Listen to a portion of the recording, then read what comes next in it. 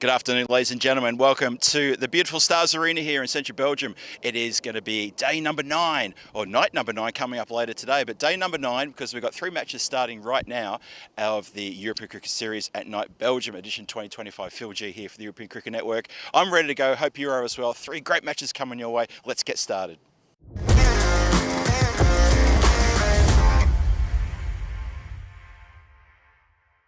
This European cricket event is proudly brought to you by HCL Software, Rado and 1xBet.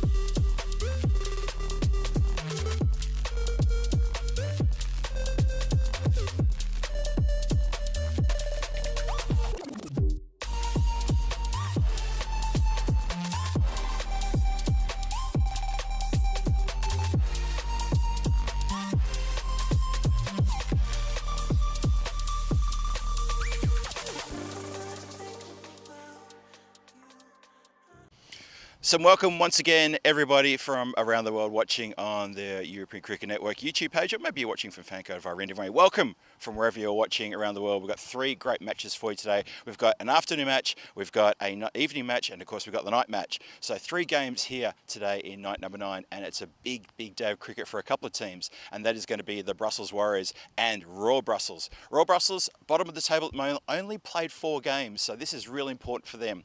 After today, they're going to be back on, I think, Thursday for 2 matches, then back on Saturday for 2 matches. So they have to sort of wait to get the momentum into their competition to push themselves into the standings. So they're being very patient, but they're going to get their chance. A couple of other teams though, like say 12 Stars, already played 8 games. They're going to have their 9th game later on today. Beverin have played 7 games, and the rest of the teams have played 6 or 5 games. So who's playing today? Well, in the match coming up shortly, we're going to have the Brussels Warriors taking on the Royal Brussels CC. Big game that for both teams. As I said before, Royal Brussels sitting on 6th place on the standings. For the Warriors, they're currently sitting in 5th place and also looking to reignite their campaign and get into the top 3 positions. So let's see how we go. Match 18 coming your way shortly. After that, it's going to be the same teams again playing in match 19. So they get a double chance to try to take each other on and maybe split the points, or someone's going to be dominant. And then the last game in the evening under lights, it's going to be 12 Stars. They're going to take on the Brussels Warriors. Anyway, let's get into it. I think we're all ready to go. I know I'm ready to go. I hope you are as well. It's going to be match 19 coming your way, and with the power and the magic of television, I'm going to put myself in the commentary position and we're going to kick things off. Stay with us. It's going to be a great afternoon. Whew, that was a big run. Just got here just in time. Straight from the centre of the ground to the commentary hut, and that is the magic of television. Welcome everybody, one and all, to another big day here in central Belgium. And the news from the toss is that the Brussels Warriors have won the toss and they're going to have a bat. Apologies, we don't have the footage of that coin toss, hence my my throw to myself from the centre of the ground. Hope you're having a wonderful day wherever you are. Big Tuesday of action here on the European Cricket Network. Let's have a recap of yesterday. 3 matches yesterday. We started with Antwerp against Hasselt, and Hasselt had a pretty good win there. They won by 8 wickets. And they won all 4 points as well. As you see there, they got it within the 7 overs to earn themselves the bonus point. So well done to Hasselt there. That was the first of their 3 games that they played, and that was a very good result. First up in the afternoon match. And then went to the evening match, as I like to call it, which is the one that kicks off just before 7 o'clock in the evening. And it was 12 Stars who stepped up to take on Hasselt. And 12 Stars could only amass 118 for 8. It was a very good bowling and fielding display from Hasselt, and they chased down those runs just after the start of the 9th over. So no bonus point for them there, but they still got the 3 points for the win. A very good performance there. Wakas Raja with a very good 42 not out. Despite Khalid Ahmadi's 65 for 12 Stars, no one else really stood up and helped them get to a decent score, and that's why the win went to Hasselt. The final match, under lights, Hasselt opened up the proceedings by going out and scoring 106 for 9. They looked like they were suffering from a little bit of fatigue. It was their 3rd T10 of the day for the afternoon and evening session, so you can sort of understand that. 12 Stars, though, I think they had a bit more fatigue, and they crumbled to 82 for 5 after 10. Need to give a shout out to Sazad Hossain there, because he picked up 4 for 4, including a double wicket maiden for 12 stars. And also he starred with the bat for them. Couldn't get him across the line. So if I look at the standings, as I mentioned before in my introduction, the Brussels Warriors and the Royal Brussels now going head-to-head in this game and the next game coming up in the evening. And they're both just on the bottom of the standings there. Royal Brussels only played 4 games, so can't read too much into the fact they're on the bottom of the table because they simply haven't played the same amount of games as everybody else. But they have lost more than they've won. Same for the Brussels Warriors, lost more than they've won. So this is a really big afternoon and evening for both of these two teams. Brussels Warriors especially, because they've got 3 games. Have a look, there's 3 changes to the side for the Brussels Warriors. Looks like Ikram Hashimi comes in, Safi comes in, and Pashai comes in. That's going to be good. I'm impressed with Pashai's bowling. A couple of days ago, did a really good job, really good pace there. For the Royal Brussels, there's 4 changes coming there. So a little bit of mix-up, including 4 new players coming in, and that is going to probably just make them feel slightly unsettled to start things off. And they've got the 2 games, this game, and then they've got the evening game. Supercomputer is putting the odds in favour of, well, that says Bev. I'm sure it's not Bev because Bev and Art definitely not playing today. Maybe that's supposed to be the Brussels Warriors, BW, not BEV, and 57% to 43%. Anyway, that's how we are looking. Hello to everyone in the chat, especially hello there to Iqbal Safar, saying, come on, Royal Brussels, good to see support there. Hello, Jake Stewart, you're back, you are indeed. Well, wonderful to have you with us and keeping me company throughout this match. I know that there's 2 other games, or 2 other destinations going on for European cricket. We've got the T20Is in Malta, the Malta men versus the Estonian men. Rico Valentina Goff taking care of that. And of course, we're still over there in Jersey. It's day 2 of the Jersey ECS. Vinny Sandy, Mr. Maximo, having a day out there. Of course he is. And a wonderful series that is. Hope you've been enjoying that. And now, at some point, I'm sure we'll get a few people remembering that Belgium is coming online now. We're moments away from starting. So it looks like we're going to be starting on time, which is wonderful news. No delays, straight into it. And everyone's just getting themselves organised now. And we're almost set to go. Got a few stats and numbers for you as well regarding the series. I'll get to those in just a moment, but we're going to start with the first ball right now. Just slightly missed hit down the ground and putting the fielder under pressure. Interesting to note that the Warriors have opened with Abdul Ramhidzai. Just got off the mark there at first ball. And Omid Kell is now going to face his first delivery. Omid Kell was in devastating form a couple of nights ago when he was playing here. Just absolutely sensational. He picked up a couple of 50s on the trot and got his team over the line very well in one of those matches. And that's the kind of thing he does. Although that may... Yeah, it does. Gets across. Oh, now, that's interesting. I got a funny feeling that's already hit the rope. It has. Umpire does agree that's already hit the rope for 4 despite the desperate lunge there. So it doesn't get a full clean hit there, but it's hit nicely. Look at this, just through the hands of the fielder running back. And the bit of support lent by the other fielder cannot stop it to go across the line. Reckons his account with the boundary.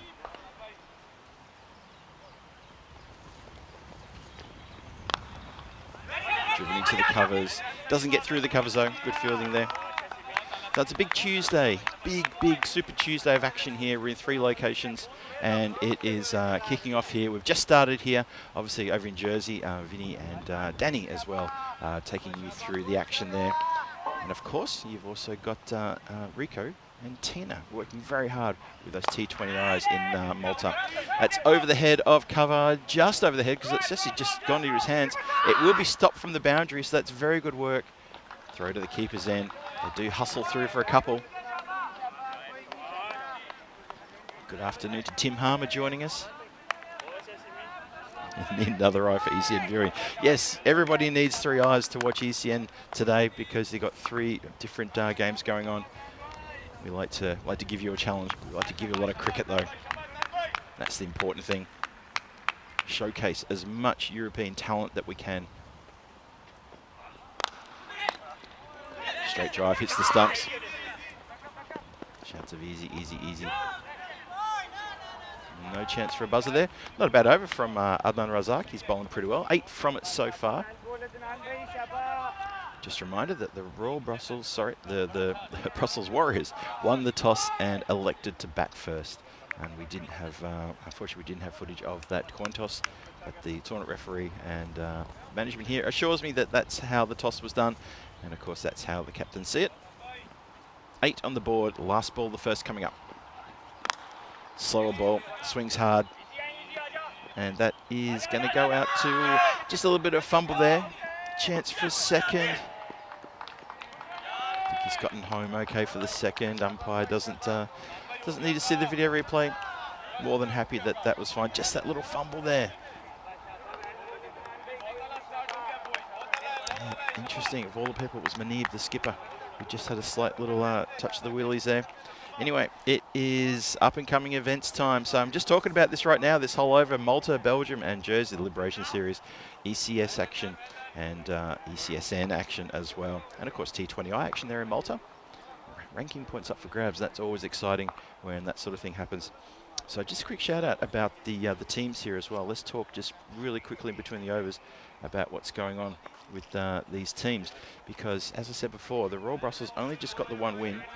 So they've got a lot of work to do, and that's going to be really tough going for them, because the only win they've got is they had a good win against 12 Stars in match 11, where they put 121 for 9 on the board, and they managed to contain 12 Stars to 94 for 8, who just couldn't fire a shot. That's the only win that they've had so far. So a lot of work for the Royal Brussels team. So just lobbed, regulation mid-off would have gobbled that up. As it is, it hits down the ground. And no run. It just took the one there. Faisal Khalik coming off the boundary line there to collect that one.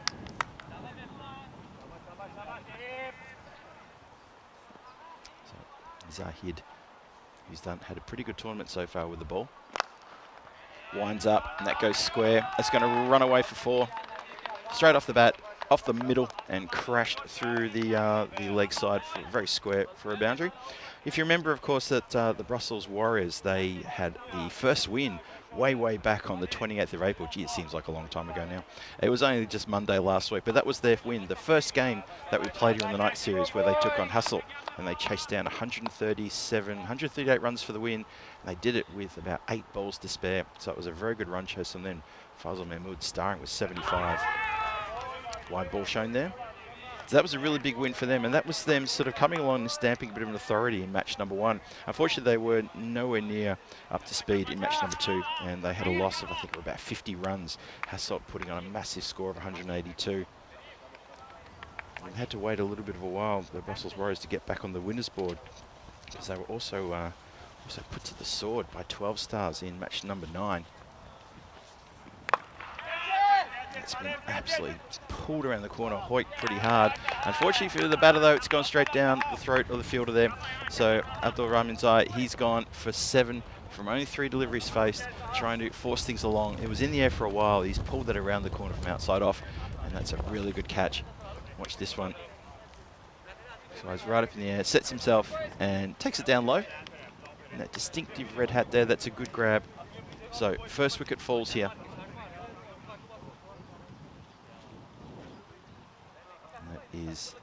That's Taha Chowdhury. I couldn't quite see who it was. Taha Chowdhury into the side today for the Royal Brussels, his first game, and he was pretty good about taking a catch there early on in the piece. Remember, the Royal Brussels are here for 2 matches today. They've got this game, then obviously the next game. Brussels Warriors have got all 3 games here today. They got the afternoon, the evening, and the night game. So it's a fair bit to do. Iqbal Safar saying, can we see classic today? Brussels v Brussels. Good call there. I like where you're coming from. Good work in the chat. Oh, just looking to push that along. Mahmood almost tickling something through to the keeper there. Looking for a bit of finesse and almost coming undone. So yeah, Brussels Warriors, they were bowled out for 89 in 8.4 overs in match number 9 against 12 Stars, and things sort of stuttered a little bit then. However, Brussels Warriors came back last Saturday and had a big win against Beveren, at the time, who were sitting top of the table. That's nicely pushed out. bump ball. It goes all the way to the boundary line, but fielded there by the boundary rider. Yeah, Brussels Warriors, they chased down 133 in 7.5 overs, and that was that man, Ahmed Kell, who got 83 from 25, who got them home. And then he backed up in the next game with a 76 off 21. Unfortunately, they fell short by only 5 runs against Beveren. So they came good, and they need to kick on now. Need to try to find a couple of wins here today, at least a couple of wins. Shot. That is so close. That was a good shot. However, it just went over the outstretched hands of cover. It looked good, it sounded good, but probably wanted a bit more elevation than that just to get out of the hot seat there.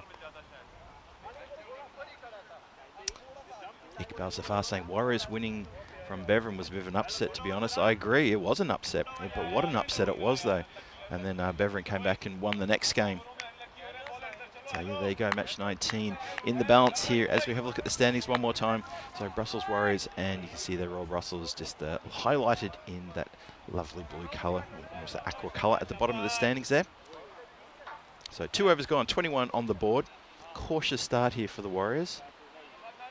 Ahmed Kell, he's on 12 from 6. Faisal Mahmoud has just joined him. He's going to face his 3rd delivery, and Adnan Razak is going to bowl himself out here. Swings hard, leg side. That's going to go all the way for a Maximo. That's a great shot indeed. Mahmoud, he's very capable of scoring runs very quickly here. We saw him a couple of nights ago pick up a 75 of only 27 deliveries. And he's out there with that man, Ahmed Kell, who's also capable of accelerating quickly too. These two together, if they get fired up, there could be trouble here for Royal Brussels. Kell, remember, he got an 83 from 25 against Beveren. Then he backed up with a 76 off 21. So he's a bit of a gun. Into the covers, just the one. 28 for 1 is the score. Going along nicely. Just lifting that run rate nicely as well. Razak has gone for 17 of his 1.2 overs.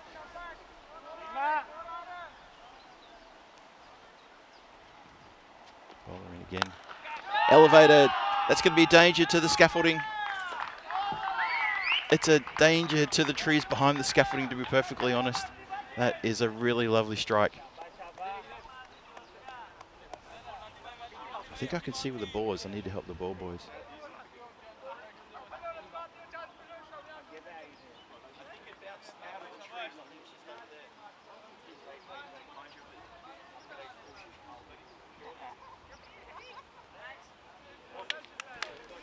There you go, that's my community service effort for the ball boys there, helping out.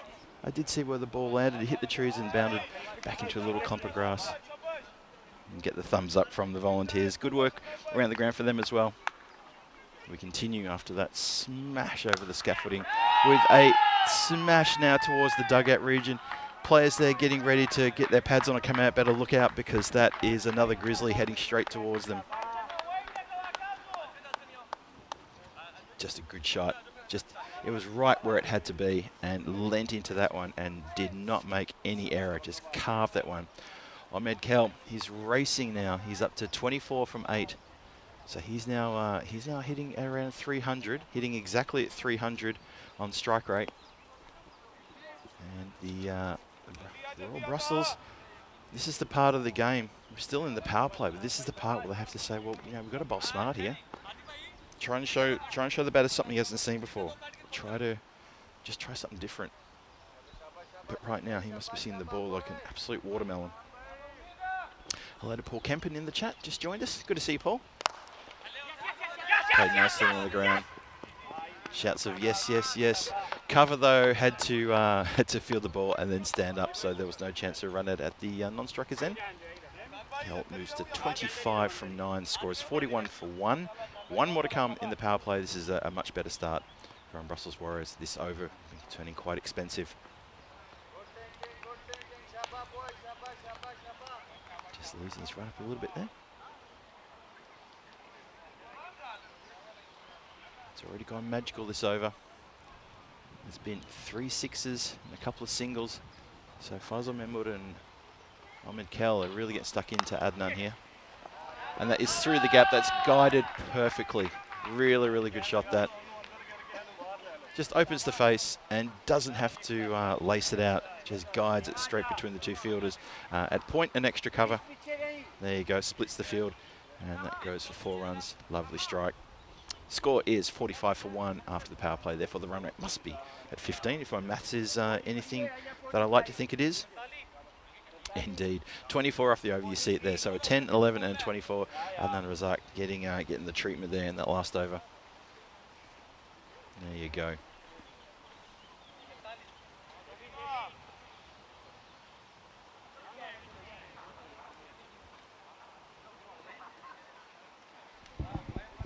So now we're looking ahead to kicking off the 4th over. Bit of a discussion there with the skipper Manib with his bowler. Maybe just trying to talk about what the plan was, the best way to approach this. Salim Khan to continue, trying to find a breakthrough here. Well, lucky there. It was short and it was just a bit of medium pace. And I think Kel was just, you can't say beaten for pace, but he was, he just misread the pace and ends up just swinging it, and then the ball thuds into him.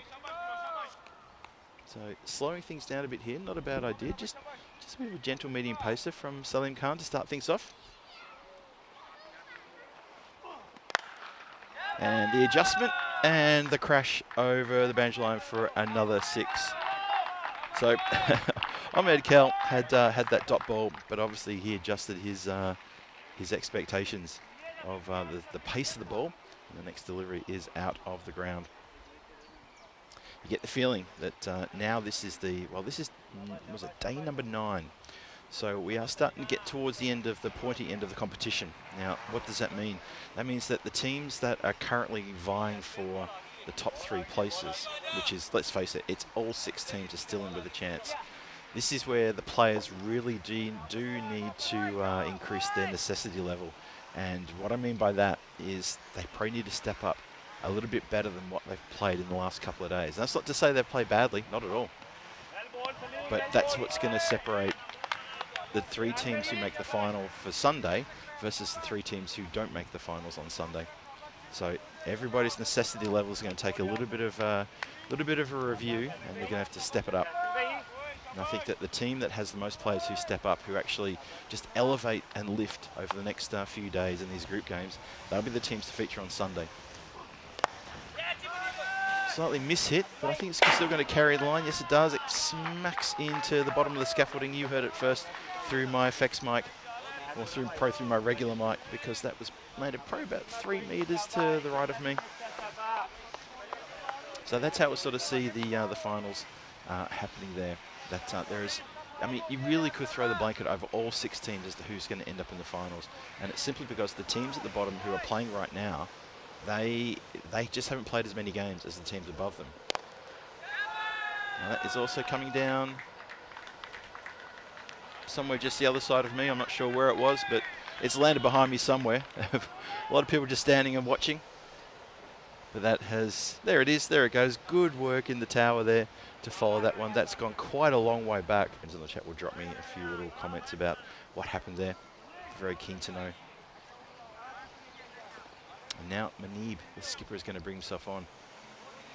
Or is he? No, I don't think he is. No, he's just at the bowler's runner, just helping with the field placements. It is actually going to be Faisal Khalik, who's also into the side for the first time. He gets his first game today, so he's going to bowl the 5th against Faisal Mahmood, who's on 12 from 5, and that man Ahmed Kel, who's within touching distance of another half century. Struck on the pad and given straight away. Barely a hesitation from the umpire there. He saw that as a very straight delivery. Hit on the full and hit in line. I don't think the umpire was wrong with that decision whatsoever. And Faisal Mahmood, a little hit of the batter on his pad. He knew. Watch this one more time. I think that's cannoning into leg stump. There was it wasn't really heading down leg for me. I think that was going to smack into leg stump, or at least get enough of it for the umpire to be absolutely 100% that was going to happen. Hello to Johnny He, who's joined us in the chat as well. Love to see you, Johnny. Hope you're doing very well indeed. And thanks for joining us. Thanks everyone for joining us this afternoon for the afternoon game. Remember, the early start today. We've got one more early start on Thursday, so just so you're aware of that. So don't tune in tomorrow. We've got 2 games regular tomorrow, the evening game and the night game, but then on Thursday, it's the 3 games, afternoon, evening, and night game. We've just had a cup of coffee delivered, so thank you very much to our hosts here for just knowing that my telepathic abilities are working, because I did think about how much I love a cup of coffee. It's been square driven. Just didn't really get a lot of that, and it just dribbles out into the extra cover area. I'll test out that telepathy. I'll think about barbecue ribs and see if I get a plate of ribs for dinner. I doubt it, but you know, don't ask, you don't get. 74 for 2 is the score. Still got 2 to come in this this first half of the innings. Oh, that's hit along the ground. It just beats the fielder who's placed there for saving those runs. Tantalisingly close, but gets away from him for a boundary. Yeah, that's going to sting a little bit. And that is going to be Kel's 50, a well-deserved half century there. 53 from 16. He brings it up in style with that very nicely placed shot. And a generous applause from the dugout. They know how important this man is to their chances of not only just getting into Sunday action for the finals, but even winning maybe a qualifier, or even getting into the final, winning the final. This man should be a part of that equation. Very strong player, very talented batter, this man. Very patient too. That is a really good shot too. So launches into that one, middles it. And opens the face. Happy to open the face. Even the hand comes off the bat. As there's a big crash in the tower next to me. I might just check and make sure everybody's okay.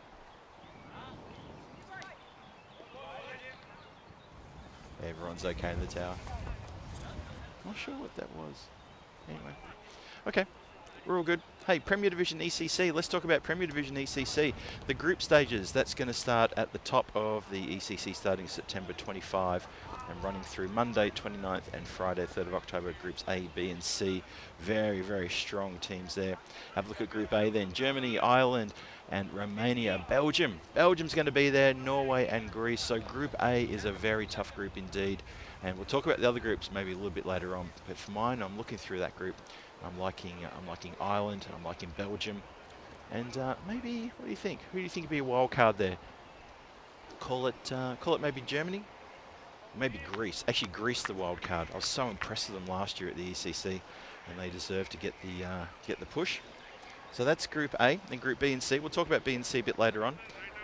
We're at Premier Division action. We start with the group stage, and then we finish the ECC with the finals of the Premier Division. We're going to slow things down a bit now. We're going to go for some spin action here. And it's going to be the skipper, Manib, who's going to get the ball and try to roll the arm over and get a couple of breakthroughs here. Changing up the pace. Not a bad idea, this. The current run rate is at 16.4. Don't have a lot to lose. Might as well try something different. Well, that's being picked up on the full. And it's been spilled. That was so close to the breakthrough that was needed by Royal Brussels. Oh, the fielder came charging in. It's a hard one to take when you're running in like that, but it was clearly mishit. Just watch this effort then, comes in and unfortunately doesn't protect the boundary line either. I think it's Chowdhury again out there. Tough chance, but a chance nonetheless. And they take 2 runs, 89 for 2 the score. Tossed up and again brings the mishit. And it just lands at the feet of Khalid, who just finished the previous over. Hello there, Vinny. Good to see you in the chat there. Hope you're enjoying Jersey. I know you are, and it looking absolutely terrific there. And please give Danny a bit of a push from me, a nudge. Just make sure he's woken up. Stumped. That is really good work there. Well done indeed, a wicket. So bringing on Manib does exactly what he wanted to do, changing the pace, changing everything, flighting the ball and getting the batter to have to readjust. And he's capitalised there with a very good wicket and good work behind the stumps too. That is very good work from Mohammad Afal Safi there, who's very good with the bat, but he's done very good with the gloves as well. So Nasiri has to go. He's only got 6 from 5 hasn't really had a good run of it. Ahmed Kell is still out there. Thomas Martin is in the chat. Hello, so where are we? Oh, hello Phil G, evening everyone. Thomas, yes, there's 3 locations and it can get a little bit crazy. I know. But thank you for joining us. Hello to Ian Smullen in there as well. Good on you, Ian. Hope you're well. Hope you enjoyed that stumping as well. 90 for 3. Well, that one, don't worry about the flight or the pace of the ball there, because that has been picked up as sweetly as you could expect from anyone who's been facing the ball all afternoon. So Rashid Khan has put that one out of the park. That's somewhere back there in the undergrowth. I mean, many Grizzlies have ended up there these last 9 days. Today is indeed day 9. Day 9, I call it day 9 because we're starting in the middle of the day with this earlier game. And so far, I've got to say, the Brussels Warriors are really turning it on here. Royal Brussels with a fair bit of work to do. Score is 96 for 3. Still got 4 overs and 1 more delivery to come. There's so much work to do for both of these two teams. And as I've been talking about through the first half hour or the first 20 minutes, it's so important for these teams to really try to find a win here, find some points, push themselves up the standings. Well, there you go. That's that's full, and it smacks into the stumps. So Rashid Khan is 6 and out, and the skipper is going to be pretty happy with himself. Mohammed Manib strolls back down to his usual fielding position with 2 wickets under his belt. He's come on and he's had double breakthrough, and that may sort of halt the momentum of the Brussels Warriors, who seem to have everything going their own way before this over started. And that is a very, very important over for the Royal Brussels. Gives a little bit of a celebration there, a muted celebration for that wicket, but nonetheless, that's a really important one. So a couple of misses there in the middle there, the top order. So Faisal Mahmood went for only 12. Ralph Abdullah Rahim Zai, he went for only 7. Nasiri for 6, and Rashid Khan then for 6 as well, 6 and out. So Ahmed Kal, spare a thought for him. He's still there, sort of becoming the Lone Ranger pretty much. Needs someone to sit with him and continue with him.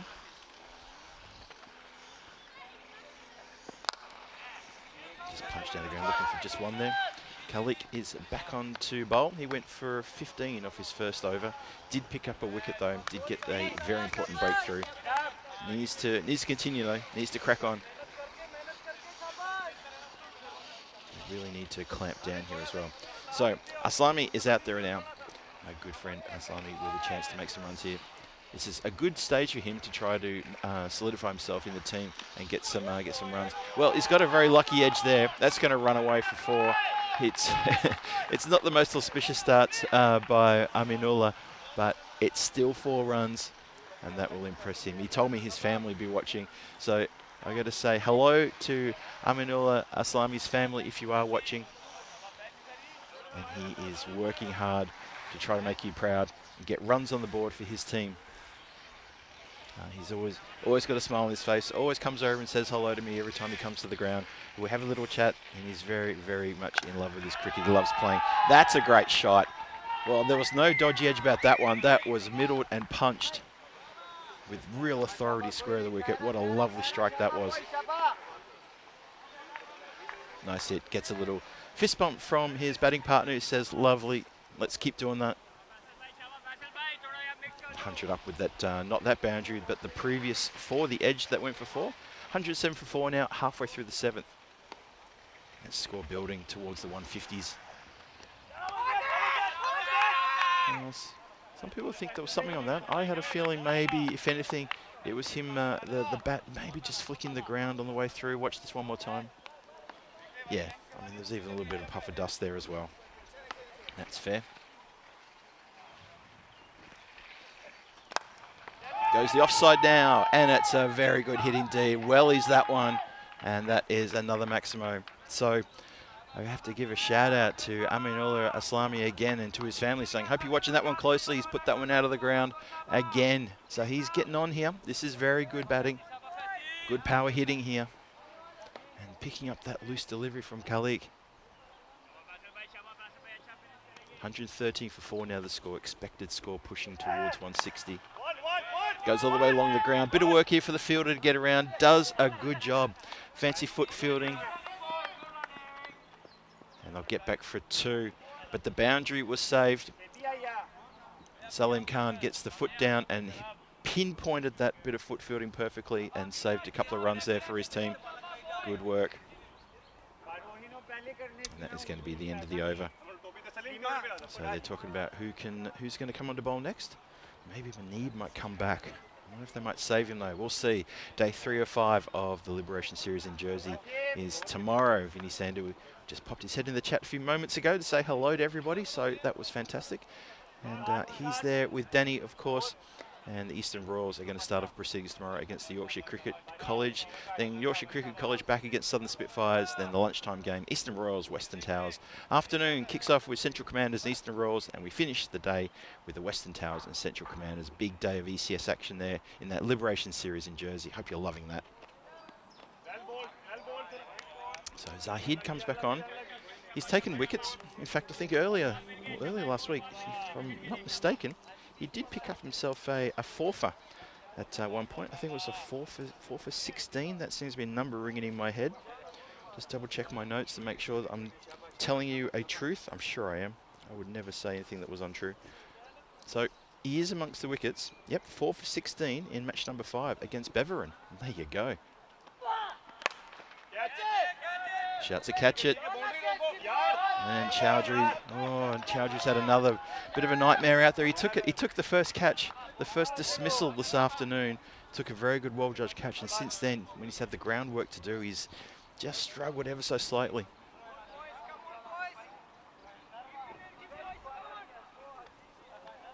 Scores up now to 120. Amin Kell is up to 69 from 21, putting together another big half century here. He's got plenty of time if he can find the boundary a few more times this over to maybe even think about maybe a ton, possibly. That's a wide ball. You have to bowl it one again. And of course, we have to give a shout out to Aminullah Aslami, who's batting very well at the non-strikers end. Just waiting for his chance to get up there and score some more runs, but he's batting quite well. That's 18 off 5, striking at over 300 at the moment, doing very well for his team. It's a very important innings from him. If these two can stay together towards the end, then this score should be in the 160s. Should be a massive score.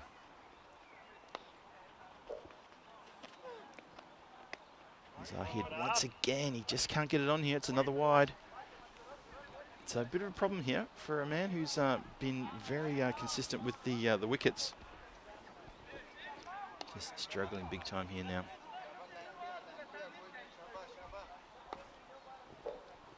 So just a quick shout out to everyone in the chat. Hope you're doing well. Hello there, Kev. Joined as well. Just punched down the ground, miss hit all the way along the ground. Khalik standing just in front of me here as fields that nicely and bowls it back to his bowler, Zahid. And after a few wides there, gets that one in the right spot. Kev just asking, early start, is it just me? Early start here, Kev. Yeah, we're one match, we're 3 matches today. So this match you're seeing now, this is starting 2 hours before our regular start time. Swung hard, and he's middled that one, I reckon. And that is into the dugout. Look out over there. Keep your eye on the ball. So Aminullah has raced now to 24 from 6. He's dealing in 6s and 4s. He doesn't want to deal with singles. That's a really good strike. And this score is getting very scary now for Royal Brussels. They should be slightly concerned about now. It's already 129 for 4. There's still 2.5 overs to go as a jet screams overhead. That one sounds pretty close to the ground. Up in the air, that could be a danger to the aircraft. No, it lands just inside the boundary line. So just the one there. Can't see where that plane is, but it sounds like it's just gone over the top of the scaffolding. That is a really loud one. Yeah. Oh, what a cool view that was. I'll explain that in just a second. Zahid in again. Swings hard, goes out towards leg side, chases on. And fielder wins that one and gets the ball back. 131 for 4. Sorry, I said that's a really cool thing. I just saw that plane go through a very small wispy cloud, and as it went through, it came out the other side. It kind of dragged most of the cloud with it as it went. Just a nice little cool effect. You know, these little things I enjoy in life. Last ball, the 8th. Dot ball. Well, the fielders give a bit of a round of applause to the bowler, to Sazid, and say, well bowled.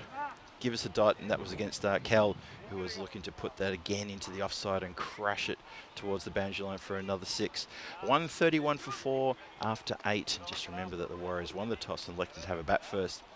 And so far, you'd have to say it's going very well if you're a Warriors fan, or if you're a Warriors player anyway. I'd be quite happy with that.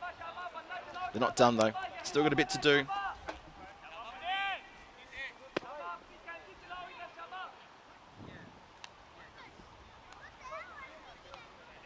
Okay, so it is going to be Mohammed Manib, the captain, coming on to bowl the 9th. All happens in the 9th. Let's see.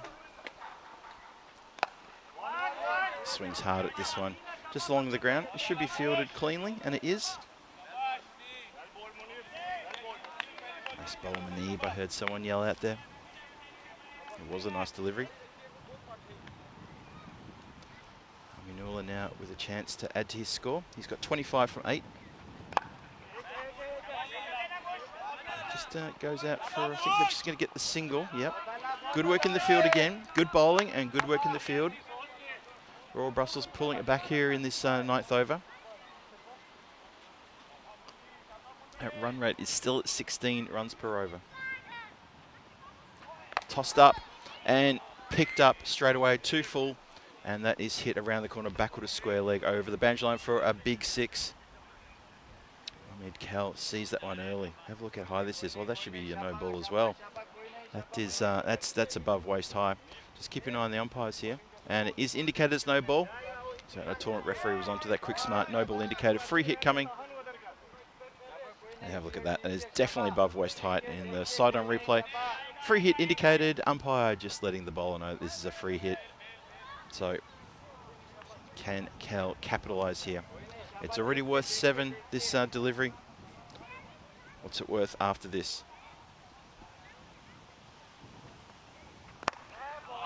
Goes down the ground. It's a good delivery. Right in the block hole. Can only get 1 from that. So that delivery all up is worth 8. It's well bowled.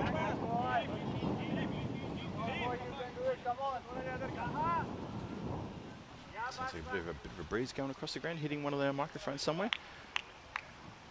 Thomas Martinez saying a lot of viewers watching the Malta T20 last thriller. That's fantastic news. Well, that's a bit of luck there. Aslami there living dangerously, and 2 fielders are almost sort of non-verbally expecting the other person to pick it up, but eventually someone does. Oh, and it's a short run.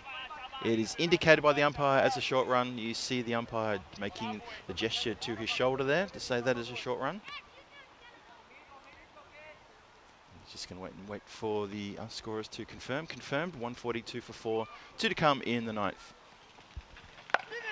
Again, gets it on the full. Miss hit that one. Is that going to be a couple of bounces to the fielder? They want to get through for 2. Oh, the throw's too hot. Good running. Aminullah puts the head down and runs hard there to make his ground, and that is very good running indeed. Put the pressure onto the fielder and then the pressure onto the bowler to take the throw. Mustafa Maman didn't do much wrong. He picked it up very quick and fired the throw in, but it was just about 2 meters wide. Tossed up, shouts to catch it, should be caught. It's not caught, it bounces between 3 players. That is the proverbial Bermuda Triangle there.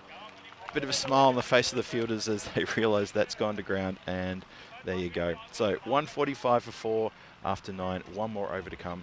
Kel on 79 from 26. Aslami playing a really good cameo role here, 29 from 12, and supporting the key #1 batter in the Brussels Warriors lineup.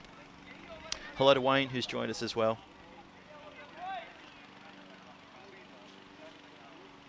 Johnny here saying they tend to do that, fly in and out of clouds. I don't think that was the point I was making, Johnny, but thanks nonetheless.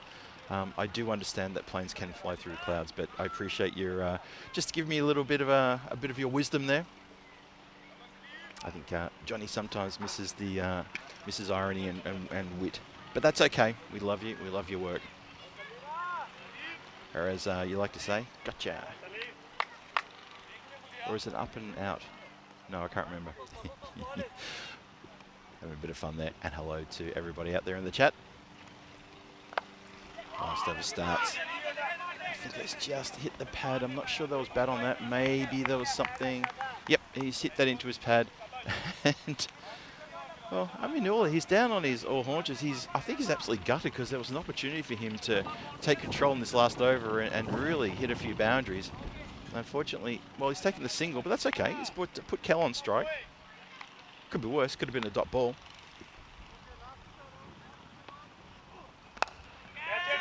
Shouts to catch it. It's been elevated and it's been put down. Ouch. And it hasn't been picked up. And finally it's picked up. So that is Mustafa Mamond again. Well, this time he has sort of done something a bit wrong there and he has put the catch down. Watch this. Flies to him and... Well, no, he didn't put it down. He just lost it, I think. Just lost it maybe in the clouds. I'm not sure. Maybe he didn't think the ball goes through the clouds. Johnny, I think I need you here to teach him about clouds and the ball. Hit down the ground. Just going to be a single. So it's a good last over so far. Salim Khan has been very, very accurate with his bowling. And that's pretty impressive. So Brussels Warriors are eyeing off a 160 score plus, and now it looks like they're eyeing off something maybe in the 150s. 3 singles in a row. That's going to be another single, I think. They're going to hustle for 2. They slipped over. Someone's going to get run out here. And indeed, that's exactly what happened. That is Kel going back for the extra 2 runs. They were going for everything they could possibly get. And that was always going to happen. Have a look at this. Goes out to the fielder there. Pings it so hard, and it's a good throw. But it was more about the fact that Kel was way short of his ground. Attempting the extra run. Taha Chowdhury out there, who gets the ball in. So a generous round of applause for the efforts there from Omid Kel as he gets back to his dugout there. He puts together a terrific half-century. His time at the crease is done then. So he gets 81 from 28, including 8 sixes and 5 fours. So striking just under 300 there. Expect to see from him that kind of stat. So we continue. Up in the air, shouts to catch it. Taken, well taken on the boundary line. Looks back, sees he's a metre inside the line, judges the catch perfectly. And that is a good catch. Kalik takes the catch, and it is it's Pasha, I believe, wouldn't be Aslami. Aslami is at the non-striker's end. Looks back. I saw Rohan Ravindran yesterday do that a couple of times. Took a catch, almost heels on the boundary line rope, then turned around and went, oh, hang on a minute. And that is a good grab nonetheless, so well taken indeed. So here we go. Can we finish off with a hat-trick? Salim Khan with a chance to get into the Hall of Fame with a hat-trick ball here. Here we go.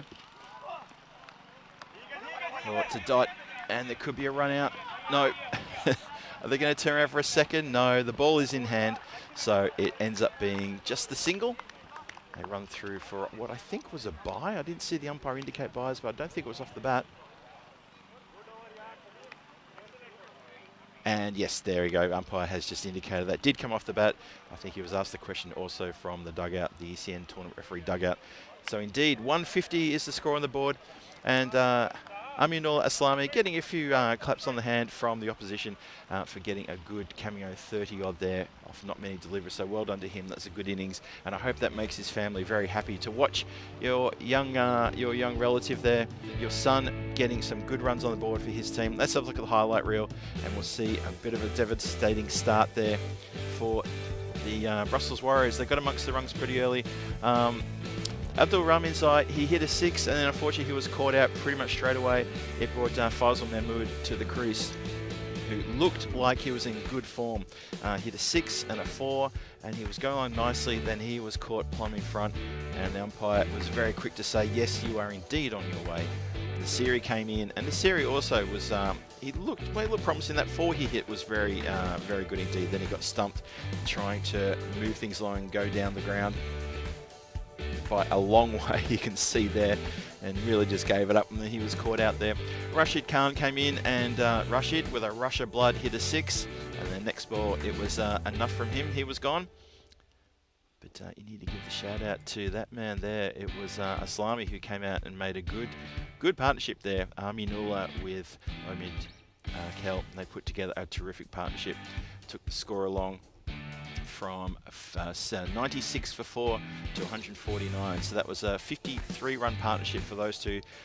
That was put together in pretty much 3.5 overs. So, you know, going around sort of 250, and a really good partnership. And as they walk off, the Royal Brussels were giving a few handshakes and pats on the back to the Brussels Warriors. So it's a really good spirit there that they show that as they march off. And that is going to be the halfway point of this match. You can see there the batting lineup coming up.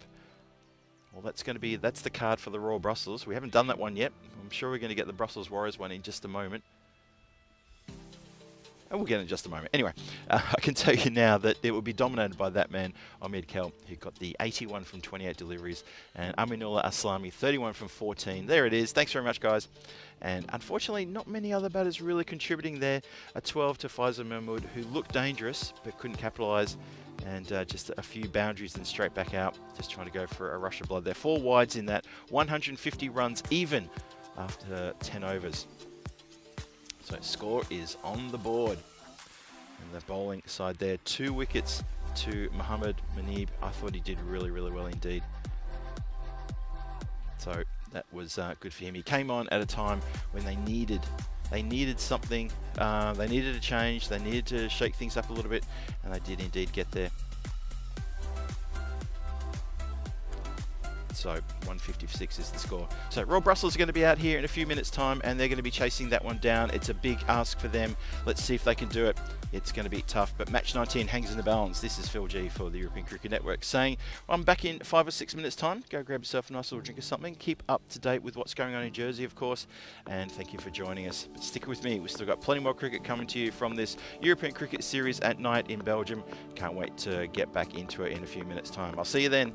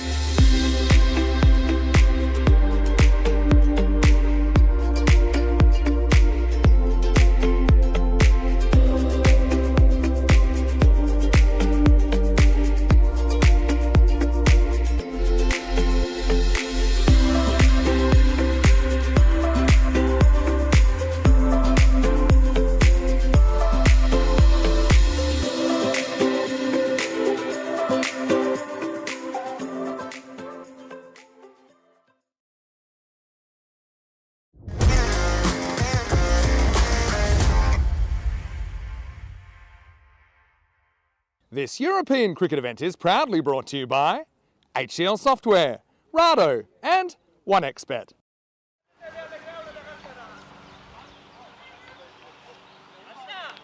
Welcome back everybody to the run chase. Brussels Warriors and the Royal Brussels Cricket Club going head to head for the first time today. They're going to be coming back again after this in the evening match. But at the moment, Brussels Warriors, they've got themselves 150 runs on the board and they're going to come out and try and defend that. And if they can defend it so well to restrict the Royal Brussels to 105 runs, they'll get themselves a bonus point. However, the Royal Brussels get this in 7 overs or less, they would have earned themselves a bonus point. And to pull in that kind of target in 7 overs or less, you would definitely deserve it. Good score on the board there from the Brussels Warriors. They thought they batted really well, led by Ahmed Kel with a 81 from 28 and really well supported by Aminullah Aslami, 31 from 14, both striking very well. Not a lot of support from any of the other batters. Faisal Mahmood got into double figures, but apart from that, it was pretty much just the Ahmed Kel show with Aminullah Aslami as well. Need to give a shout out though to Mohammad Manib, that 2 for 25, who got 2 vital wickets, brought himself on and changed things up and got success in that first over that he bowled. So that's why they're facing 150 runs. So they've got a fair bit of work to do. Hello to everybody in the chat who's joining us. I see Jake Stewart has joined us. Good to see you pop up and saying hello again. Thanks for being with us this afternoon. I know you've been just in there lurking in the chat, but it was wonderful. Always have you with us. Thomas Martin, there's Johnny He, Wayne as well. Ian Smullins in there. And everyone who's currently watching 2 screens at the moment, maybe even 3 screens. Awesome that you're here with us here in Belgium. Remember, there's 2 more games after this. This is the early match, the afternoon game. We have an evening and then a night match where we turn the lights on. So here's the run chase starting for you right now. Big shout there. And the big shout is all it is. The umpire indicates leg by, so there's no bat in that. And Hayran is beside himself thinking, how on earth was that missing, umpire? Everybody was up. Good shout. It's a fair shout. What's your thought in the chat? Umpire just said it was doing too much. So Mohammad Manib, he survives the big appeal from, I think, everybody at the ground, including some of the spectators as well. That was a very good shout. Flicked uppishly, that is Khalik, who's been elevated in the batting. Much is his first game, so I'm not sure if that's where he usually bats or not, but either way, he's opening the batting here, and he has connected beautifully there, Faisal Khalik. And that is going to go over the infield for 4 runs. Nice shot, that one. So it's kind of like adds insult to injury for the LBW appeal turn down. Royal Brussels need a lot of runs and they don't have a lot of time to do it. The run rate when they started this is 15.1. It's still 15.1. There's still a lot of work for them to do. They need to be very consistent with their overs. Or they need to get ahead in the run rate, and that is going to help big time. That is a lovely strike, middle dap. There's people running for cover in the dugout area. You can see the middle of the screen. One of the players in the dugout ran straight into the tent, saw that one coming down. Nobody wants to get hit by a raining grizzly. There he is, getting up and moving. Evasive action in the dugout area. So there you go. Interesting start here.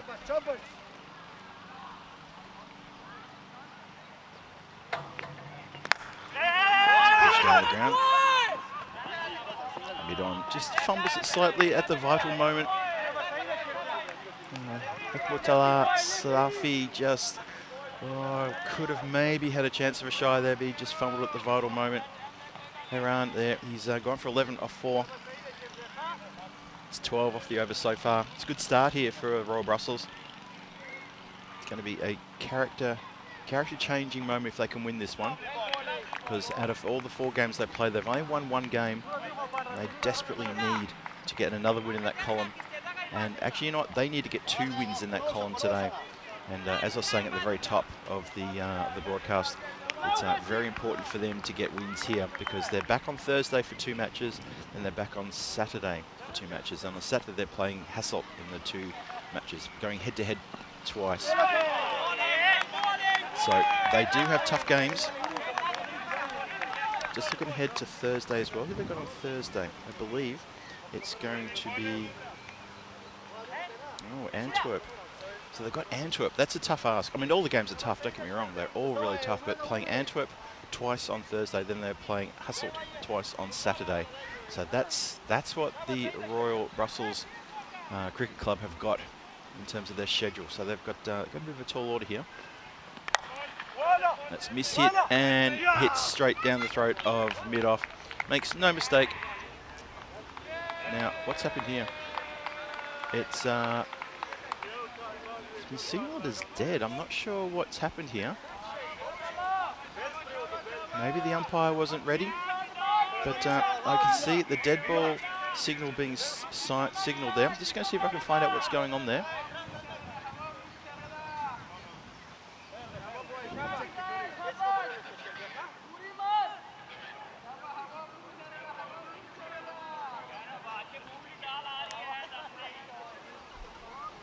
So it is indeed re-signalled as dead.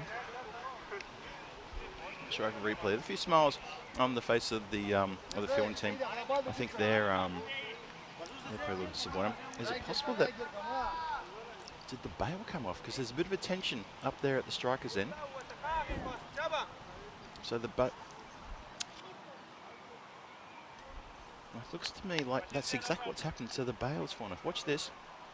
There it is. There it goes. So correctly called by the umpires. Correctly called. Lovely work there from Two Circles. Thank you very much, guys, for that.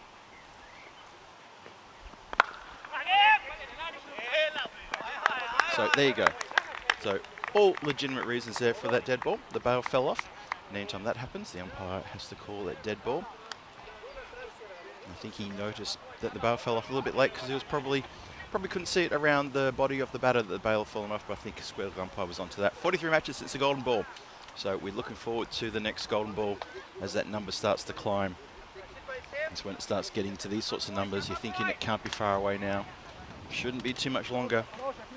It may happen here, might happen in Jersey, or it might happen next week in Sweden, or it might happen the week after in Romania. Anyway, I could keep doing that all the way through to the end of the year. I won't, because we could be here for quite a while. So first over's done. 13 runs scored from the first over. Not a bad start there for the Royal Brussels. They need to be going at 15 per over. So they've got a lot of work to do, and they need to be consistently being consistent. Pashai comes in out of bowl.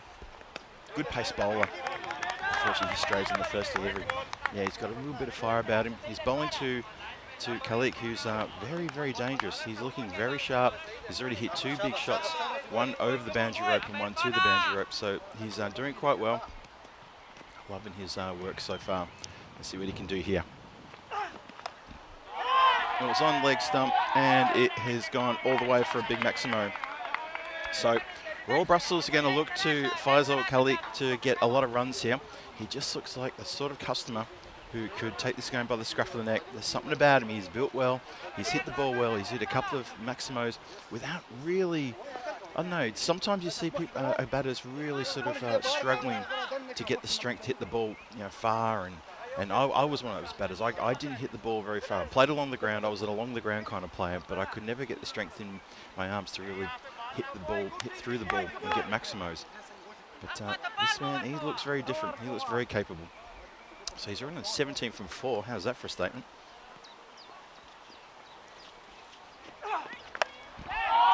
Swings on that one. That's just a bad ball, though. To be absolutely fair to the bowler and to everyone watching, that's just a bad ball, and he got the treatment. So Pashai here, he's got pace. He's got really good pace. But if you're going to bowl short to a batter who's in this kind of mood, that's what's going to happen every time. So Brussels Warriors here, they probably need to be having a few words to the bowler, and I think wicketkeeper's done exactly that. He's come down and he said, look, this is what I can see from my viewpoint. And that's Ahmed Kell, who's got the gloves behind the stump as well, who starred for the team in the previous innings. So he's just taken a few moments to come down and have a little chat with his fast bowler and said, look, this is what I would do if I was you. This is what I can see. This is probably how I should bowl. Maybe slow it down a bit.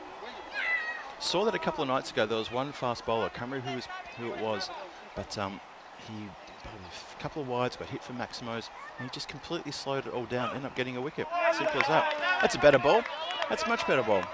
Doesn't try to experiment, doesn't try to buy a wicket with a couple of big sixes. Just a good, quick delivery, that one. Royal Brussels need 125 in 51. So it's Brussels versus Brussels here in this European Cricket Series at night in Belgium. Match 19, hanging in the balance. Well, that's as bad as the previous couple deliveries, except for the previous delivery. that is just been hooked around the corner for another Maximo. This is not good bowling. It's not clever. And there's a bit of a chat out there in the field. There's a bit of feeling in this. There's a bit of a talk. It's already gone for 19. Still 2 to come. That run rate has already tripped down towards 14. 14.28 now. Khalik is up to 29 from only 7 deliveries faced, so he's putting on a bit of a school here for the bowler. 32 without loss, and we've still got a couple to go in the second. It's been hit hard and high. It's in the air for a real long time, but in the end that is also a 6, heading towards the dugout where the tournament referee and the scorers are. So Faisal Khalik, he's dealing in Maximos. He doesn't have any other currency in his pocket right now. He's just happy to hit the ball out of the ground every time he gets it. This over has already gone magical. 25 off this over, 38 is on the board. What are we seeing here? Looks like we're seeing a team who's maybe hungry for 4 points. Or Brussels, this would be a great way to get off the bottom of the table, picking up 4 points here. Goes again. That's been mishit though, and taken. Such an important wicket. Oh, they can breathe a sigh of relief just for now. And for Faisal Khalik, he has gone 1 too many, and he's 35 for 8, and 35 for 9 deliveries faced. He's come undone. Just mishits that, and it doesn't even go out of the inner circle. Look at this. Just steadies himself and takes a very good catch. Nicely held. And that is, that was Abdul Rahman side with the big number 1 on his back. I was trying to see his number. Yes, the opening batter takes a good catch, an important catch as well. Just when Faisal Khalik was starting to hit his strides, and some of those shots were massive. The hook shots that were being bowled to him on his leg stump were just insane. So you can see how important 3 points is for Royal Brussels. It's absolutely massive for them. If they don't get the win here and Brussels Warriors get the 3 points, you could almost write off the Royal Brussels from participating in finals. And they go to 2 losses, having played 5 matches. That's going to be all uphill from there. Still can be done mathematically. Obviously, they can still play finals next Sunday. Remember, the top 3 from those standings will go into a final situation next Sunday, the 11th. And that is going to be a qualifier, second play third. And then in the final, it'll be the team that finishes top of the standings to face the winner of that qualifier. So 2 games next Sunday night to decide who is going to be the Belgian Night Series champion. The Series now, and that is edged away, and that's also going to fly off the edge for a 6. So Manib is swinging hard and getting the edge, and finding the boundary line and then some.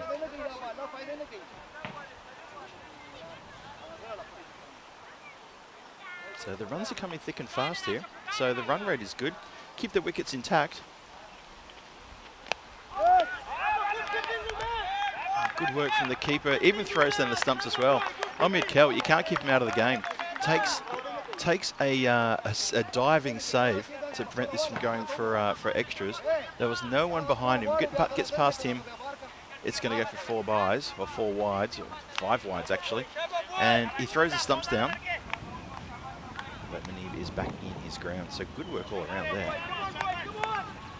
Hello to Timothy Lucas joining us. Good to see you there, Timothy. That is indeed wide.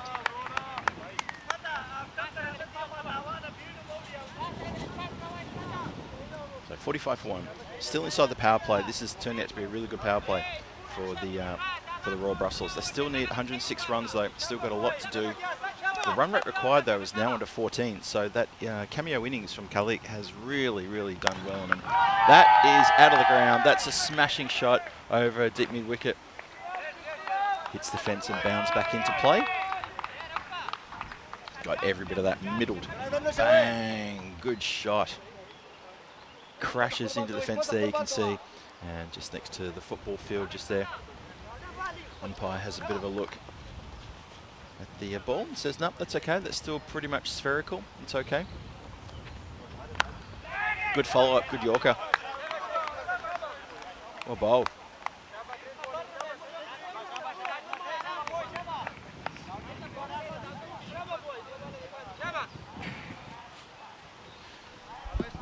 Just helping out one of our ball boys there who went into the undergrowth, and I had to let him know that no, the ball hit the fence and went back into play. They've got it.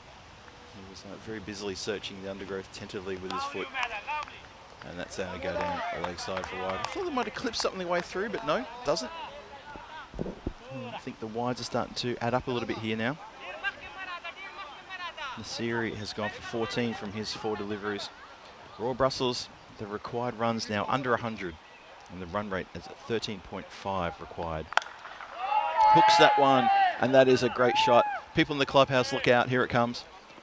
Gets through one of the volunteers and smacks into the steps.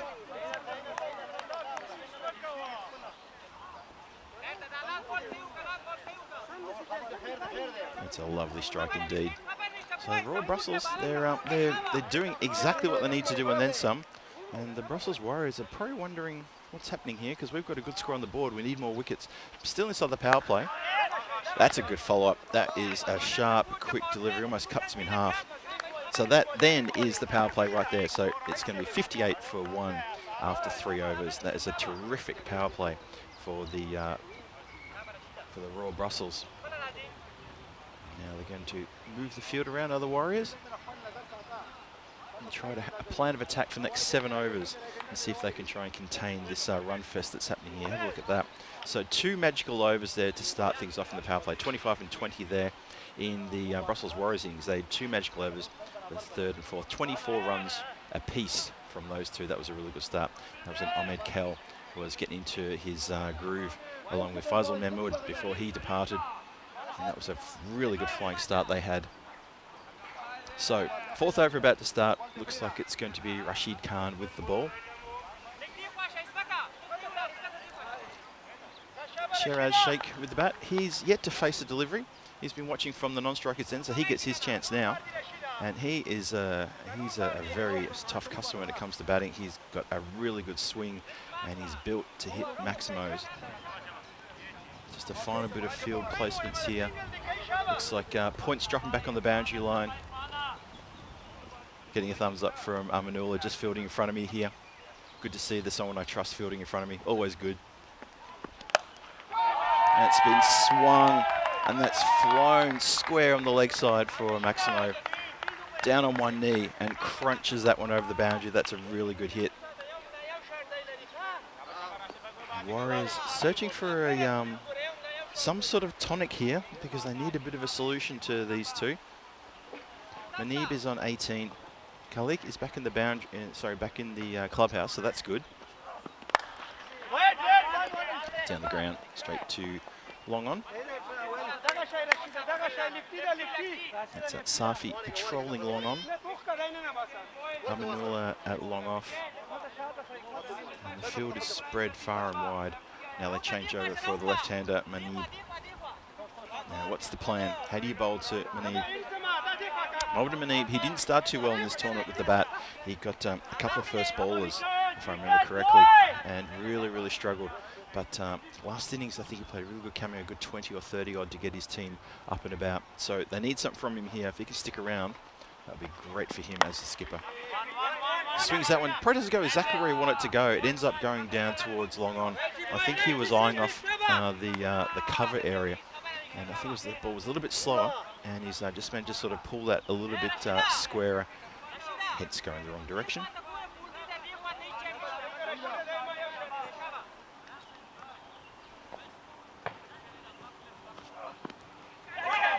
Good ball, swing and a miss. Gets Sheikh swinging outside off. Could have easily got a feather edge on that to the keeper. Mind you, though, could have easily got a thick edge, and it could have flown away for another Maximo. Such is the power of some of the hitting in this tournament. That's exactly how it goes. The edges have made so many runs in this tournament. Well, the straight hitting as well has also been quite exemplary, and that has come off the blade so fast and so well. It's gone a long way back. Big hit, that one. So, Jake, as I said, he's someone who looks like he can hit a ball a long way, and he indeed does. Puts everything behind that one. Looked good. Real good. He's racing now. He's 13 from 4. Manib is 19 from 10. And Rashid Khan, this is worth 14 this over. Square driven, straight through the point fielder, and they don't end up taking a run. They hesitated because it went straight to the fielder, and then when he spilled it, it was already too late. Never a chance to get through for a single there. Finishes with a dot then. 72 for 1 after 4. This run rate is going on quite nicely. It's going in 18 per over right now. The run rate required to take the win is at 13, just over 13. 79 from 36. The Royal Brussels, they're looking pretty good. This has been a really good start to this run chase, chasing 151 to get themselves off the bottom of the standings. They pick up the win here, and it's going to mean the world to that team. I'm going to think that so far, they're looking pretty good right now. So a win here for them. Let's say they do pick up a win. Then that means they're going to be on equal points with Brussels Warriors with the 3. It's then interesting to see, well, who's going to get the bonus point. That's going to be the key. I would say that the Royal Brussels are probably not going to get the bonus point because they would need to get all the runs in by the end of the 7th over. That means 79 of 3 overs. Ooh, that's a tall ask. I'm not sure what's going to happen. So let's just assume that the Brussels Warriors, they get the bonus point. That ramp isn't successful. Siddiqui is on. He's a good pace bowler, is Siddiqui. Very handy for the team. So just going with a few assumptions there about 3 points for the Royal Brussels, but then 1 point would go to the Warriors. Shot hit straight to the player who's on the boundary line there. Doesn't have to move too far, and it's just the single. Misses out there. Just had to go 2 meters to the left or the right. It was just the placement was a bit too good, and picked out the player. So Royal Brussels to get a win here. If they do get a win, they stay in touch. That's, I guess, where we're going with this whole conversation. They stay in touch with all the teams. They don't get a win here, suddenly they're going to lose touch. That could be real trouble. Down on one knee, swings hard, and that is a big, big shot. That goes over backward point boundary for a massive Maximo. Clean hit. Watch this from side on, it's going to look good. Yeah, there we go. Fast swing through the blade, the swish. Shake now, he moves up to 19 from 6. The score is 79 for 1. Sticky steaming in again. Well, this time he goes towards the dugouts. Just misses the dugouts, goes into the almost into the football goals there. He may have scored a goal. So that man, Shehzad Sheikh, he's really getting into the move now. And Siddiqui is getting some absolute punishment here. Still 2 balls to come. That run rate required now down to 12.37. So every time I look at it, that figure is just dropping bit by bit. And just punches out for a single. Happy to do that. Turns the strike over. Clever batting. Clever batting indeed.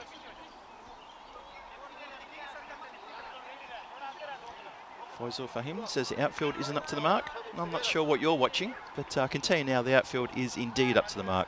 So I would maybe advise you maybe to restart your computer and come back and join us because you're seeing something different. Maybe it's your screen. And that's been flicked up in the air. Chance for catch here. The fielder is taking forever to get under it. Never steadied. Staring up into the sun too. That can't be comfortable. And in the end, it's grassed. And that is a bit of a life there for the Royal Brussels. Watch this. Captain just gets that leading edge. It was in the air for an eternity. It took a long time to come down. And when it did, it almost got juggled in. You see the player there putting his hands to his eyes, probably staring into the sun for probably longer than he wanted to. And there you go. So day 2 of 2. Match 3 tomorrow at Malta. Take on Estonia there at Malta at the Master Sporting Complex. Rico Full and Tindergoff taking you through that T20I action. Had a ripper today. Absolute massive thriller. Over 3,000 people watching on the YouTube channel. And who knows how many are watching from other parts of the world via fan code. I hope you can all tune in for that one. That's going to be huge. So that's tomorrow. Someone's whistling very loudly, very close to a microphone. Just getting their field placements ready now because Harain is coming back on. And the field placement's very important here. It's an interesting part of the game. It's going to be just seeing around the ground what's going on here. It's 5 overs gone. 88 on the board. And these two batters look set. That's a statement, in fact. That's a really good shot. So dealing in Maximos here, the Maximo rate is so far ahead of the rate of fours that have been hit. It's ridiculous. I think just before we started, I was checking out the sixes and the fours, and that makes up, so far as of last night, 77% of all the runs scored here is near the Maximos or fours. Would expect that. But I think the fours, I think, of that makes up, I think, about 22%. So there's a massive chunk of these runs is all Maximos. Over half the runs scored, I think have been Maximos, if I've got my numbers right. Just have to double check my maths on that. You know what my maths is like, you guys know me. It's okay. 94 for 1. It's a wide ball. Have to bowl that one again. Just when you thought he got away with it. No, bowl that one again.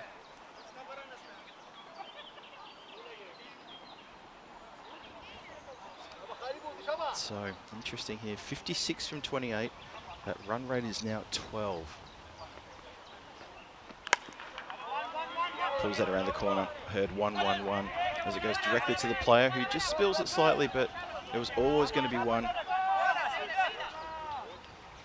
Now, that's one of those interesting moments where the fielder's hanging onto the ball, and you could see the batters were looking at each other. Manib was looking at Sheikh, and I think he was almost suggesting they could actually sneak one there. We saw that last night. Fielder fielded the ball at the point boundary, the deep point boundary, and he just held onto it. And as soon as he averted his eyes, for some reason, I don't know why, another run was snuck through. It was bewildering. Don't hang onto it. Get it to the keeper. So while the fielder is sort of hanging on to the ball like that, they're still live, hasn't been called dead. Need to watch out for that.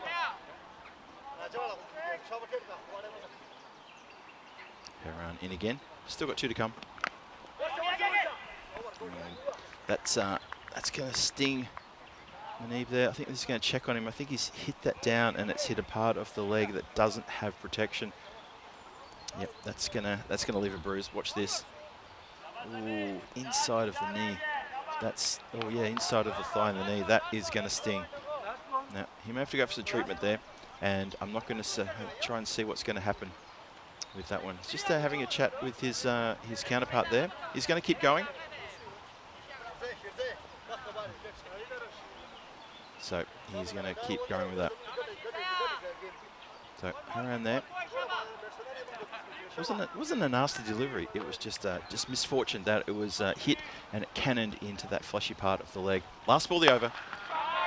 Goes aerial this time. That's a bit of payback, I guess, what the batter's feeling. Manib has put that one out of the ground. He races now to 28 from 15. The score is up to over 100, 102 for 1 after 6. And that is a big statement from Royal Brussels as they then break the ton. 102 for 6, 102 for 1 after 6. Believe me, that 102 for 6. Now, the next 2 overs are going to be so important for Brussels Warriors. They're going to be careful here. Look at that contribution from all 3 batters. Faisal Khalik there with that 35 off 9 deliveries just got into such a hurry. And good that these 2 are now sticking together and putting together a really good score.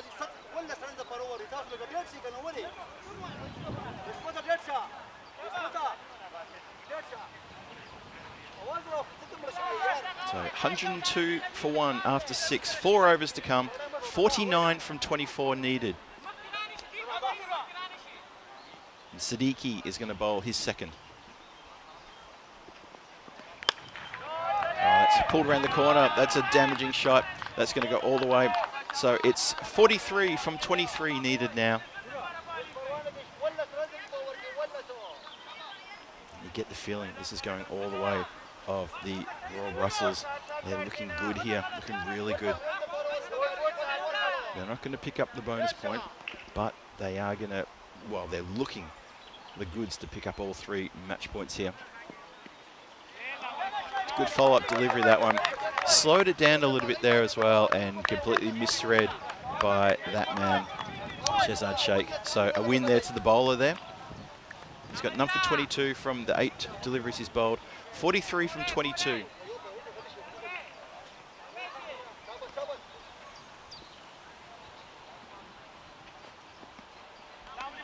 Wide ball.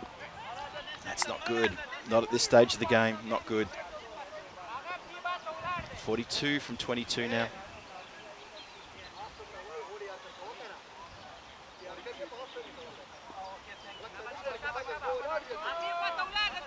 $109 on the board. 42 from 22. This is coming down to the wire. It's going to be a close photo finish. Well, with shots like that, maybe not. Maybe it might be done in the next over and a bit. That is a lovely strike. Yep, Shehzad Sheikh has gone crunch. So this is looking really problematic now for the Warriors. Putting 150 on the board, you'd feel pretty confident. But now, 36 from 21, that run rate now down to 10 and a bit. And he's dealing in Maximos, is Shehzad. Look at that. Dunk, as it hits something metallic and comes flying back. I'm sure that's going to have a proper dent in it now. That is a terrific strike from him. Just the last couple of balls he's faced, it's nothing but Maximos. Just not going to deal with these 4s or even these 1s. Let me just go hell for leather here. 121 for 1. And the 50 up for Shehzad Sheikh there. 51 from 15.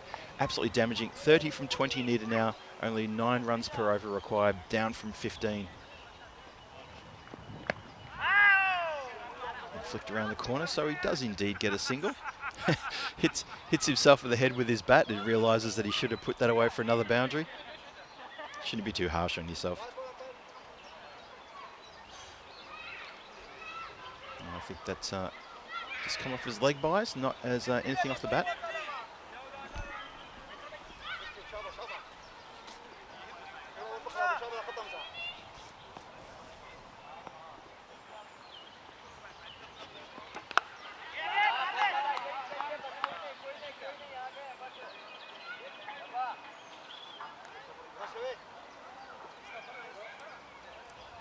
It's going to end the over. 122 for 1 after 7.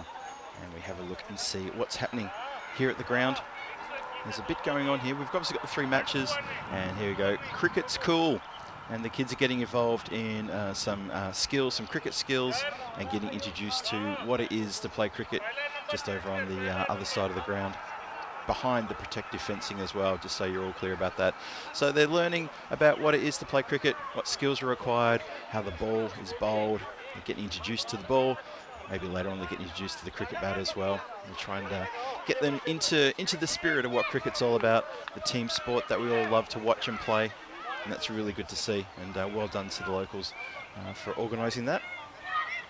And we're going to see a little bit more of that later on. So in between the matches, I think we're going to try to get some of the youngsters out into the middle to try to, well, just to get them to enjoy what it's like being in the centre of the ground, and try to see if they can impress us, impress themselves, and just have a bit of fun. That's what it's all about.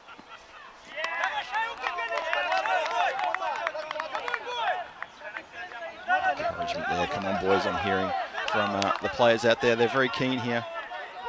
A few more dots and suddenly the pendulum swings around. This is going to be a photo finish. I've said it before. I really think this is going to come down to quite a close finish. It's another dot. Nasiri turning it on here.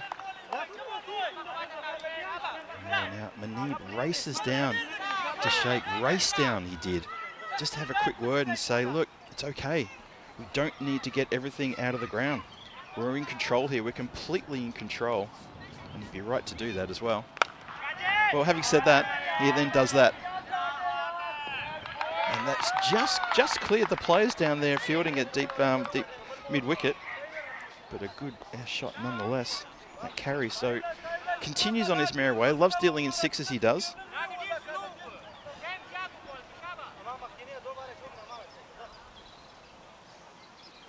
Nasiri Gone for 26. This time he goes the offside and down the throat of the player on the boundary line. Just needed a little bit of extra push and oomph. Stares into the sun and completes an excellent catch there. That's a really good take. So second wicket falls at a vital time of the game as well. Really important wicket, that one.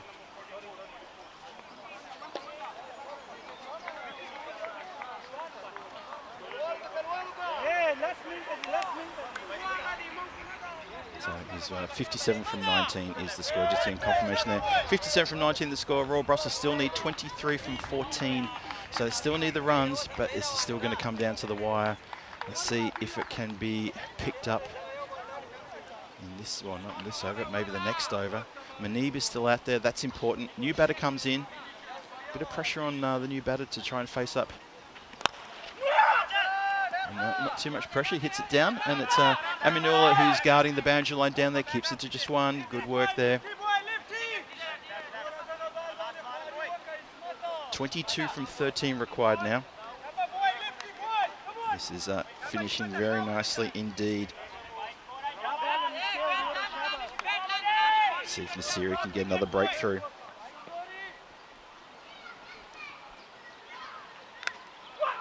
Ooh, I'll tell you what, it was so close. Bit of a fist pump there from Manib as he sees it go past and go to the boundary line because the keeper can't get it. It's too hot. And yeah, that was quite an emphatic little fist bump. Watch the batter here. Watch his reaction. There it is. Look at that. Come on, he says. That is so important to Royal Brussels that went to the boundary line. Indicated there as 4 byes. Didn't get anything on that.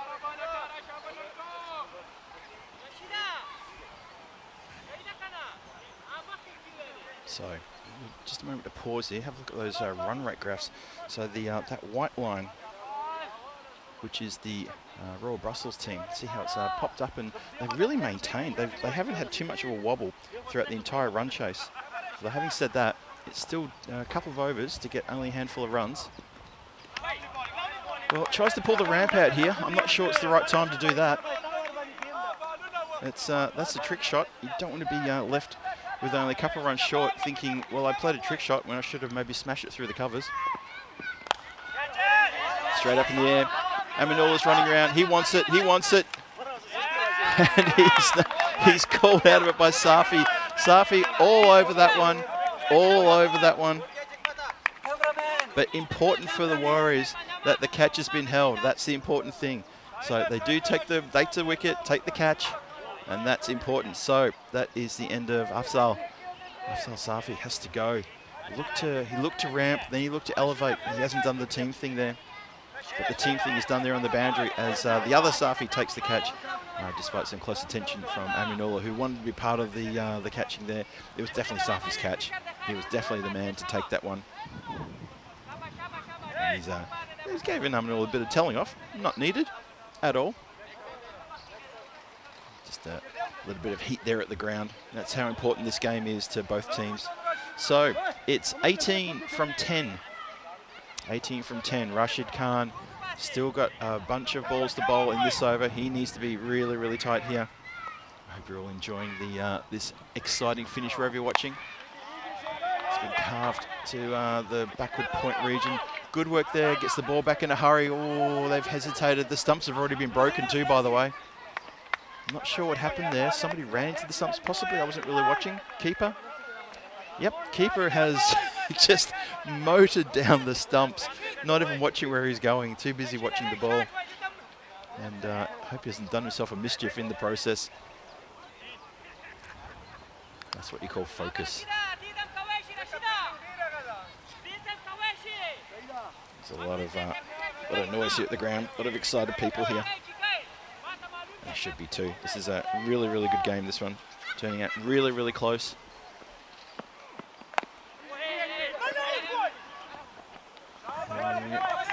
Just gets around the corner for the one. Nothing more. Still very excited out there.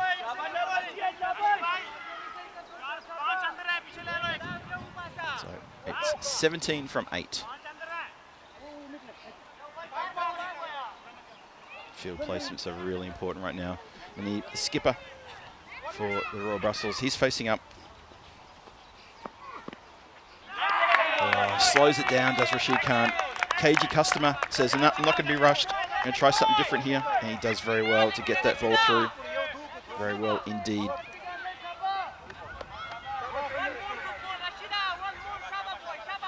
You can hear the calls around the ground. One more, boy. One more, one more, one more. Pleading with the bowlers. Just bowl one more. A little bit keen there. But has to back away. He's trying to slow things down a bit as well. He needs to have a think about it. 17 from 7. This is such an important delivery coming up right here now, because we'll know exactly what has to be scored in the last one. Last ball of the 9th. Can't reach it. Now, they're asking the question. I think that's just a little bit academic, because I think that will be a dot to finish off the over with. But a good dot. Have a look at that. Really well bowled from Rashid Khan. Now, the discussion is who's going to bowl the 10th.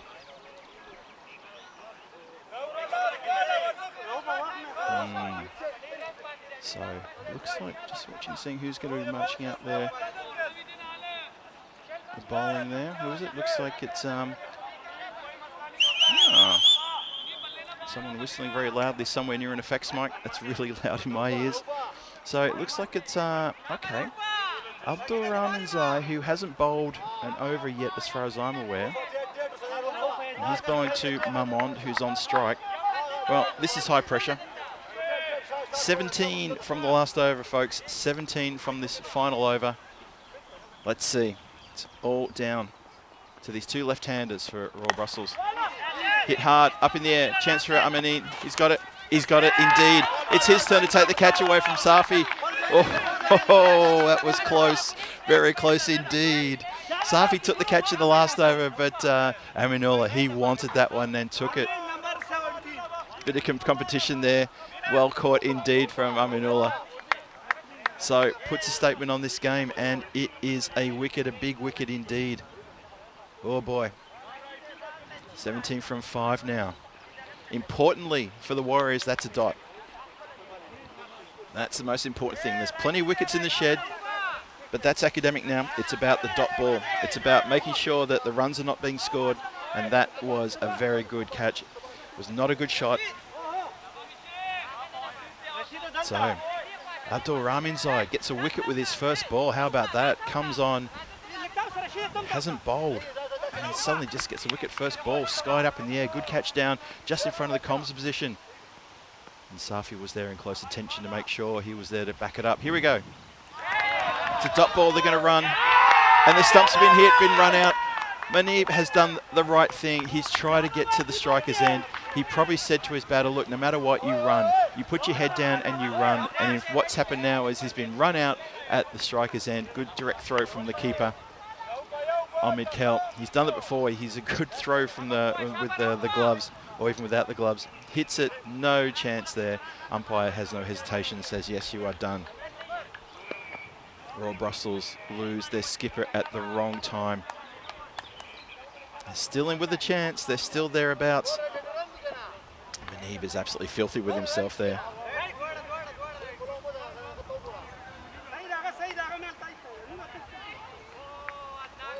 So new bat has to face immense pressure on the new bat. Manib has done everything, almost everything that he should do as the skipper. Wanted to see take all the pressure himself. He knew he had to get to the other end, but unfortunately, when the ball missed the bat, he knew he had to run for a very dangerous bye there.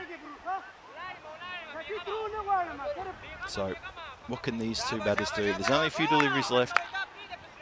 Just waiting for confirmation, but I believe there's 4 deliveries left. I think it's still 17. Just waiting for the scorers to catch up with us, I think. Even they're under a bit of pressure there in the tent, in the dugout. There it is. Thank you very much. It is indeed 17 runs still to come.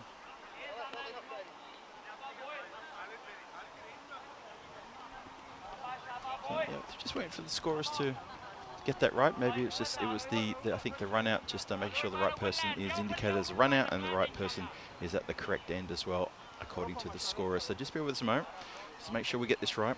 Last thing we want is to have a nice close game not correct in the book. So we want to make sure we get it right first time, every time.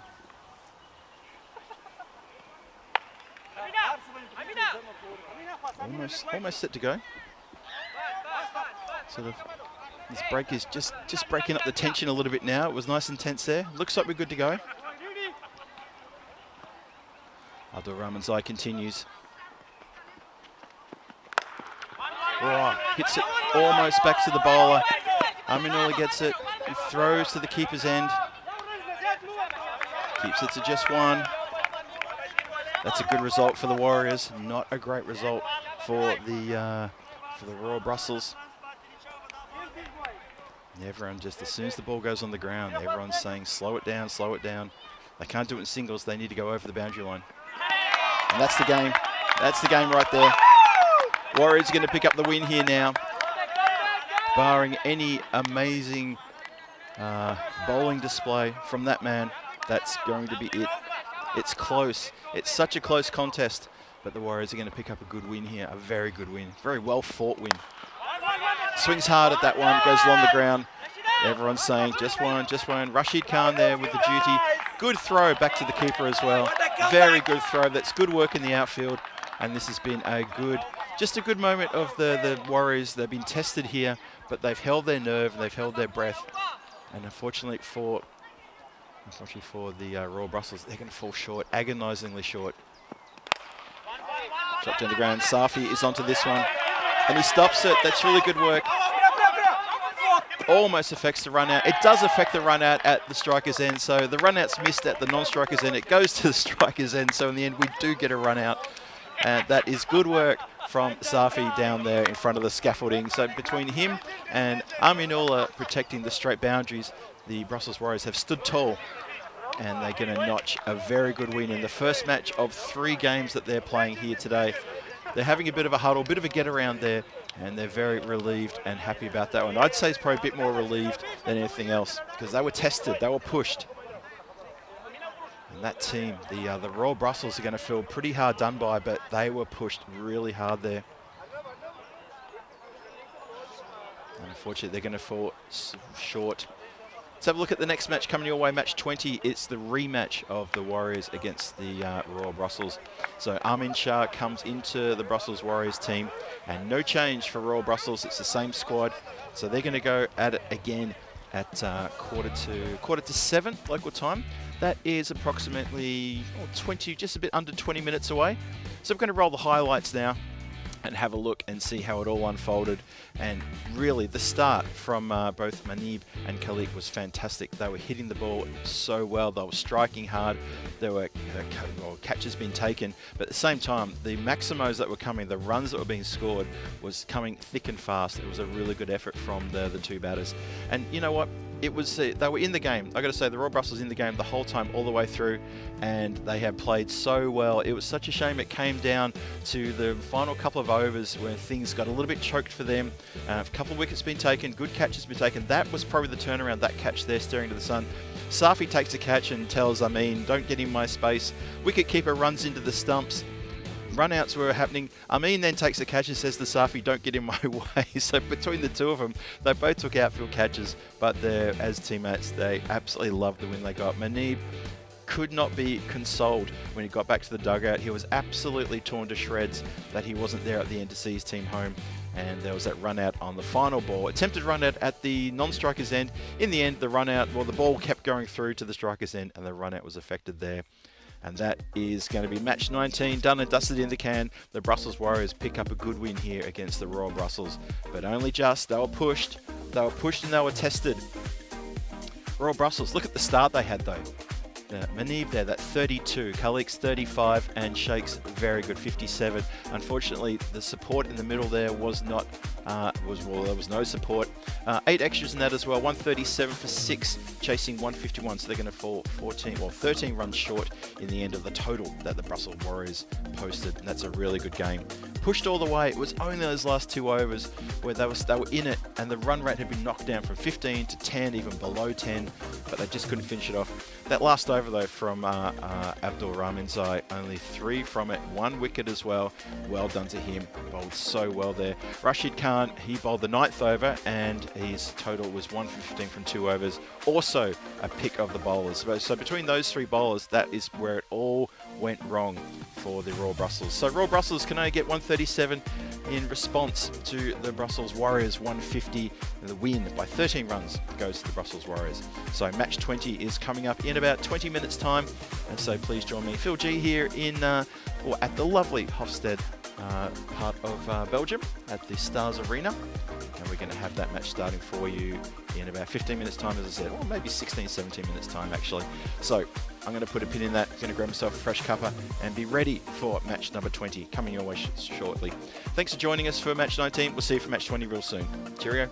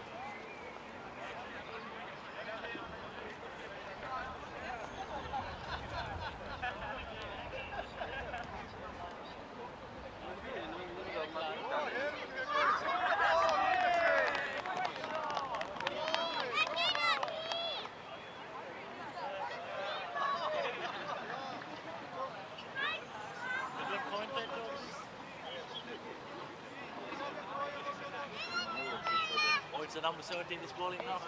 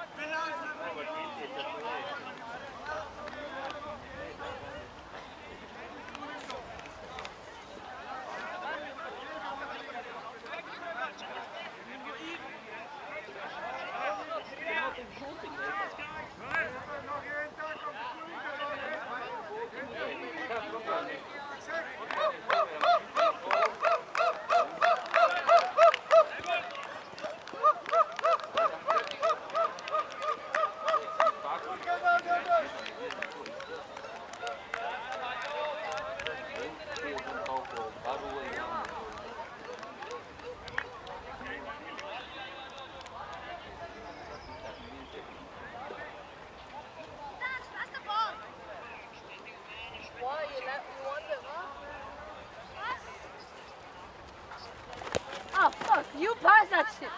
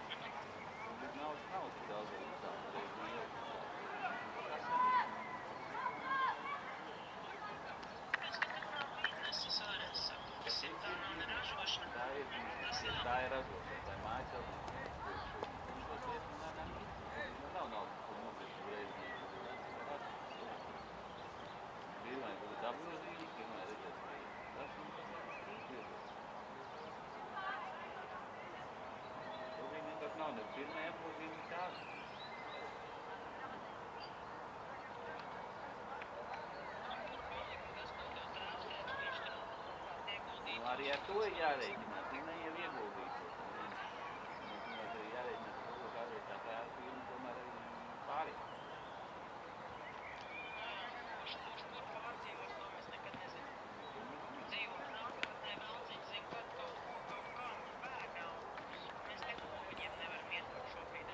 Mēs iedotas viņiem vairāk kā pusi Latvijas iespējas iet.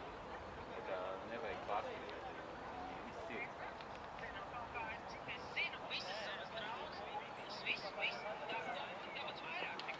Ko pietiņas dod vairāk? Kopā? Ko viņi dod tādu viņiem? Tādu, ko mēs nedodam? Viņiem ne dzīvokļi ir tas ir viens. Ko viņi dod tādu, ko mēs nedodam? Mums arī trenējās. Kāds starpība? Šito es nekad nesaskatīju. Nice. Viņi arī ir mācās viešām.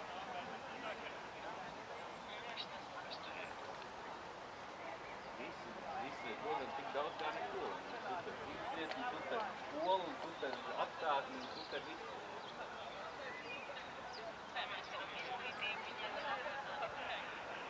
Izglītību mēs neko nenosakam. Jā, nevaram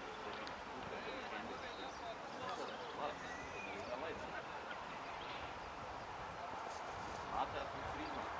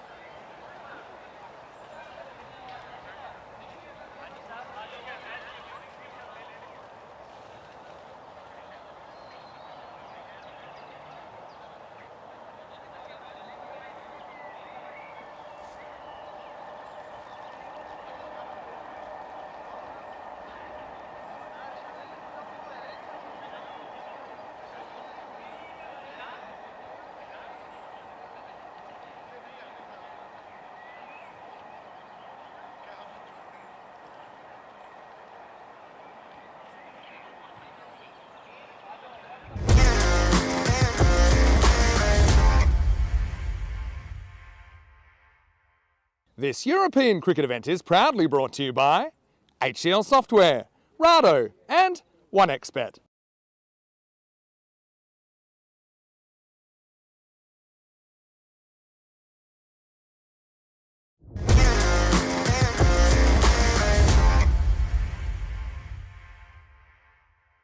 This European cricket event is proudly brought to you by HCL Software, Rado and 1xBet.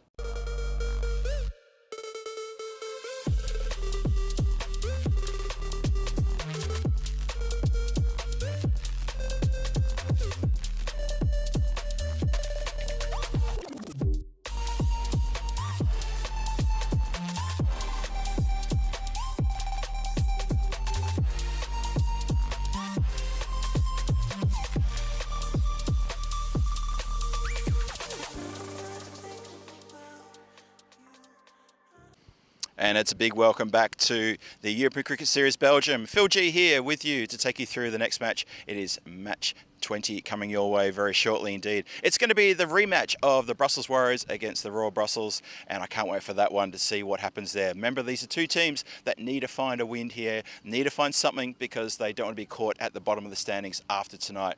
Remember, the Brussels Warriors, they're here for 3 games. The Royal Brussels here for 2 games on this particular occasion, on this lovely Super Tuesday here, and that's going to be very good to see what happens by the end of today as to where the standings are going to lie and which teams have got a lot of work to do and which teams are looking good and which teams are maybe in and out of possibly finals contention, which takes place this Sunday. So why don't we get over to the coin toss, and we have Shub Anand, our tournament referee. He's got the 2 captains. Shub, take it away. Your call. Heads. Heads is the call. And as it is, We'll have a bet. Royal Brussels won the toss and will have a bat first. Thank you very much for that, Shub. Yes, indeed. Royal Brussels win the toss and going to go and bat first, set a target and say to the Warriors, there you go, chase that down if you can. And after the match that just finished just before, they came agonisingly close just in those last couple of overs. Very good overs bowled by Rashid Khan. And then it was Abdul Rahim Zai who bowled a terrific final over as well. Just managed to spoil the party for the Royal Brussels, and they fell short, unfortunately for them. But they get a chance to come back. They get a second bite of the cherry here to try to come away from tonight with some sort of victory. They did pick up 1 point, I believe. It was just the bonus point they got there, so they're going to want a little bit more than that. Should be hungry for much more than that. So I see the umpires marching out into the centre. One change there to the Brussels Warriors. Amin Shah comes into the side, and it's going to be the Royal Brussels, unchanged from the team that lost that first game to the Brussels Warriors. So we are now looking ahead now to this game. It's a big one. It's an important one for the Royal Brussels. I feel that if they don't win this one, their tournament might be in tatters, because they'll only have 4 more games after this. And we consider the other teams have got maybe 3 games left or 4 games left as well. And they could be picking up wins. It's going to be really hard, and it gets really hard into competition when you can't make your own luck.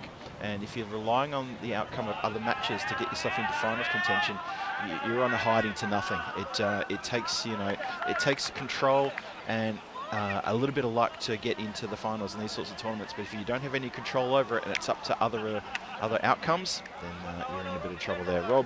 Royal Brussels, only 43% chance of picking the win up here, according to our supercomputer, and gives the Brussels Warriors a 57% chance. So the differences, it's not that much different. There's not a lot between these two teams.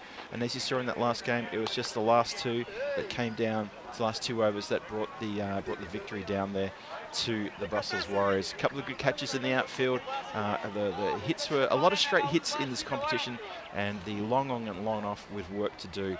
And you saw Safi take a really good catch in the long on position, and then Aminullah took a terrific catch in the long off position just in the last sort of 7 or 8 deliveries bowled by Abdul Rahim Zai and Rashid Khan towards the end there. So it was just a little bit of luck. Some things not going their own way. Let's see if things can change now. So the update from the table too, we'll look at it a little bit later, is that the Brussels Warriors, with that win, they go to 12 points, and with a healthier net run rate than Antwerp, they go up into 4th place. Antwerp get pushed down into 4th place, as Rashid Khan is going to start with the first ball now. It's short, and it's hit towards the long off position. Good work from Aminullah to get around to cut that one off, and runs past. As the ball boys also scurry past as well. Rashid Khan is gesturing to his long off and long on and saying, "You two are the men back."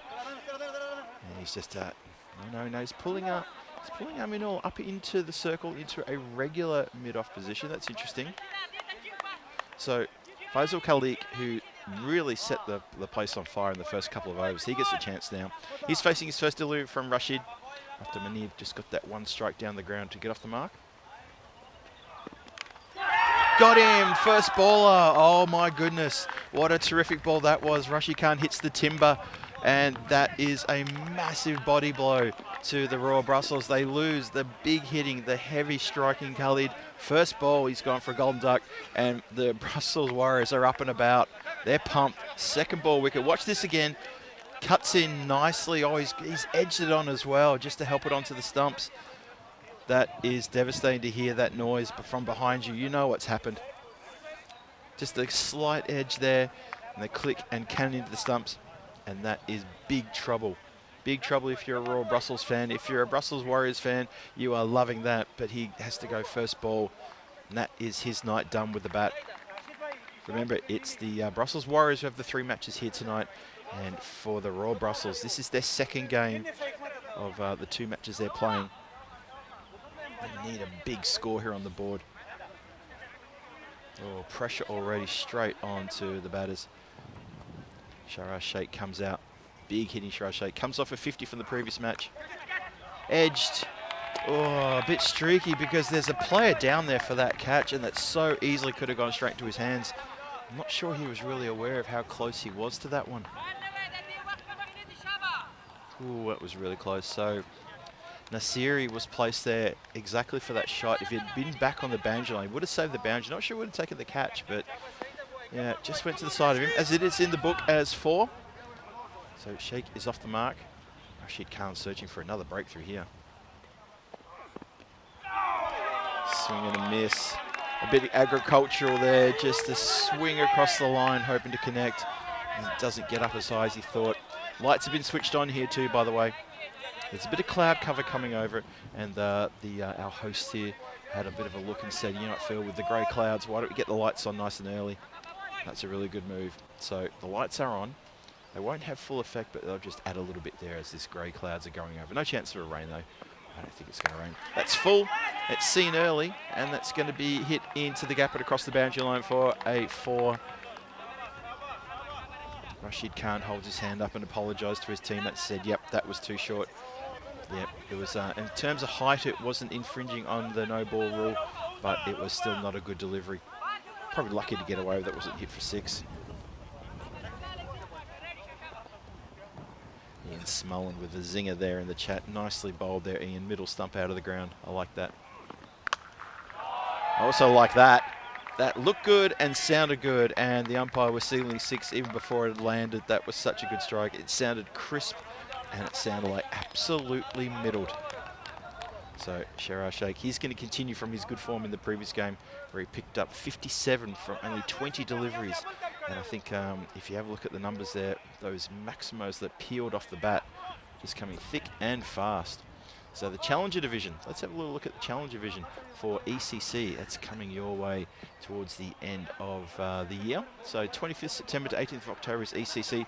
But the Challenger Division, it's going to be sandwiched between the group stages of the Premier Division and the finals of the Premier Division. So this is the meat and the sandwich, as I like to call it. And it starts with Group 1 on Tuesday, 7th of October. 4 days later, Group 2 will play. And then you can see Finals Day is on Wednesday, the 15th of October. The Group 1 winner, Group 2 winner, the Group 1 playoff winner, and the Group 2 playoff winner. That's going to be an exciting time. The Challenger Division and Premier Division, and it's going to be fantastic stuff. ECC 25. Get along to that if you can. It's in the air, shouts a catch. That looks like it's been saved on the boundary line.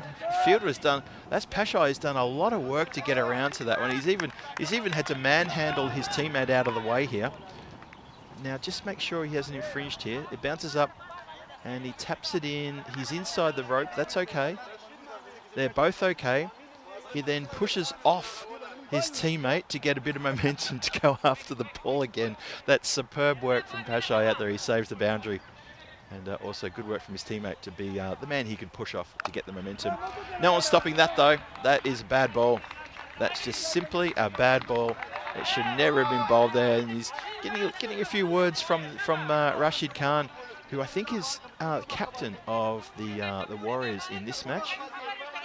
And he's just saying to him, look, this is not what we talked about. You've got everywhere on the pitch you could bowl to this man. Why would you put it there? And Neeb just helps himself to a maximo as easy to like. Yeah, no runs, getting it. Absolutely read the riot act here from his skipper. Well, this one's skied up in the air as well, and it's going to go this time to the other side. I think it's gone for 4, bounced just inside the line. And the noise, the voice you can hear right now, that's the skipper Rashid Khan giving instructions to his bowler, saying exactly where he wants him to bowl. He's not happy. He's not a happy skipper. And 4 and 6, just letting the pressure off from what was a really good first over, getting a very important wicket. Just pressure relieving hits here now. So 12 off the over thus far, 27 for 1 on the board. better. Good work in the field. Very good work in the field to get down to that one. Desperate in the field they were. That's excellent. Watch this one more time. Throws himself at this one. Lets it hit the body as well. Very nice indeed. Trying to see who it was out there.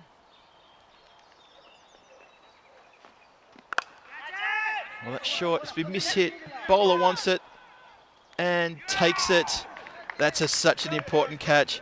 A bit of relief there. He's pointing at himself and saying, mine. When I call mine, I mean it's mine. He's going to get mobbed here. Well, his skipper's going to come over and he's probably going to say to him, yeah, all right, you got the wicket. I'm not mad at you anymore. We're still friends. Yeah, actually, a few people just getting over to Rashid Khan and saying, come on, let's be friends again. Let's all be buddies again.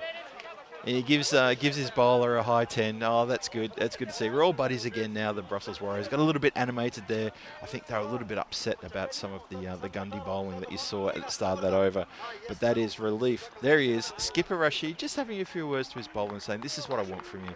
This is what we need from you. You're our strike bowler. I need you to bowl to the field that we set. Let's do that. Big wicket, though. Gets the skipper, Manib. He's out of here now. So it's up to Mamond, who comes in. Another left-hander replaces left-hander. Can't turn that one around the corner. And the Warriors, they're up and about. There are people backing up the stumps at the non-strikers end as well. Those fielders moving around. There's a bit of noise as well. Good noise. And 27 for 2 after 2. And this game has got a little bit of spice in it. The two teams from Brussels bonking heads once again, and this is really good. As you see there, with the change in the table, Brussels Warriors then push themselves into 4th place with the win. Well, Sharo Sheikh isn't done yet. He still wants to deal with sixes. If he can get a couple of overs in the next few, and suddenly the complexion changes yet again. Absolutely spanked that one. Really giving that. The umpire wants to have a look at the ball. He's not convinced it's still round. Okay, he's okay with it. Rashid is just saying, give it back to me, I want to bowl again. I think he knows what he wants to do now. Let's see what he can do here. Sheikh is on 20. That has been elevated over the vacant. Well, it doesn't matter if it's vacant or not, because it's gone over the boundary line, over long on for another, long off for another Maximo. That is a lovely strike. So Shara Sheikh is going to race to 26 from 6 deliveries. And this is getting a little bit nasty. I wonder if Rashid Khan was reading the riot act to Haran in the last over. I wonder who's going to read him the riot act, because he's gone for back-to-back Maximos. Maybe someone needs to go to the skipper and say, come on, Skip, bowl to the field. Sirens in the background. Someone's called the fire truck. Wow, that's in the slot.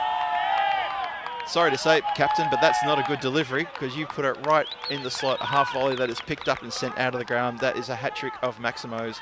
So someone needs to get across to the skipper now and say, come on. You're pulling Haran to pieces a few minutes ago. Who's going to say the same to you? So a plane screams overhead. It's 45 for 2. The power play now is starting to get a little bit out of control with these Maximos. That's 3 big hits in a row. So 18 off the over thus far. We've still got 3 balls to go. Now, this is good from the wicket keeper. The experience of Ahmed to get down there and just have a little word. That's what the captain needed. He needed someone to come down and just have a chat to him. And the experienced Ahmed Kell comes down and says, this is what I think. Let's see what can happen here. Ooh, there was a little tickle on that, I think. Ahmed's put it down. There was indeed a tickle on that one. Oh boy, it's all happening out here. Yep, a little bit of something on that one. And Rashid Khan, look at the body language. He cannot believe he's put it down. That's a regulation catch. I think he was just a bit too excited, and bobble and out. Keeper is filthy with himself. And sorry, his 10 teammates.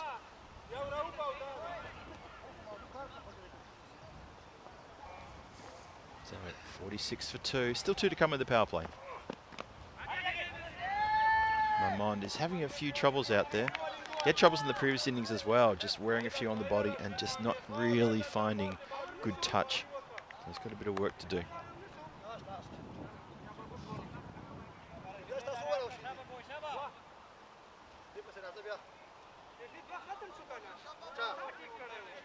Ian Smellin saying Danny does wah wah wah. Oh, is that as in like the dying trombone sort of wah wah wah?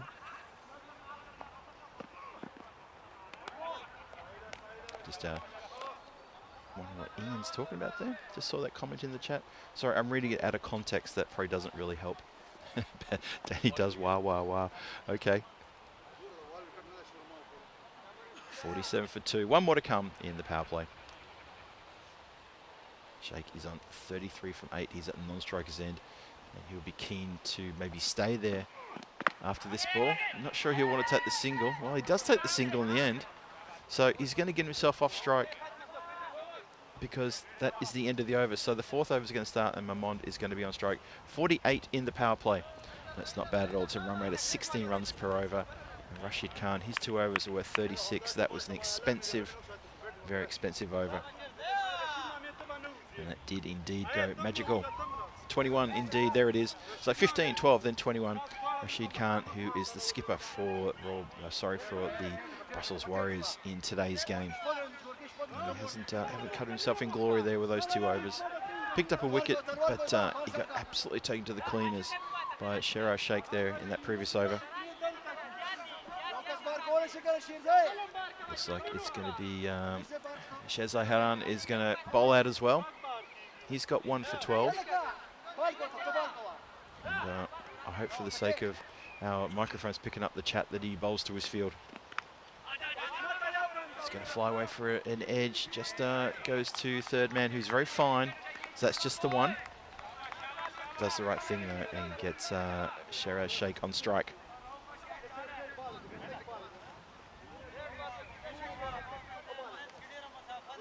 Big game this one for the Royal Brussels. As I said before, they've got a lot of work to do.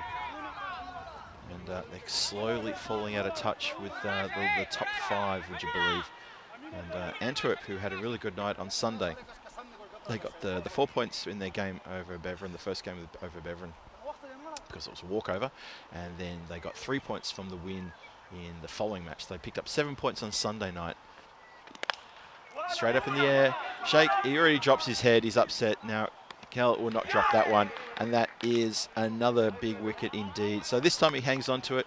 So it's not too expensive after the drop in the previous over. And the wicket will go to Haran. Rashid Khan should have had that wicket. He's probably saying it right now. He's saying, that wicket was mine. I should have had that.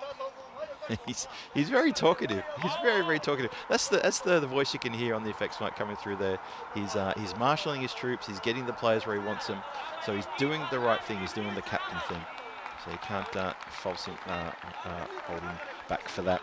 Sheraz Sheikh walks off. He's made a quick fire 30-something there. And unfortunately, he's done. He walked off so quick, I couldn't confirm the score. Apologies for that. What was it? It was 33 from 9. Striking at 366, just dealing in 6s. This goes around the corner, and the fielder, just a little bubble down there in the field. That's okay, doesn't cost him any more, although it has hit him, I think, in a sore spot. He was clutching his knee. Yes, he is. He's just flexing his knee. I thought maybe he might have gone a bit higher than that. Just have a watch of this. Just a little bubble there, and ouch. And maybe a double ouch. Maybe it went from the knee and maybe hit somewhere there.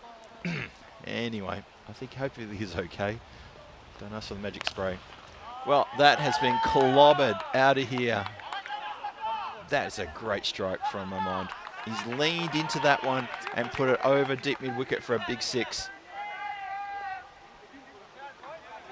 Yeah, lovely strike that one. Looks great from side on. The follow through, the lot.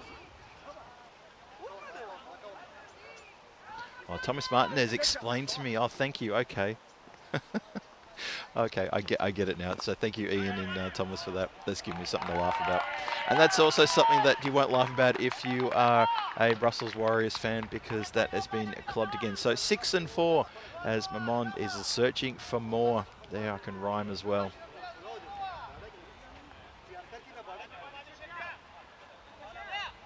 Interesting. Danny repeating what. Danny likes to repeat himself, so yeah, that's fair enough. But he's a walking encyclopedia. Is Danny Hudacek, my good friend from Prague, known him for many years, and he is a walking encyclopedia. So yeah, I don't doubt that for one bit. So let's have a look and see what's going on here in the scoring, because this is starting to increase nicely now. It's a run rate of 15 per over, 60 on the board, loss of 3 wickets, losing wickets at the first, second and the fourth over, but they've lost a couple of their big hitters. So they need the rest to be standing up here. Christopher Ward joins us in the chat. Good evening to you, Christopher. Welcome to the evening match.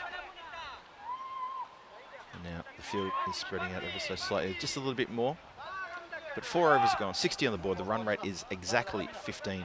Amin Shah, who's back into the side today for this match, he's going to start his attack run now. Hit straight, and that is well done by Safi. Gets everything behind that one. Donation doesn't get past him. Gets a thumbs up from his skipper as well. Rashid Khan has come down to field just in front of me here in the long off position. He walks over and gives him a thumbs up and says, well fielded. That was well fielded. It went pretty hard. Just the one run there. Safi in again. And that was a funny old shot, that one, because from the angle that I saw, and I could see the ball deviate as it pitched and left the line, and Mamond was nowhere near that. Watch this, cuts right across him. Good movement there. In the end, there was actually quite a gap from, because I'm on a bit of an angle here, I could see the gap between bat and ball, and he missed it in the end by a good, I'd say about 3 inches. Or just has to wait on that one a bit slower. Just played with softly out there. And in the end, that was actually quite well played. Faisal Mahmood with the flat hat on and the white sleeves, patrolling the boundary there. Well, it was a backward point position he's in, and now for the right-hander he changes to backward square leg. He's a little bit unsure where to go. He's actually, yeah, he was actually asking for a second, where do I go? You can see he put his hands in the air. He stays where he was though. And that's been pulled just in front of square. Goes to deep mid wicket, and protection there of course. So the boundaries are slowly drying up here.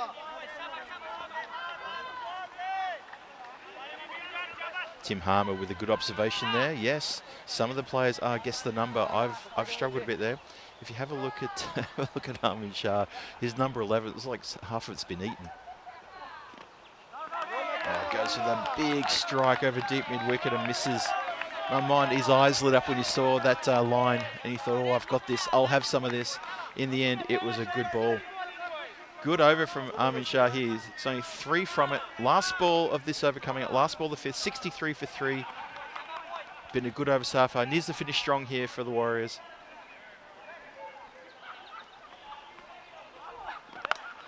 Oh, does it hit in the air? Chance of a catch. Pashai grasses it. Needed to take an extra step in there. Just one more step in, he would have held it comfortably. Oh, just misjudged it as it came down. Nothing to do with the light. There's a bit of cloud about, but that's it. Nothing to do with the light, just misjudged as it came in. And I'd say that he probably has to do a few minutes of catching practice over the next few days before they come back. Let's have a look at day 3 there in Jersey. Danny Hudacek and Mr. Maximo Vinny Sandu taking you through the action there tomorrow. Eastern Royals take on Yorkshire Cricket College in the first match, then Yorkshire Cricket College back against Southern Spitfires. The lunchtime match, Eastern Royals, Western Towers, and the afternoon, Central Commanders, Eastern Royals. And then we finish with the Western Towers and Central Commanders, an overlap between that last game and when we start tomorrow. We're back on regular time tomorrow. Just 2 matches tomorrow, 3 matches were played today, well, are being played today. 3 matches yesterday and last Thursday, and next Thursday again we'll have 3. But 2 matches tomorrow on Wednesday. Oh, ouch. And umpires and players. Just going to check with him. Armand, he's given a bit of a wave, and he said he's okay. He's smiling. He's thanking the people for coming over. It's like an acceptance speech at the Oscars. I think he's okay. Look at this. Oh, yeah, side of the face. Umpires, though, they're the important ones. Just make sure he's okay. Well, that helmet that's a really good shot. That tells the story about how much the ball can shift the helmet right there. Beautiful work, 2 circles. Really well done.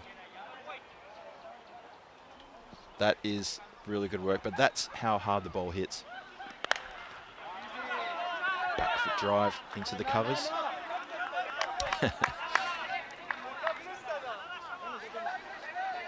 Abdul Rahmanzai picked up, and then he went to shy, but he had a big grin on his face, and he said, well, I'll throw the ball, but you need to get to the stumps, mate. That's exactly what he said to the bowler.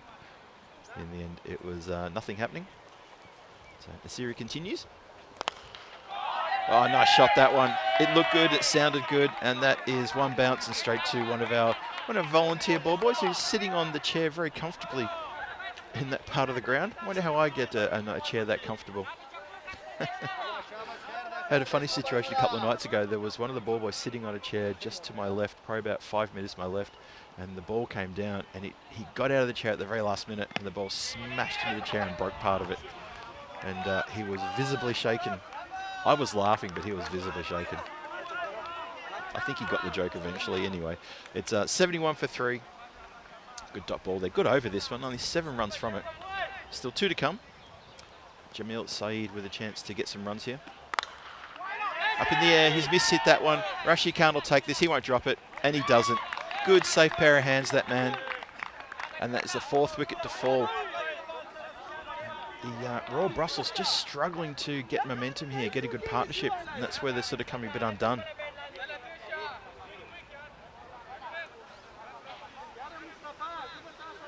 That's really funny. So Thomas Martinez thought that that was number 4.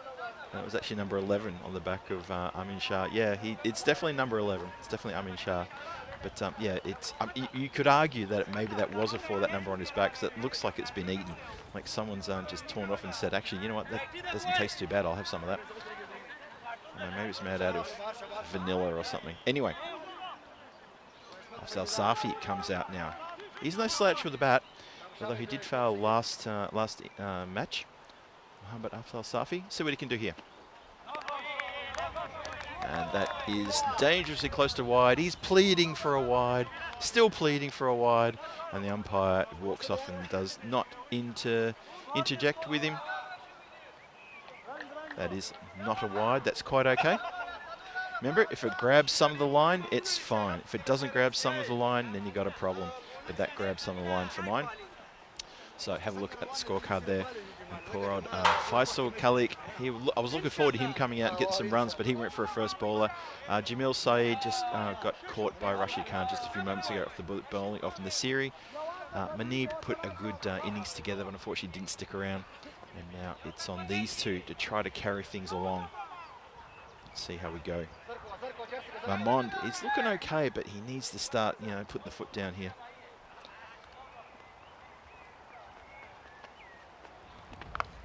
He's trying to. It's going to go up in the air, and it's going to be a Baximo, I believe. Yes, it is indeed a Baximo, as that edge has gone flying all the way back. No one could have got that.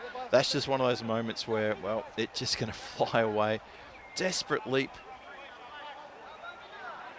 And Pashai himself, he's actually shorter than me. So he ended up probably leaping maybe about only 1 foot off the ground. Mahmoud gets a very important boundary there. Amin Shah's just had his figure sport there with that Maximo. Amin Shah with half an 11 on his back. It's a slower ball, but it's down leg side. You see Mahmoud's eyes lit up. He thought he could put that one away.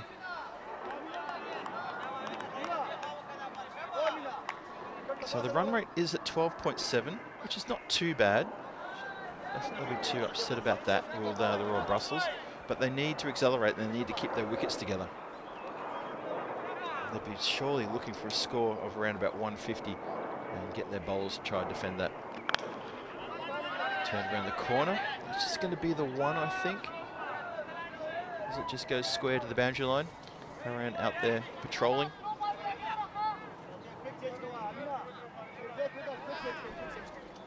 We saw the standards before, and this game for me, for Royal Brussels, is do or die. After this, they've got 4 more games, but the problem is, though, if they're on the bottom of the table and they're astray by, say, 6 points from the team that's above them in 5th, then they're going to struggle. And that is another problem for them right now, because that's a well-judged catch taken out there. a little bit of byplay between the teammates as they decide to try their rugby tackles as well. But Ralph Abdul Rahmanzai, he takes a very good outfield catch. And yeah, just not middling the ball, going for the sky shot. And that's the problem that Afzal Safi had in the last match. He just had a couple of dots and he just had to go aerial. Wasn't interested in playing along the ground, just had to go aerial, and he came undone. He's come undone here as well. And that's something that his team didn't need. His team needed him to stick around and maybe just lend support to Mamond, who's doing quite well. Tajik comes out now. He joins him. What can he do here? Carved nicely, but it goes straight to the player at that short third man backward point. He's pretty close to the bat there. It's kind of halfway between them both.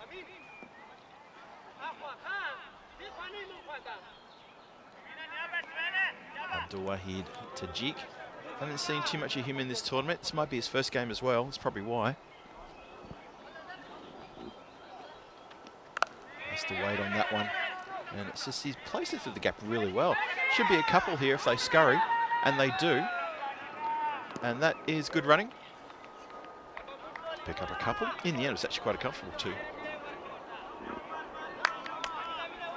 Look at their footwork. We've seen a bit of this footwork. This one player doing the footwork and the second player doing the backup. It's effective when done right. And isn't that what it's all about? Getting things done right. I think so. Yep. Oh, it doesn't get anything on that one. Should have tried to get something on it because that 7 overs gone. The run rate is dropping.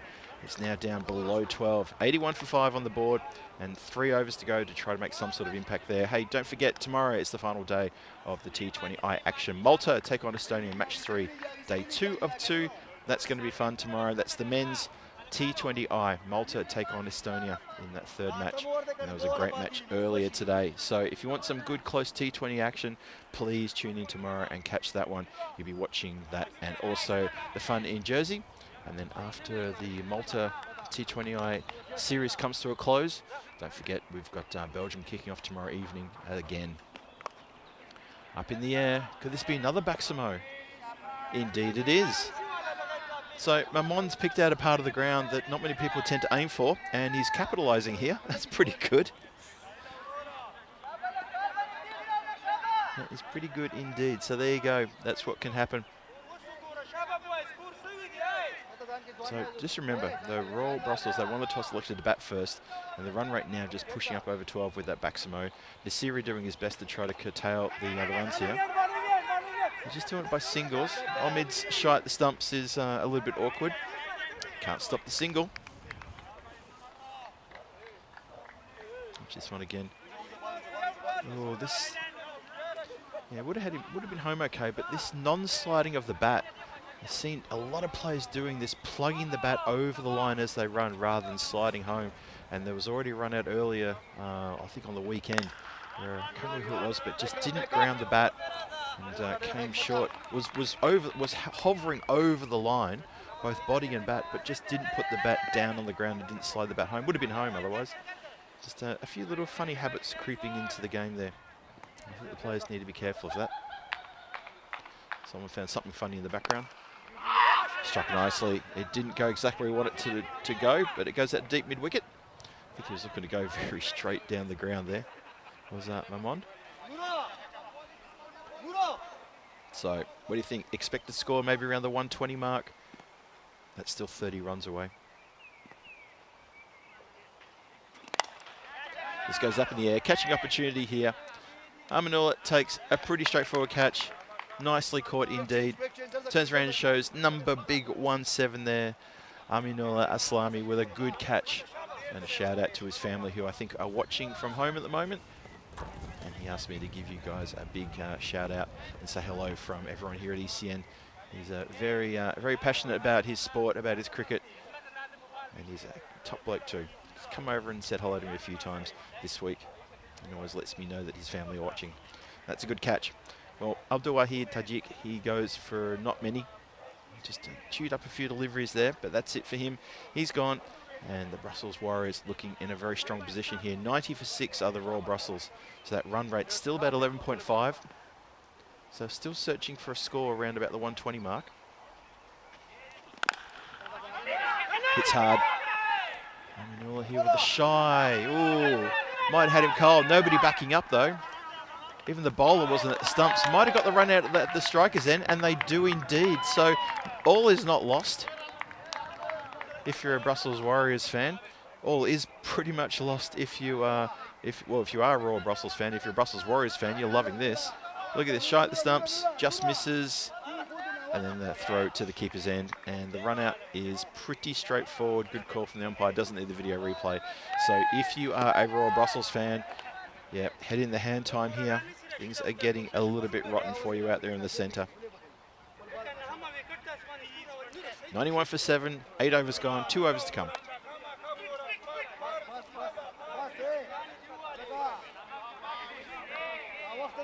Just listening to the Brussels Warriors. They're very chatty out there. They're very animated.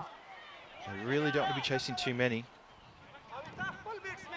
Mamond will be on strike for the start of the 8th. And it looks like it's going to be Siddiqui comes on to bowl. Here we go. Start of the 9th. Wow, good shot, that one. Got every bit of that. Well, Mamond, he's the key here. He's the one who has to take them up to a reasonable score, and a score that the bowlers can defend. That's a nice strike.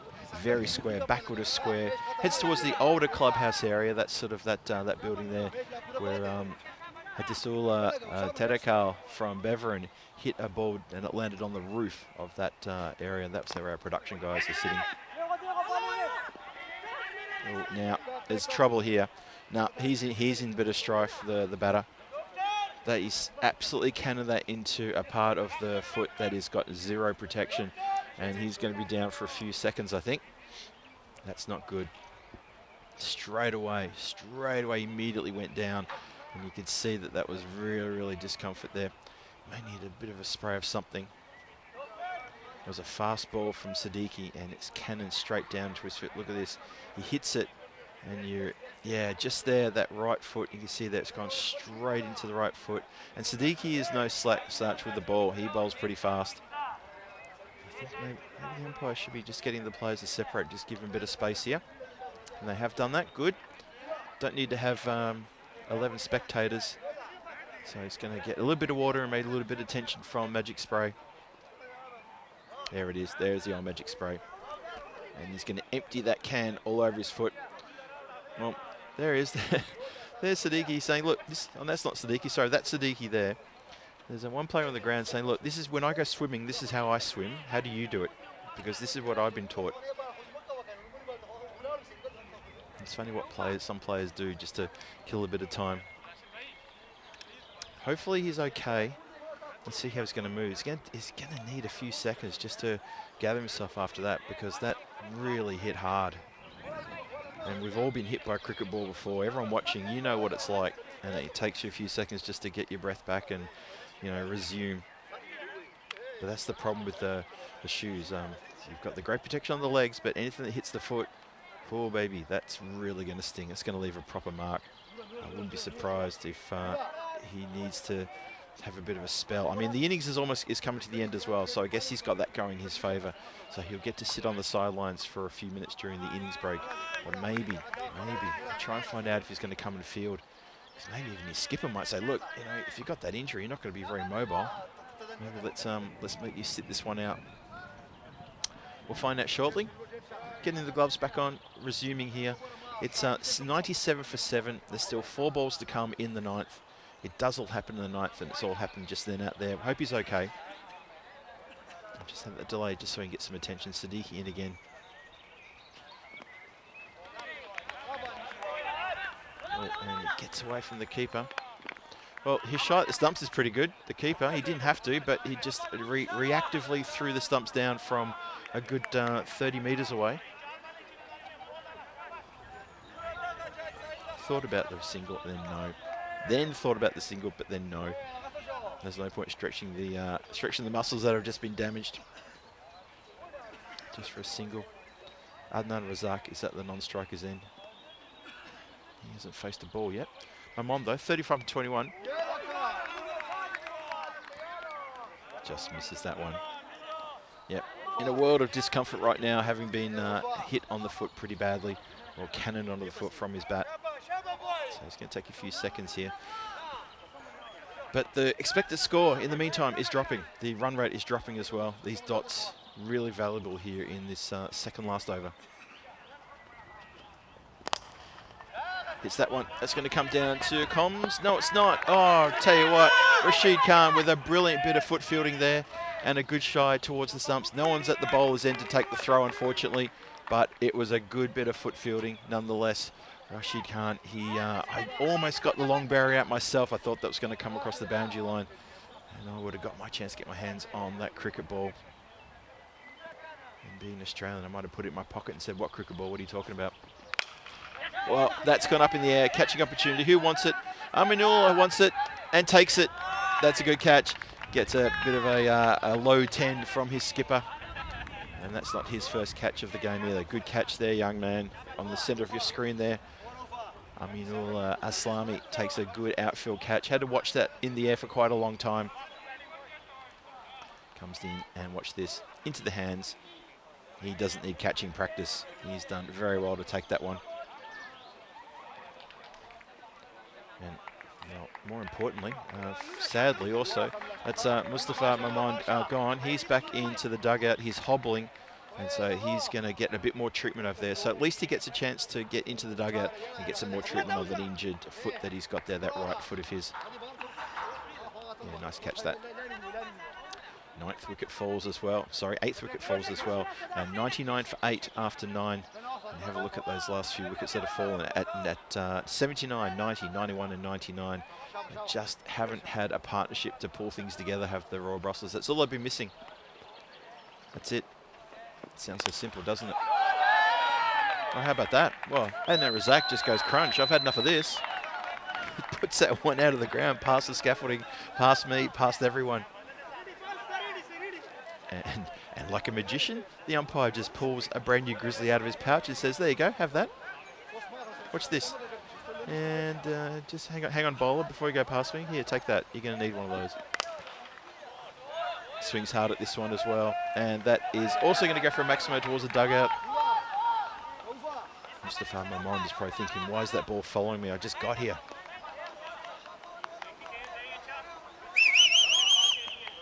A lot of spectators over in the dugout area. Unusual, don't usually see that. Let's hit around the corner. So opening up here in the last over, this is a little bit loose from the bowler. And the pressure that had been applied to the Royal Brussels team has been well and truly let off here. It is just a slot delivery, then a Gundy ball, one after the other. And look out, because Rashid Khan is on the case. He's walking over. The thing is, Rashid Khan, he's fielding right in front of him. He can hear what I'm saying, and I reckon he's walking over to his bowler and saying exactly that. So it's 115 for 8 now, and the expected score is pushing upwards. 3 balls to come in the innings. Swings hard. Miss hit, though, down the ground. It's just going to be the single. Safi is down there fielding. He's a very safe fielder. Won't let that get through. Well, at least Razak is off strike, and that will be a blessing in disguise for the Brussels Warriors. I'll be very happy to see him get off strike. Let's see what Zahid can do. Swings, and oh, they're going to get away with this. Can you believe that? That's astonishing. Gets away with running the bye. Unless he got a little bit of something on that. Did he get a bit of something on this? No, he couldn't have, because otherwise would have been caught. So a bye will be indicated, I think. And the umpire's just getting instructions on that. Yeah, what's the... I'm not sure what the hold-up is here, because that looked like they just ran a bye. Watch the umpire. There we go. He indicates byes. It's definitely not off the bat, because if it had been off the bat, then it would have been caught out, because it was a clean take by the keeper. So, last ball of the innings coming up. Razak goes downtown with that delivery. That is not a good ball from Abdul Rahmin Zai. Not a good over from here. That goes magical. So, could that be the over that separates these two teams in the final wash-up? Because that is out of nowhere, that over. And that is a lovely strike indeed. The score ends up on 123 for 8. Considering that they were really struggling in almost all of those 9 overs to just get the foot off the throat in that last over and to score that freely. That could be a problem. That might be the difference between the two teams. We'll find out shortly. Anyway, let's have a look at the highlights here. And it started with Rashid Khan getting a big wicket, a big scalp of Khalik there. The big hitting Khalik goes for a first baller. That man, though, Sheraz Sheikh, came out and he shook it all about big time with these massive strikes around the ground. He's a man who deals in maximos. He doesn't like hitting 4s. He doesn't like hitting 1s. He's someone who just doesn't want to run. He just wants to belt the cover off the ball, and he's very successful when he does it as well. There it is again. Unfortunately, that's where he wasn't successful, and Omid Kel takes a very good catch just above his eyes there. A few sixes were coming in the middle of the innings too when Mamond started picking things up. Unfortunately, he didn't have a lot of support, and this was the problem that the Royal Brussels had. They didn't have partnerships. They didn't have batters supporting each other. There was one batter doing the business, and the other batters just not standing up at the right time. This run out that was almost at the bowler's end ended up being run out at the striker's end. So 2 bites of the cherry there. Look, this is how I swim. How do you do it, he says. Just killing a bit of time there, waiting for the next, waiting for a bit of an injury moment there when Mamon got hit on the foot. And in the end, well, there's Amanullah taking a good outfield catch. Aslami, Amanullah takes a great catch there. And then a few sixes to finish with.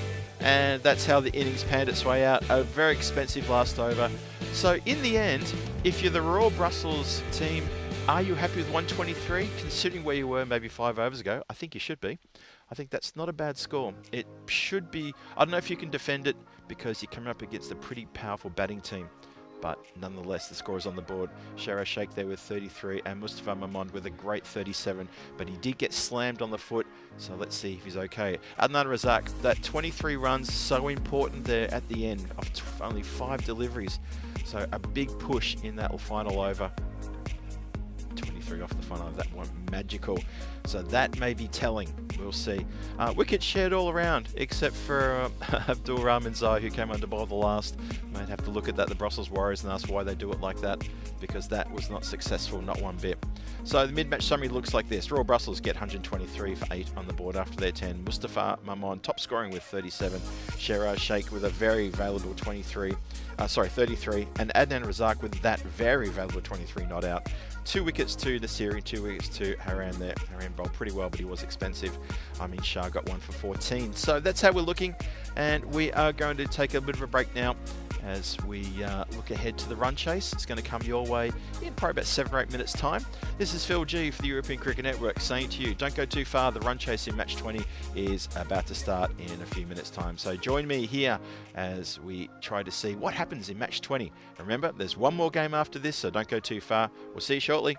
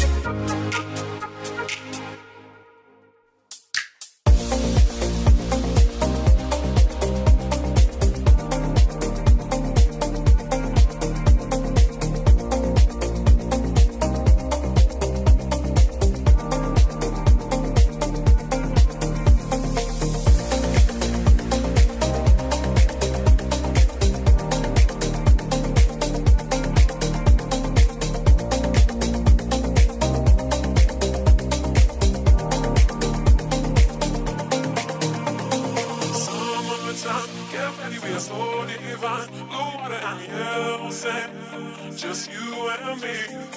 Summertime, get ready, we are so divine. Blue water and yellow sand, let's live our dream. Summertime, get ready, we are so divine. Blue water and yellow sand, just you and me. Summertime, get ready, we are so divine. Blue water and yellow sand, let's live our dream. Summertime.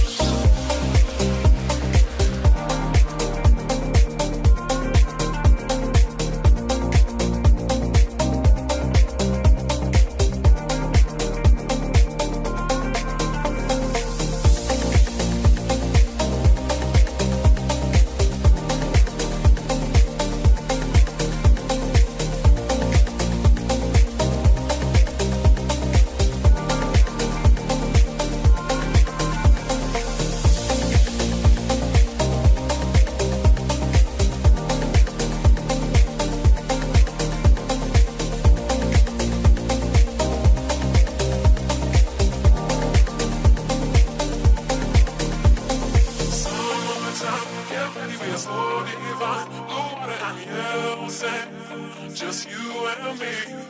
Summertime, get ready, we are so divine. Blue water and yellow sand, let's live our dream.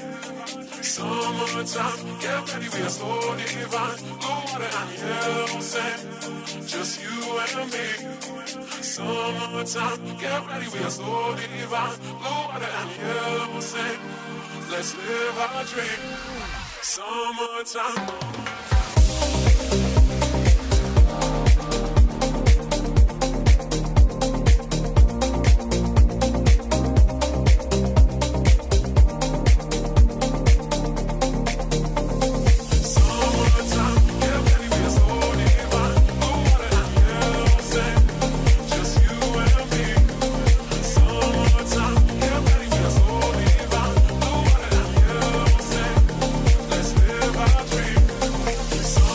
Time.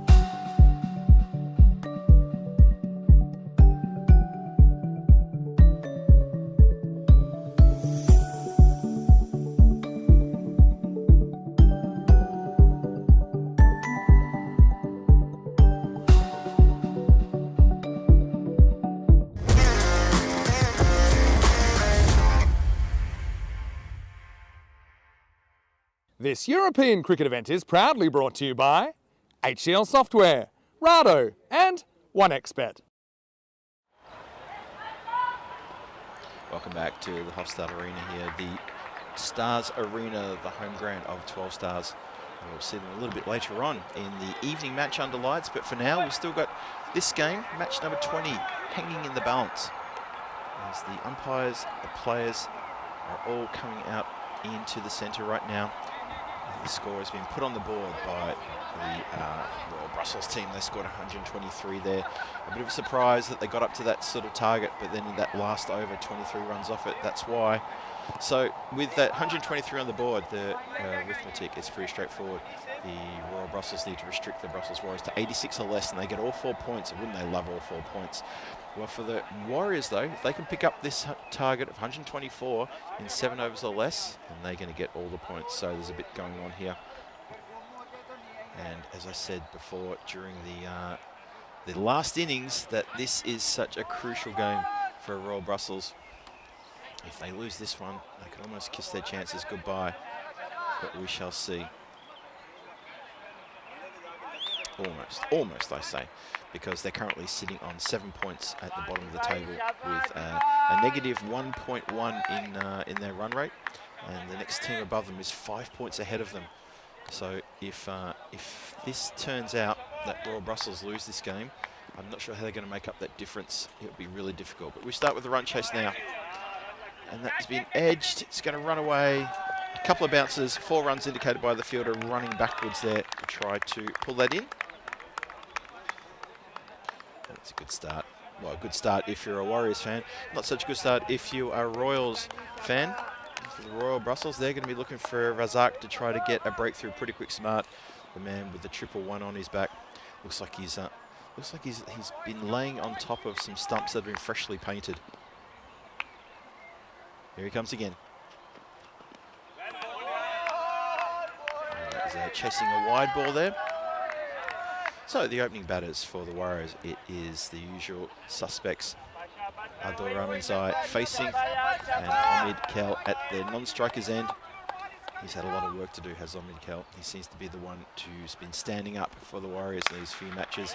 Although that is a really good shot too, though, from Abdul Rahmanzai. That is going all the way for a big, big 6. Struck so hard. And that has gone away back behind everything, behind the scaffolding, behind the commentary tent, even gone probably towards the bike path. That is a massive hit. So 11 off the first over. They need to be going at about 12 and a bit. Manib is going over and having a chat and saying, look, this is what we need to do here. We talked about this. We talked about this 5 minutes ago. I don't think you can blame the bowler because, I mean, the bowler's probably put it in a bit of a slot, but at the same time, the aggression of the batting here in Belgium is something else. It's a different level to many other European cricket series that you've watched over the last few years. And that's why it's so exciting to be back here again. Even though this is a night series. I know people look at a night series and say, well, it's a bit of a holiday kind of effort to do this, but it's such a good series to do. Get a good look at the talent here in Belgium, how good they are, and how they play this kind of game, how they play any sort of cricket that's all or nothing. When Belgium turn up at ECL or at the ECC, their representatives at ECL in the last couple of years, Beveren, Mechelen have been there as well, and when they turn up the ECC as well, they get the national team. It's such exciting to watch them play. And you just can't control that one. They get through for a single. I heard a few stories about when Belgium were playing in ECC. I think it was ECC 21. Might not have been 20. It might have been 23. And I think they're on the same group as England. And some of the English 11 players were asking the Belgian guys, "What on earth? How do you do this? This is incredible." Another wide ball here. Razak just trying to find that little channel just close to the wide line where he can get the batter flailing, but unfortunately he's pushing it a bit too wide there. Hello to Steve McVeigh. Haven't seen Steve McVeigh pop up in the chat for a little while. Lovely to see you, Steve, as always. Hope you're well. Tell me whereabouts you're travelling in Europe at the moment. Always out and about somewhere. 14 for no loss. Continuing now. That's hit into the extra cover area there. There is a fielder out there who manages to get around and stop that one. He's the boundary rider. Just heard that Mustafa Mamond is not taking the field.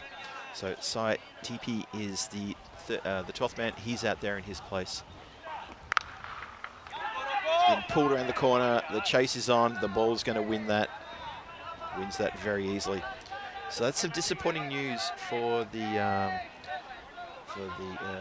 Royal Brussels, as it's just confirmed, and I can understand exactly why, that Mustafa Mamond is not out there at the moment. He's not out in the field, considering the injury that he sustained in, I think it was in the 9th over, sometime during the 9th over, where the ball cannoned off his bat into his right foot, and that was a pretty bad injury he took.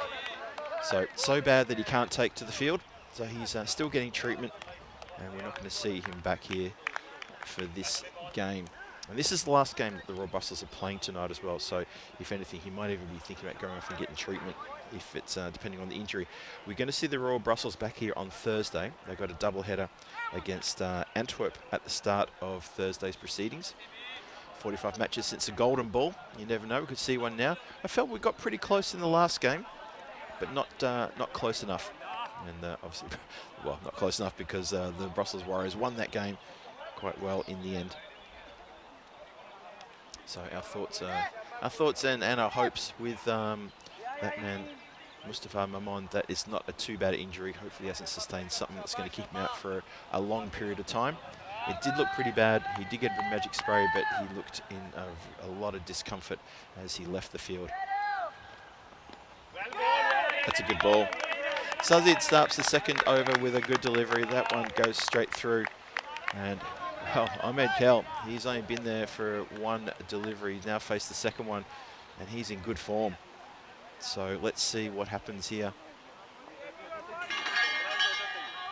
That sounds like a dinner bell being rung somewhere. That sounds like a genuine dinner bell.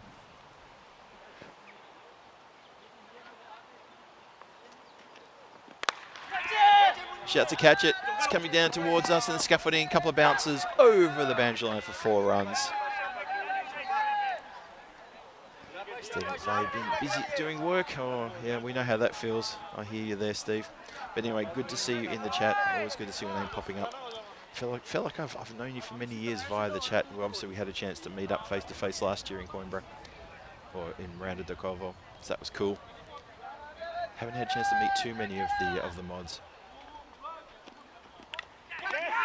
Edged, taken. Well, this is a rare fail for Ahmed Kel, but he has failed here. He's got a bottom edge there, and it's been taken, and this is a big wicket. This is a real big wicket for the Royal Brussels here, because that man, Ahmed Kel, when he comes out, he basically deals in half centuries. I don't think they've had him dismissed, or anyone's had him dismissed in this tournament for less than 50-something, maybe even 60-something. But now, Royal Brussels have done it. They've got the breakthrough. There's a big swing, and it was a good swinging delivery as well, and he's completely misjudged that one and come undone. And wicketkeeper Afzal Safi makes no mistake. Zahid with the breakthrough. Zahid's a wicket taker. He took 4 for 16 against Beveren in the good win that they had. I think they had the win over Beveren, and it was the only win they'd had. So there you go. Things can happen. 23 for 1 now, halfway through the second. And that's a big breakthrough. Faisal Mahmood now. Well, he works with the swing and he elevates it, and a couple of bounces and 4 runs. It was well bowled. I agree with that sentiment. Somebody clapping very close to him saying well bowled. But Mahmood was equal to the opportunity there and put that one over the boundary line on the second bounce. So 97 from 50 needed. The run rate at 11.64. A lot of work to do. For the Royal Brussels, having got rid of Omid, that's so important for them. Zahid in again. Did that cannon up into his helmet there? Just trying to see. I think it did. I think umpire's going to come across. I heard something. And he's giving a little shake of the head as well. Yeah, umpire's just going to come across and just make sure the gear's okay. Nothing got broken there. Yeah, have a look at that. And that is why we wear cricket helmets, and that's why we practice and train with the cricket helmets. And we make sure it works properly. Not sure, someone's decided to make a bit of a joke out there, making light of it. Played in good spirits of these games. Played in very good spirits between the two teams. Good to see, good to hear as well. And just repeating the news that Mustafa Mamon is not going to be out in the field. He's still receiving treatment and may, well, I wouldn't be surprised if he leaves the ground to get some treatment as well. But he's not out there. 12th man, that is Sai Tipi, is out there in his place.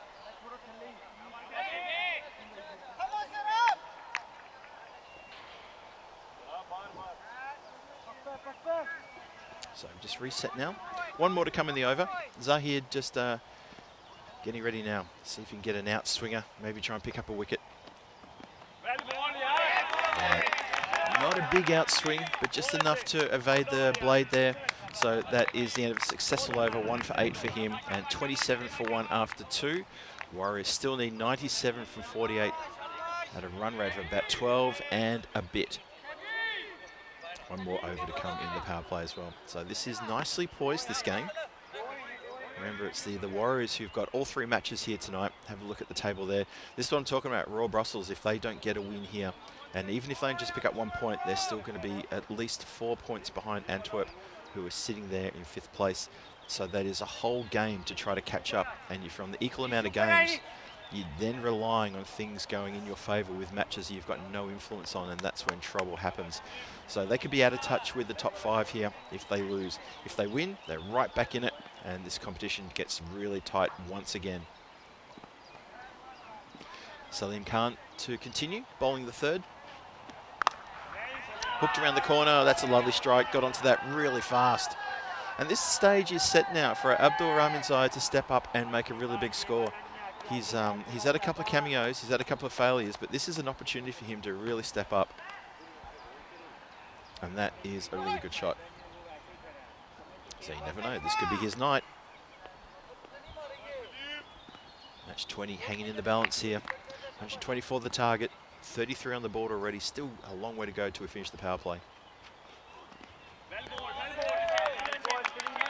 Eyes lit up there, but didn't really get close to that one.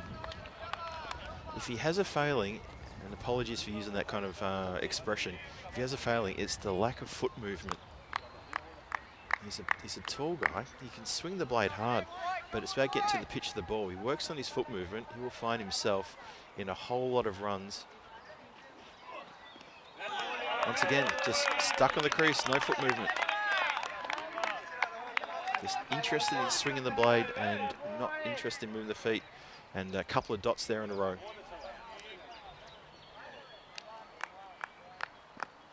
So Salim Khan, he's doing okay here. Halfway through his over, 6 runs from it. 33 on the board. Still a lot of runs there, still 91 runs needed. See, I've got no fault with Abdul Rahman Zai when he connects, because he connects, he swings hard, he hits hard. But when there's no foot movement, you see even there, there's barely any sort of movement. The ball was probably in a better position than the previous 2, but those previous 2 balls really told a bit of a story about his batting. And that is, he's not a foot mover. Oh, here come the geese. Oh, they're making a turn, they're heading towards the other side of the ground, they're going towards the leg side, and now they're heading towards deep mid-wicket and over the dugout area. And they have left the arena and settled themselves over on the other side of the forest. How's that for wildlife commentary? I know I'm no David Attenborough. No one is David Attenborough except for David Attenborough. Something about those geese, every time I see them, my eyes light up and I think, ooh, cool. Pate. Sorry. Swats that one down the ground, deep mid-wicket. Bit of a spill there in the field. That's okay though. That's Sai Tipi who's out there, placing the very badly injured Mustafa Mamond. There he is there. Manages to stop that one, doesn't get past him. So last ball of the power play coming up. 39 for 1 on the board. That's full, it's clipped off the legs. It wasn't middle though, and it will be successfully fielded out there. Tajik, who's got the duty out there on the leg side boundary. And that is the end of the power play. 40 runs off the power play. Not a bad effort from the Brussels Warriors at all. They have lost their key striker, Omid Kel, and that is definitely going to be a bit of a body blow. But these two going along nicely. Abdul Rahman's looking pretty confident. Just needs to use his feet a bit more. Now have a look there at the tail block situation. That 24 in the last over of Royal Brussels innings. Ooh, I just think that could have something to do with the outcome of this game, because that was a lot of runs in that last over, and that was not good bowling at all. And the Royal Brussels really capitalised on that last over, belting 23 off it. So 84 from 42 required. The run rate is now exactly at 12. And just watching is that Khalik is doing some stretching before he bowls. A little bit of yoga there, just while the batters were off getting a little bit of treatment as well. Didn't notice the batters had wandered off and hadn't really come back. But Faisal Khalik now, he's got the ball. See what he can do here. Bowling the fourth. As the Royals looking for a wicket. Oh, it's full, it's rubbish, and that's been put away. Is it going to be stopped? It is going to be stopped. That's good work down there. And that distinctive red cap, that's Taha Chowdhury down there, who gets around. He's at fine leg. He's going to have a bit of work to do. Khalik, bit of a loosener, that one. And that is indicated as a no ball, and a free hit has been signalled. So let's not get carried away in case there's a wicket. It is a free hit coming. That is a wide, so free hit still coming.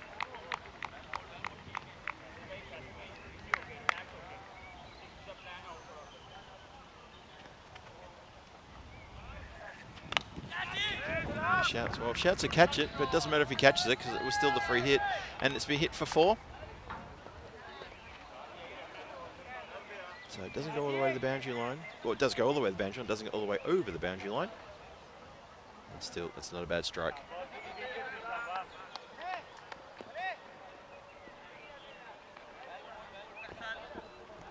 So just wait for the ball to come back. There it is. So Khalik, he's coming off a very short run up here. Just a couple of little sort of steps, a few starts. That's hit on the full. Shouts to catch it. And catch it is what the player does out there. That's the 12th man.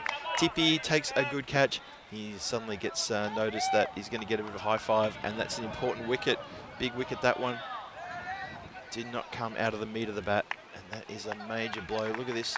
Watched it all the way to the hands. Good catch in the outfield. A good 3 or 4 metres in from the boundary line.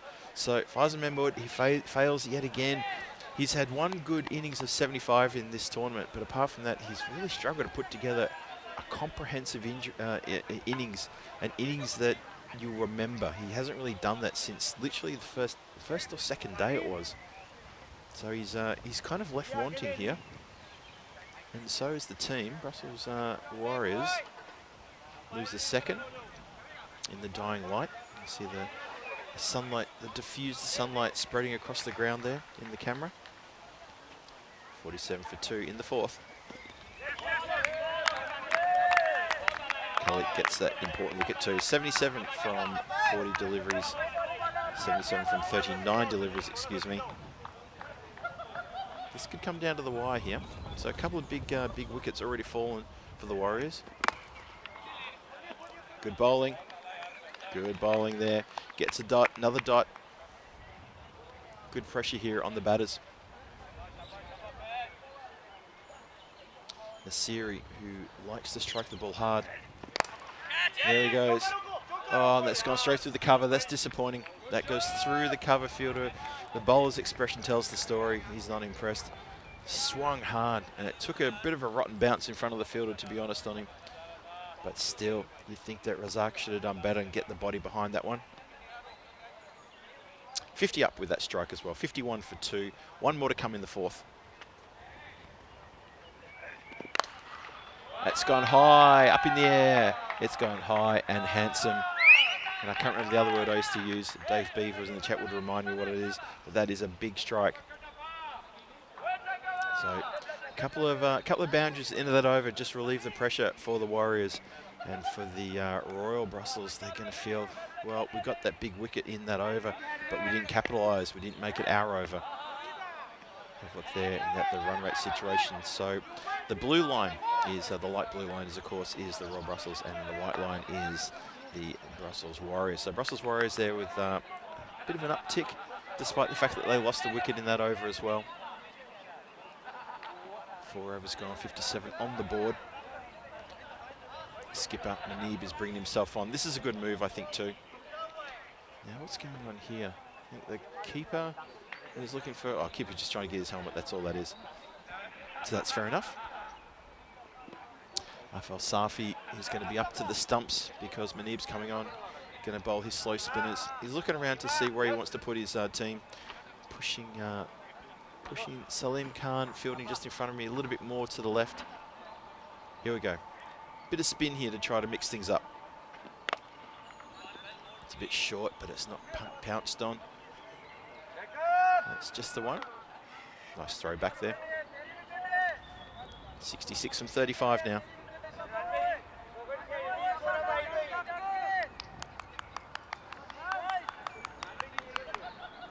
Manib searching for another breakthrough here.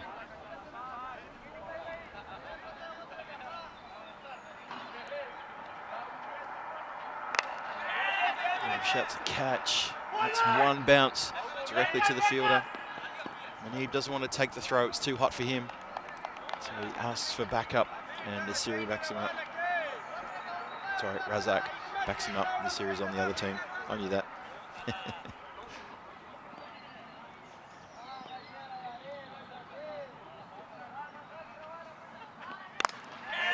Shouts a catch. It's going to be one bounce.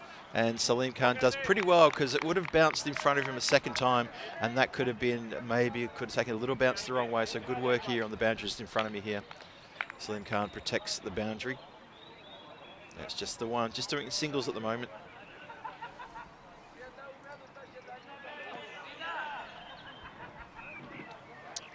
Now, what's going on here? Umpire is having a chat. The batters want to exchange bats. Now, I don't remember seeing that for a very long time, that batters wish to exchange their gear while they're both out in the centre. Okay, well, okay, now I've lost count of who's got what bat now. I wouldn't be surprised they both ended up with the same bat. That's just really confusing for me. Wouldn't it be quite hilarious if actually it turned out that when the new bat came out, it was given to someone who just handed it straight back via the other person. Anyway, we continue. And that is well bowled, but it gets away with a thick edge. It's going to run away from the boundary for 4. Valuable runs here. Yeah, I think this is... get the feeling this game's going to come right down to the last over. It just feels like one of those games. It's 60 now needed from 32. The run rate required to win is 11.25. Just get the feeling it's going to come down to it. Another couple of wickets and it's going to get very, very tight indeed. The series has gone downtown. Well, that's going to help the Warriors in a massive way here. That's into the bushes, over the fence. There's a massive fence behind both the goals of the 2 football grounds. And that's obviously to protect in case the football misses the goals and goes behind. But for us here at the cricket, it's obviously good that it can also protect the ball from going right out of the ground completely. That's up in the air. That's going to go well over my head. It's going to go over the head of Salim Khan, who's fielding in front of me. It goes over the scaffolding. That's gone a long, long way back. Yeah, way over there to the left. We're trying to give directions to where the ball might have gone. But that is a big strike. And that is a pressure relieving couple of balls there. Let's have a look and see what's happened tomorrow in Jersey. The Liberation Series continues with Vinny Sandhu and Danny Hudacek in charge of the commentary there, leading you through the action. Eastern Royals taking on the Yorkshire Cricket College in the first match. Cricket College back to take on the Southern Spitfires. The lunchtime game, Eastern Royals versus Western Towers. And then Central Commanders and Eastern Royals. And the final match, which will probably coincide when we start our game. That game will still be going, and that will be the Western Towers and the Central Commanders. So you can watch that match 15 while you're watching me here. Well, not watching me, but watching the action from match 19 with me here in Belgium, taking you through what will be night or evening number 10, Wednesday action. A lot going on. Let's have a look and see what's going on here. So the Brussels Warriors need 48 off 12 for a bonus point. That probably looks a bridge too far unless Nasiri gets on strike and starts belting those Maximos again. Although, Abdul Rahman's eye, he's no slouch when it comes to the Maximos either. So if they want to try and pick up all 4 points, Brussels Warriors need to go at, well, a minimum of a 4 every delivery. Every shot's got to go to the boundary for 4. That's if they want to chase this down in the next 2 overs. That may be a bridge too far. Considering that they've made 76 off the last 5 overs, I'm not sure they're going to get 48 off the next 2, but you never know. Saeed has got the ball, Jamil Saeed. He's going to see what he can do here. He's also going to slow things down a bit.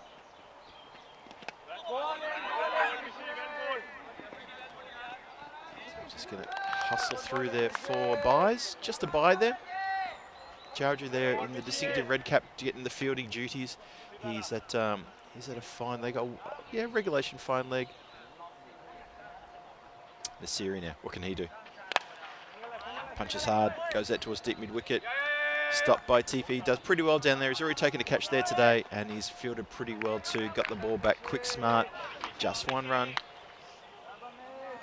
So yeah, I think that bonus point equation is probably not going to come to fruition. They'll be aiming just to pick up the win here. Oh, that went like a rocket. Absolute rocket. Jamil Saeed tempted to put the mitt out there to stop that one. I'm not sure he got anything on that, because if he did, I reckon his fingers might still be stuck to the ball somehow. Yeah, he's pulled out just at the last minute, and I don't blame him. Strays down leg side with that one. Hello to Nishal. Nishal Srinath, who joins us in the chat. Hello, how are you? Big appeal, and quite rightly so. That was plumb. As plumb as you like. Abdul Rahman's eye stands there for a moment, and well, maybe he wanted to review it. It wouldn't have been good for him to review, because it would have shown what I think was pretty plumb. Watch this one again. Pitches, well, hits him in front, and hits him on the full, and he's on the line, he's on the crease. I think that's pretty fair call. It was good flight, deceived in the air, and he's done a leg before. So 3rd wicket falls on 83. Still got a few runs they need to collect here.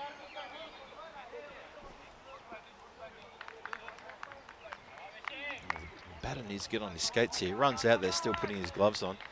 Need to be careful. It's a 60 seconds to get out there. If you don't, there could be a penalty handed your way. So they need to watch out for that. Rashid Khan it is, the skipper. He should know all about the rules.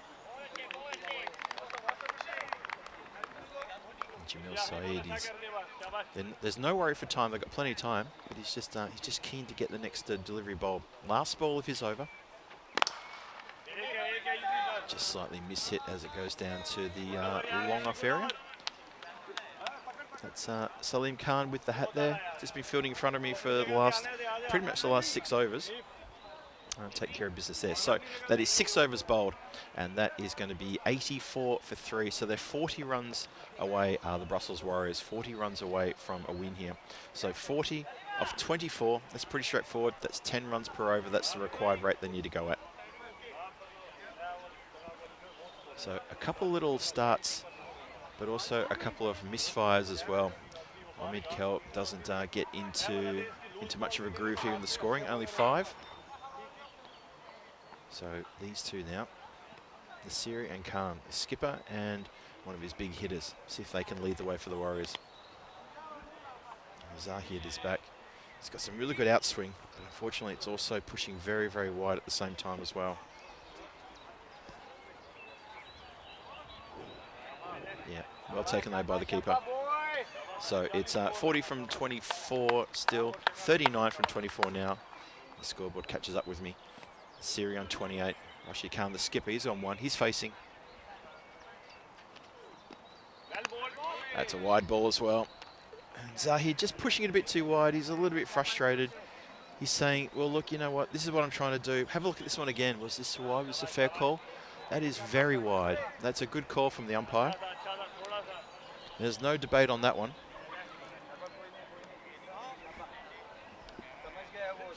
I'm not sure what he's gesturing, but the bottom line is that the wide line doesn't move and the ball needs to catch some of that wide line. That's how it works.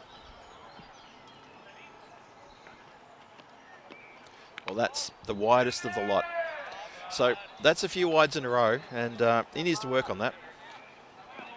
That's just not good enough. At a time when the match is hanging in the balance like this and you bowl 3 wides in a row, I don't know, not good. He's got a very good outswinger, but you can't start it that wide. That last wide especially was, well, enough said about that. Let's see what we can do here. Let's get a legal delivery in. Does, shouts a catch. It's 1 bounce. Fielder takes it, throws an absolute rocket back. Abdul Wahid Tajik out there. He just doesn't come into that one. Probably doesn't see it. But the throw back was absolutely dynamite. Look at that. Look at that. Almost could have had him.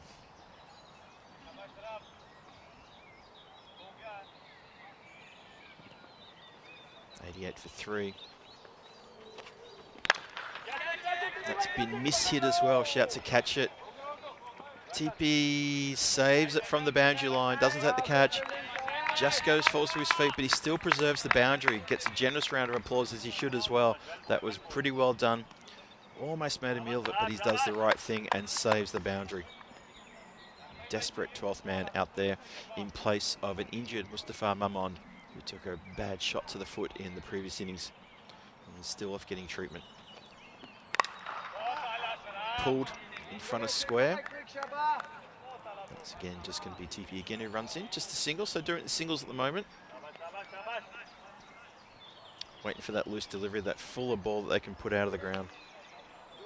The series an exponent of that kind of shot as well. So he's just biding his time and waiting for that. He's on 29 from 10, 90 for 3, still 34 required from 21.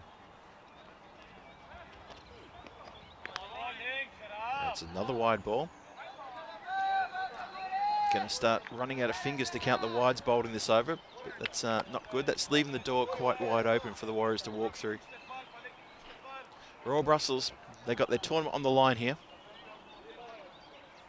Don't pick up the win here, they're going to be really, really, really hard fought to try to get themselves back into contention for finals.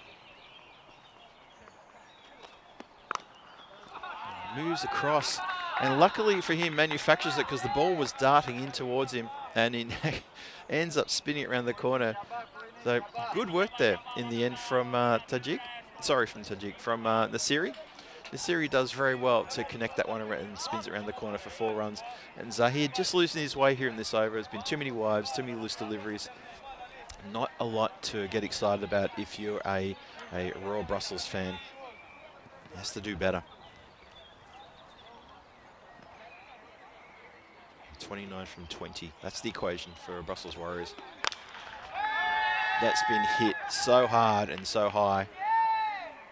And that, there you go, just goes behind the dugout. 100 up with that strike as well. 101 for 3. That's a really good shot. So a couple of kids in the background just craning their necks looking upwards. And the whole dugout there, they may have to go to the chiropractors, get work done on their neck if they keep looking backwards like that. And Zahid here is getting absolutely destroyed in this over. And so are the Royal Brussels chances in this competition. Struck down the ground. It's probably just going to be the one. Khalik is out there to stop that one going any further. That's the end of the 7th. Should be 102 for 3 after 7. Nasiri is belting a good 40 here, and he's looking to take his team to another big win.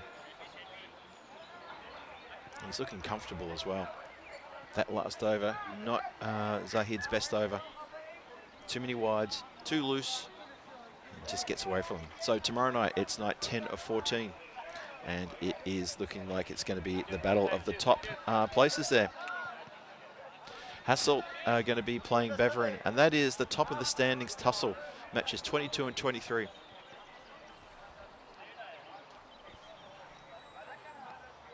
So let's have a look at the next match coming your way very shortly. We'll probably put this one up again because we're about to go back to live action. Here we go. Just punch down the ground through the covers and throw over the boundary. It beats the boundary rider. Well placed. Couldn't have placed it any better. The Nasiri is playing a match-winning innings here. That is a lovely strike, but it's the placement that's good. So past the cover, and it eludes the boundary rider as well. And Jamil Saeed, he's saying, why wasn't there someone there? Shrugs his shoulders and he's saying, why wasn't someone there? Well, as the bowler, it's probably your job to place someone there. How about that? 18 from 17 now is the equation for Brussels Warriors, looking very good here. 106 for 3 in the series on 44 from 14. He's eyeing off a half century.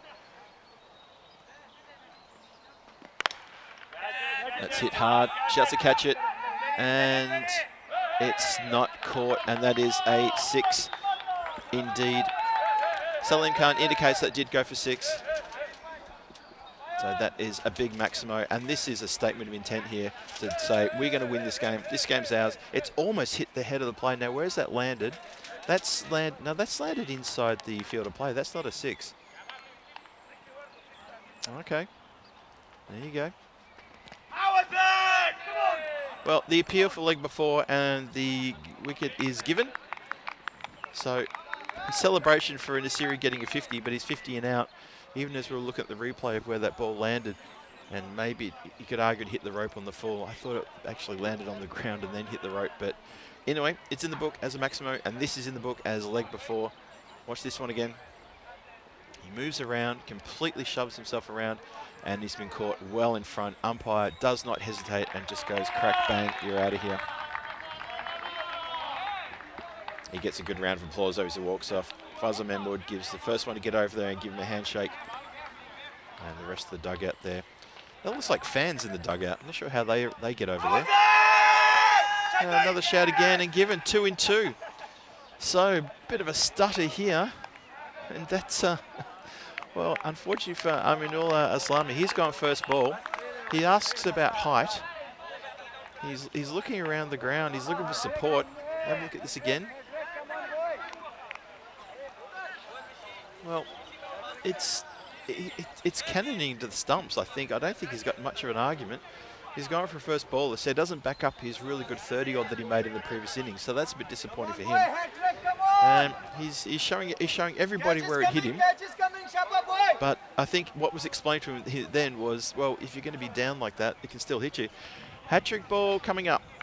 Let's see if we can get another member into the Hat-trick Hall of Fame. Here we go. Oh, it's hit down the ground. It's good delivery, though. Just the one run there. Jamil Saeed doesn't get the hat-trick, but he gets 2 in 2 to go with his wicket that he had previously. Brussels Warriors still need 11 from 13 here. So Rashid Khan, the captain, can he bring them home? He swings hard at this one. He's going to be caught. He's going to be caught at backward point.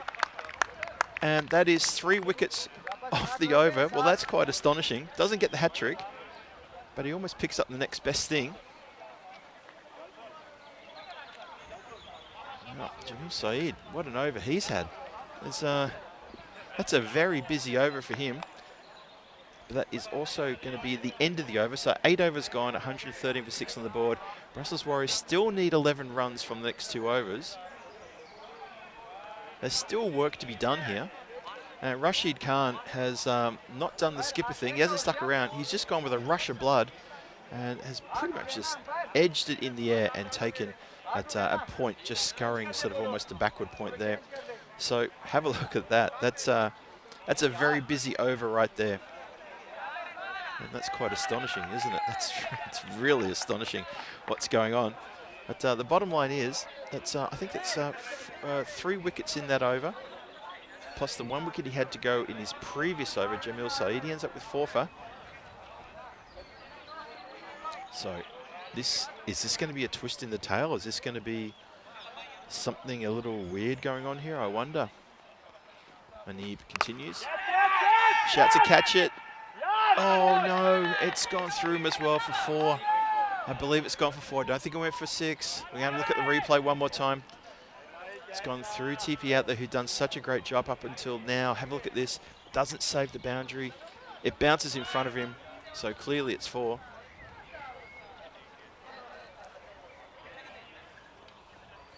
And that's pressure relieving. So 7 from 11 now. Manib, desperate, the skipper. Gets a dot, gets the ball flowing through him. Need to get this game into the 10th over. Royal Brussels desperate for a win here. Need to take this game into the 10th to have a chance. Batter shifts around, and I reckon he's got every bit of that. And he has indeed. That's a Maximo. That puts scores level. Scores on 123 apiece.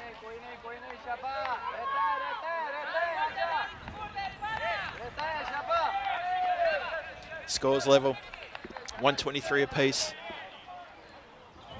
What are the chances of 9 dot balls in a row to force a golden ball? What are the chances? And I think they're trying to call. I think a fielder has gone off the field to look for the ball. The umpires are saying, "Get back here. We've got a game to finish." So there's still 9 deliveries left to pick up this 1 run. I think you know what you think's going to happen here, but it's ECN. Anything can happen. Goes inside out, and there's the win. 1 bounce, 4 runs. So things got a little bit sticky towards the end there. They lost 6 wickets in the run chase, but the Brussels Warriors, they do get their 2nd win of the night, and they have put the Royal Brussels down. And I feel that Royal Brussels now, after you look at the standings, when all is said and done, they're going to be sitting several points astray of the team that's going to be 5th, which of course will be Antwerp, and they'll be many, many points behind the team that is 4th. So that could be their tournament done right there. Have a look and see what's coming up next. Match 21, Brussels Warriors taking on 12 Stars. Changes. 1 change for the Brussels Warriors. Murid Ekrami comes back in, the skipper. But for the 12 Stars, there's 6 changes there, including 4 new players. They've obviously had a bit of a time today to bring a team together. They've suffered a little bit, so it's going to be interesting to see how they go. Let's have a look at the highlight reel and have a look at how this run chase unfolded and how things went. Well, the pendulum swung several ways at several times for both teams. You see here, there were some good hits around the ground. All in all, it was one of those games where you felt that the Brussels Warriors were in charge, and then a wicket fell, and it was a big wicket, so then it was the tight bowling of the Royal Brussels. So it just swung, and every time a wicket fell, things took a while for the momentum to pick up again. And that's probably why it get to a point maybe about the 7th over when a few of us were sort of saying, well, this is actually going to be pretty close. This is actually going to be a lot tighter than we originally thought. And it was a bit of big hitting there towards the end. Nasiri there, he's pretty much the lifesaver for the team. That was the shot. That was interesting. I thought that landed inside the field of play for a 4, but I was overruled by the umpire. And if you're going to be overruled by someone, it should be the umpire. Jamil Sayed kicks 2 in 2, and just for a second, you thought there's something here. Rashid Khan just lost his cool there and tried to hit out. Not sure why. Only he'll know why. And then it was a couple of Maximos here and there, and a 4 to finish with, and that was the game, set and match with several balls to spare, and the score is on the board there for the Brussels Warriors. They've done very well to get the good win here tonight. The 2nd win for them as well, so that's going to make them very happy. And I spoke to them before we started the action today, and they said they're very keen to get all 3 wins tonight. So there's 2 of them. You see there, that's the Royal Brussels. That's the Royal Brussels from score from match 20. We've already seen that one. So if we can have a look at the Brussels Warriors card, that's going to come up next, I'm sure. And we're going to see how it all goes when we have a look at the recap at that scorecard. There it is. Thank you very much, guys. So Abdul Rahman's at the top there, that 35 from 17. It was his chance to kick on, make a big score. He made 35, probably wanted something better than that. Nasiri, 50 exactly before he was LBW to Jamil Sayed as well. And that was a great score from them. 15 to Pasha at the end there. That little cameo for him, that 15 from 5, that's what got him over the line. 11 extras in total as well. And yeah, we're going to see what's going to happen soon, because they won with 8 deliveries to spare as well. And that was a bit of a statement. Have a look at the bowling there. 4 wickets to Jamil Sayed. Almost got himself a hat-trick as well. Picked up 3 wickets in that 1 over. That was the 2nd over he bowled. So I think he bowled 1 for 7 in his 1st over, and then 3 for 11 in his 2nd over. So well done to him to pick up 4 wickets. But unfortunately, it's all in vain, because the Brussels Warriors got the runs on the board, 127 for 6, with several balls to spell there. But they did very well indeed. Both teams, it was a good close fought contest. A 4-wicket victory. The Brussels Warriors get over Royal Brussels, and that is going to pretty much spell the end of Royal Brussels' campaign here in this ECSN series. Unfortunately, But you know what? You never know. Could be a few results may go their way. We'll find out in the future. We'll have a look at the standings when we come back for the next match, which is getting ready and to start in approximately, well, actually not too far away. We're only going to get about a 10 or 12 minute break here, so it's not too much. And we're going to see how it goes. Yeah, 20 minutes. There it is, 20 minutes on the clock. So it looks like we're just going to push the start time back by a few minutes as well, as that game went a little bit longer due to the injury sustained by Mustafa Mamon. And we hope he's okay. I'll try and check in on him, see how he's doing. So match 21 coming your way in 21 minutes time. So please join me, Phil G here from the European Cricket Network, and I'll be back in about 15 minutes time to take you through the start of this evening match under lights. And it gets darker and it also gets colder as well. You know, I should have brought some gloves. It is going to get a lot colder here tonight as well.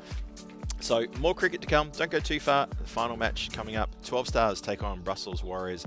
Big match for both teams. And we'll talk more about that when I return. Phil G for the European Cricket Network signing off, having a meal, and I'll be back in 10 minutes. Cheerio.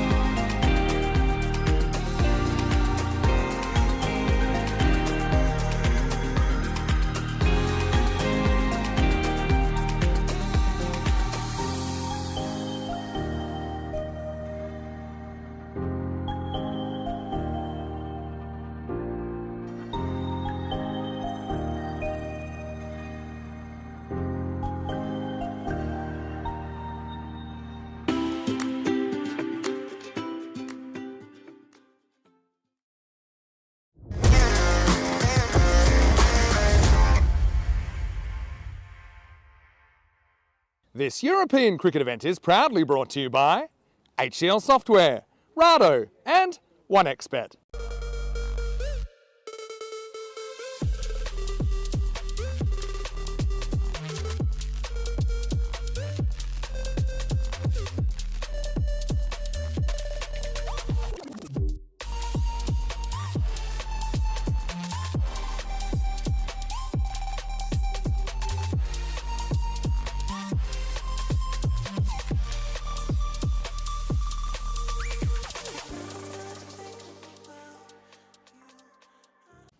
Welcome back to the European Cricket Network. This is the ECSN in Belgium 2025 edition. Phil G on station for you today for the next match coming your way.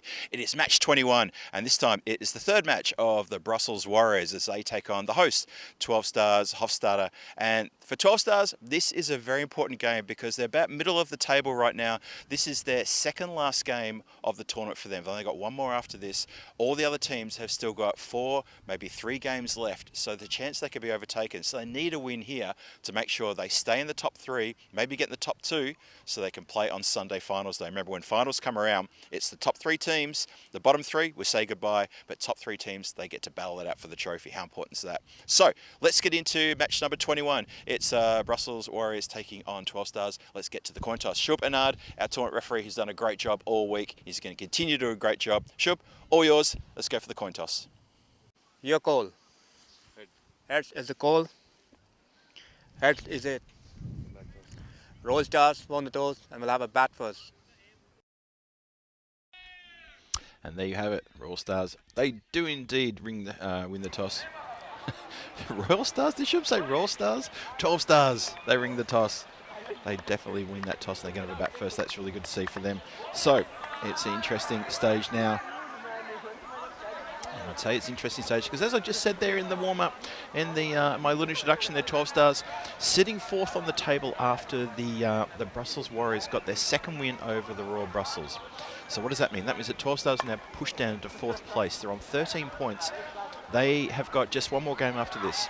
So at the top of the table is Hasselt on 17 points. Below them, Beveren and Brussels Warriors both on 15 points. So they're the top 3. Hasselt, Beveren, Brussels Warriors, 17, 15 and 15. So 12 Stars need to get a win here to make sure that it doesn't come down to the last game. And also, Hasselt are playing Beveren tomorrow night.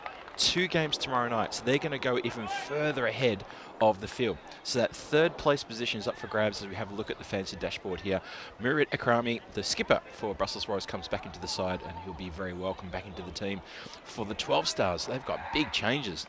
I mean, look at that, 6 changes including 4 new people coming to the team. I've got a funny feeling some of those may be the ball boy volunteers who've been around the ground for the last couple of days. So I'm hoping we're still going to get people who are going to be chasing the ball on a volunteer basis around when it goes to the boundary. So hopefully I'll get at least 1 or 2 near me in the comms area because there's been so many runs scored at long on, long off and straight hits. It's a very popular part of the ground. And just before we go any further on that one, just want to give shout out to the chat to Masharaf, who's been in the chat, just chatting with me the last few minutes. And good to see you here. Hope to see you back here again really soon. And thank you for your kind words in the chat there. And who will win this? Well, the supercomputer likes Brussels Warriors. They're tuned to 66%, only giving 34% chance of a win to 12 Stars. So there's a bit of work to do there for both of these 2 teams. For Brussels Warriors, they've had 2 big wins against the Royal Brussels.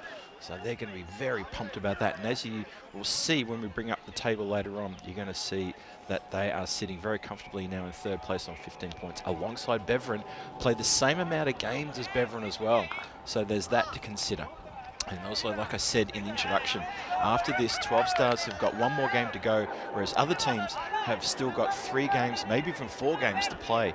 So it's almost like 12 Stars have almost spent all their money, but they've still only got 1 game to go and they haven't got a solid top 3 position yet. They're currently sitting 4th. We'll look at the standings a bit later, maybe after the end of the first over, because they're almost about to start. It's Ali Raza out there in the centre. And he's got his batting partner. Who's he got out there with him? Looks like he's got Ashveer Singh with him as well. So they're going to start proceedings. Akrami, skipper himself, is going to bring himself on to bowl first. That's actually not a bad idea. But Ali Raza, he's promised a lot, but he hasn't delivered a lot in the batting.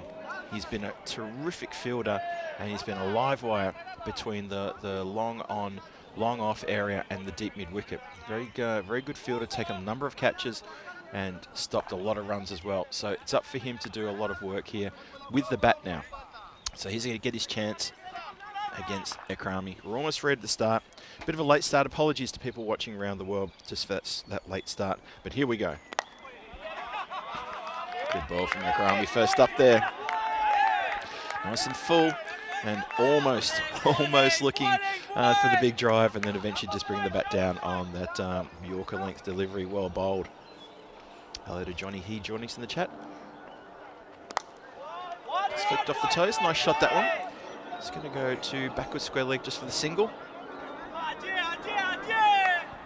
So yeah, really important in the game, this one.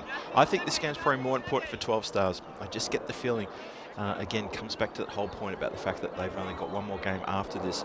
Brussels Warriors will have 2 games after this, so they've got a little bit of a double bite at the cherry to get into the top 2 positions. Ooh, that was so close. So very close indeed. Ashveer Singh. Haven't seen a lot of him. Haven't seen a lot of him getting into the runs either, so there's a bit of pressure on the young man.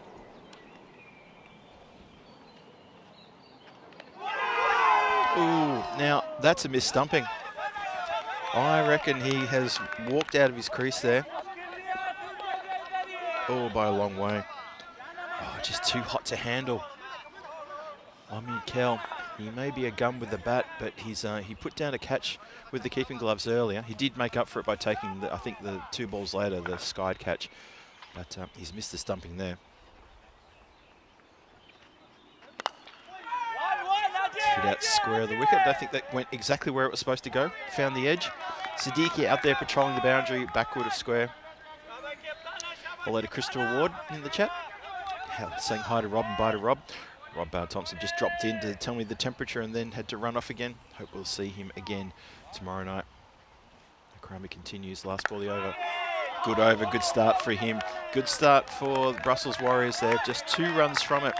How about that for a nice miserly cheap over, that one? That's almost as good as a maiden. Just remember, tomorrow in Malta, we've got the final match of the T20I. Malta and Estonia men going for battle head-to-head there. And that's going to be a big game. There was a big game this afternoon. It was a very, very close game. A bit of a thriller, high-scoring thriller. So tune in tomorrow for that action. Rico Full and Tindergoff taking you through that one. Looking forward to that one myself. Reckon I'll tune into that one. And I'll be having, obviously, the Jersey series going off on another part of the screen of the laptop. Actually, I've got a spare screen. I'm just having just go on both screens. That's right. I lashed out a couple of days ago and bought myself a brand new screen just so I could watch the chat while I'm doing the commentary here.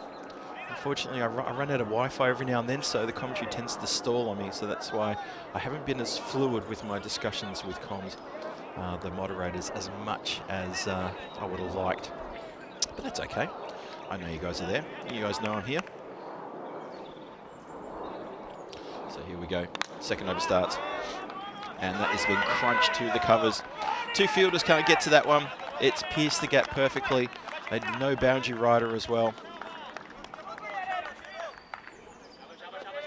Have another second look at this one. Aminullah, just he's in the play.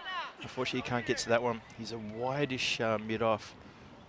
Probably needs to go back to regular mid-off and maybe just cover to sort of come in a bit closer. Now that was interesting. Hands on the head for a close delivery, but then appeals, and then the bowler gesturing and saying, "So why were we appealing?" Watch this one more time. What was this? How has that missed the stumps? Until the last moment it moved away. That was honing in on off stump, and the batter was beaten completely. Amazing. Should have had a wicket there. Ooh, once again, just beaten. This is a good spell, this. I reckon he's going to get a nick behind, and you'd probably want that. I'd want that third man a bit finer. So I just get a funny feeling here that something may give. The temperature's dropping. There's a lot of players out there blowing warm air into their hands right now and trying to keep them warm, and I'm doing the same. Goes the backward point. Oh, Pashai charges in.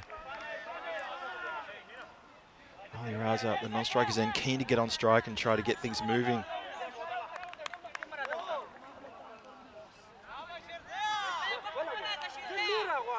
Hello to everyone joining us in the chat. I guess has the Jersey game finished now? Now it's a good timing to pop over here to Belgium for the final match. Hope you're all well. Hope you've had a really good Tuesday. It's a wide ball, just pushes that one way too wide. So I see Chris Ward, Rob Thompson just dropping in again there. Phil could do us in hand warmers. You're absolutely right. How did you know, Rob, that I was rubbing my hands? And we've got like a two-way camera going on here, because I for the last half hour just been trying to rub these hands and get some circulation back into them. But there's other players out there in the field doing it as well right now. Oh, bending the back, couple of wides here now. Just letting a bit of pressure off.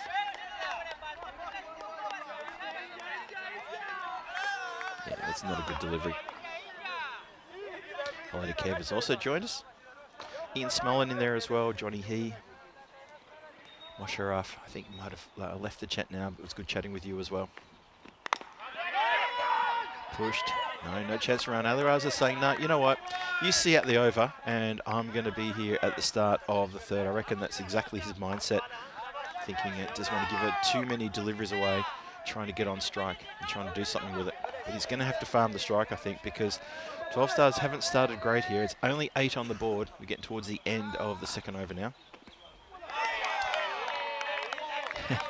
The batter asking for a wide, and if he could see the replay, he'll realise how crazy that suggestion was. That was not a wide ball. That took some of the line. And that's all it has to do. That's pretty much how it works.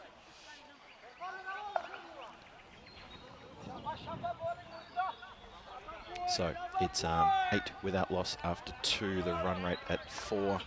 And Ali Raza is probably feeling the weight of the world on his shoulder right now, and he knows he's got to be the one to step up here. Let's have a look at the standings. Try to cover off what I was discussing before about 12 Stars. They need a win here, otherwise they could find themselves falling afoul of maybe Antwerp and Royal Brussels overtaking them and pushing them right down to the bottom, because they've only got one more game after this. Well, Ali Raza says, enough of this. All these swings and misses I saw in that last over, let me get back into it and start off with a maximum, and he does indeed. That's a lovely shot. Akrami gets taken downtown.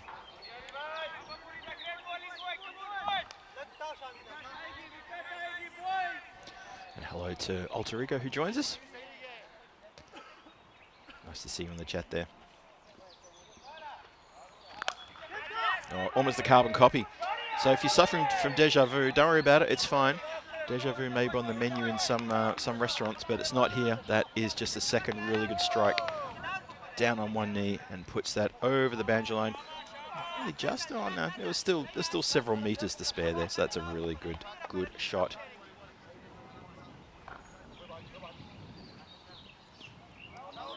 Right, 20 now. So suddenly that run rate has doubled in just a matter of 2 deliveries. I guess that's what can happen at this part of the game. Go straight this time. Amanullah Joy made a lot of ground in, overruns it. And the throw to the keeper's end. That's right to throw at the keeper's end. Good work there. It doesn't affect it. Amin Shah cleaning up the work after Amanullah Aslami runs over it. He was never going to make that, unfortunately. It was a long way. It literally just went still inside the circle, just over the top of the bowler's head. And player had to run from a very wide mid-off position. I mentioned before that he was quite wide there at mid-off. If he had been regular, it would have been fine. Could have been a catch. As it is, it's not. 22 for no loss. Halfway through the third. Still plenty to go here. Well, we've only just started the match, so of course there's still plenty to go. Ekrami in again. Oh, wow. That's an absolute statement there. You see it land just the other side of the fence that patrols the football ground there and into the forest. And it's gone a long way back. Just swivels and turns and absolutely puts everything into that kitchen sink and then some. It may take a while to come back. Akrami now has gone for 22 from his 1.4. There are ball boys still hanging around very straight. And I know why they do that, because there's been so many runs scored straight, but yeah, we do need someone out there at square. Oh, there we go. I think someone's heading out there now, possibly. Otherwise, we're going to lose Grizzlies in the forest.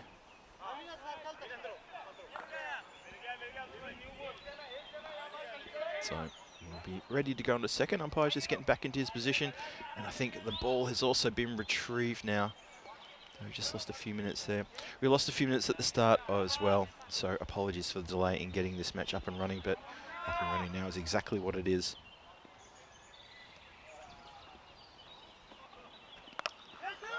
Shouts to catch it. No one's catching that because there's no one out there. Not sure who shouted catch it. Maybe it was someone from the gallery. But that is a lovely shot. Safe as houses, that hit as well. Made sure he rolled the wrists on that one and has gone well behind square for a Maximo. Good shot. 34 on the board now. Well, after the first 2 overs went for 8, this is now, what's this? Help me out here. That's 26 off the over. 1 more to come.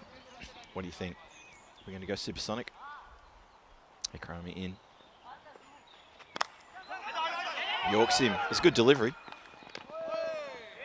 And attempted shy at the stumps. And nothing happening there. So just the 1 run there. Just some side on. It's a good delivery. Nutmegged himself as well. Just through the legs. And the throw just misses the pad of the keeper and flies away, but for no extra runs there. So that was a big over. That was 27 off the over. That was a big over for 12 Stars. Oh, they needed that in a hurry. Have a look there. 2, 6, and then 27. Haven't lost the wicket yet. But it's pretty much the Ali Raza show because he's got to take care of everything here. And he'll be very glad he got that run off the last ball of that over because now he gets to face the first of the 4th. Unfortunately, Ashivir Singh at the non-striker's end, he's only hit a 4 on a single and he's just struggling. 5 from 9. And I'm not sure if tonight, well, 12 Stars tonight definitely don't have their number 1 team. They've definitely got a few extra ins to cover off people who are unavailable. It's a Tuesday night. It's just one of those things, and you know, not all the teams can have everybody available every time. Haran is back. Hits down the ground, and that goes really quick. Good work there, though. That slams into the hands of the fielder down there. That's Amin Shah. He's going to be ringing that. There he is. Yep, that's exactly what we're doing as well, blowing hot air into our hands. I'm doing it here in the comms area as well. Everyone around the ground is doing it. Because it's the temperature has dropped in, well, when we got here it was probably about 20 degrees. I think it's at least down to 14 now. That's gone straight up in the air. Who wants it? No, bounces and nothing. Faisal Mahmood picks it up and says, well, I couldn't get to that. No one could get to that. Ali Raza was looking for a big hit, doesn't get it.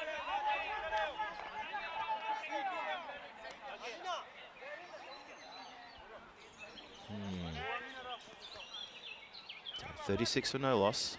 Just remember that 12 Stars won the toss and wanted to bat first. They didn't want to bat under lights, which is really quite tough. I talked about this a bit at length last night, and I'll go through it again. Just the where the batter is standing, looking straight at the bowler, and then behind him is the black sight screen. Above the sight screen is the scaffolding, and above the scaffolding are the lights. The 6 light pylons here, but those lights at that end, they're shining on such an angle that most of those lights are going straight into the eyes of the batter, which is not good at all. Lovely hoik that one, and that's going to carry the boundary line for a big 6. Heads towards the dugout where the scorers are hiding. Nice shot. So the problem you got there being the batter on strike when you play the second innings especially. Obviously it's still going to be a slightly effect now, but later when the second innings is on, the batters, they have to use the peak of the helmets and sort of tilt it down so as the bowler is releasing the ball, they can sort of shield their eyes a bit from the lights because apparently it's quite dazzling. That's what I've been told. That's a great shot. Don't worry about that one. That's out of here. Capital G-O-R-N-E, gone. That is properly struck down the ground. Ali Raza stepping up here, as he had to do. I said that at the top, with all those extra ins that have come into the side, you know, just covering off people who are unavailable. He needed to take control of this game. He's up to 41 from 13, doing it in style. Goes straight to the fielder. Ekrami there in the covers. Slams into his left hand. He's looking down it. He'll be blowing warm air into that hand in just a moment as well. Everyone's got their hands hidden. Rashid Khan there just walking into shot there with his hands behind his back. Just trying to keep them covered from the night air. It's a funny old situation. 4 overs gone, 49 for no loss on the board. You see that, wow, that third over, just immense acceleration there as it went magical. See if they can maintain it at 12, pushing into 13s and 14s in the later overs, especially if that man Ali Raza is still there. We'll see.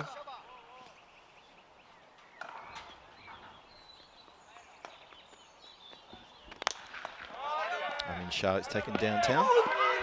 And it can't be stopped. Almost. Almost a fantastic effort to get a hand on that one. Gets a hand on it, but unfortunately can't deflect it back into play. You see there in the background, Haran there, he had to run a long, long way from where he was over in that long on area. And he had to run straight in front of the scaffolding. That was a good 20-meter sprint. Just missed it. That's the slower ball. And C just didn't do a lot with that one. Just tucked it out on just a backwards square. So 12 stars here. Let's talk about 12 stars for a bit and how their campaign's gone. They've struggled, to be perfectly frank. They've really struggled in this competition. And at the moment, they're currently sitting with 3 wins and 5 losses. And that's why they've been struggling. They haven't been able to string wins together. And they're sitting currently 4th position with 13 points, and they have sorry to say, they do have the worst net run rate of all 6 teams. They have negative 1.7. So they would need a couple of massive wins in this game and the next game they play in order to be a chance to play on Sunday the 11th. That's finals day, of course. So to try to push themselves into 3rd place. Not sure 2nd place is going to be gettable for them at the moment. Oh, that's a good shot. It's flat, and it eludes the fielder there. Didn't have to move too far, but that went really fast. Went really, really quick. So 12 stars. Let me tell you about 12 stars again. I'm still talking about 12 stars. They've got this match here right now, playing against the Brussels Warriors. They're putting up a really good fight too, putting a good score on the board. So the win here is vital for 12 stars because the last match they play will be on Thursday, and they play Beveren. That's the last match of the day on Thursday. They play Beveren. And you can be pretty sure that Beveren will come here with a bit of an attitude, which is right, because they are very competitive. They love their cricket, and they love to win, and they play to win. Just like any other team, sure, but there's something about Beveren. There's just something about them. They'll play in the finals. I expect them to play in the finals on Sunday. So if they come up against 12 stars on Thursday, you can be pretty sure that 12 stars can have their work cut out for them to be competitive against a Beveren team who are looking to finish on top spot.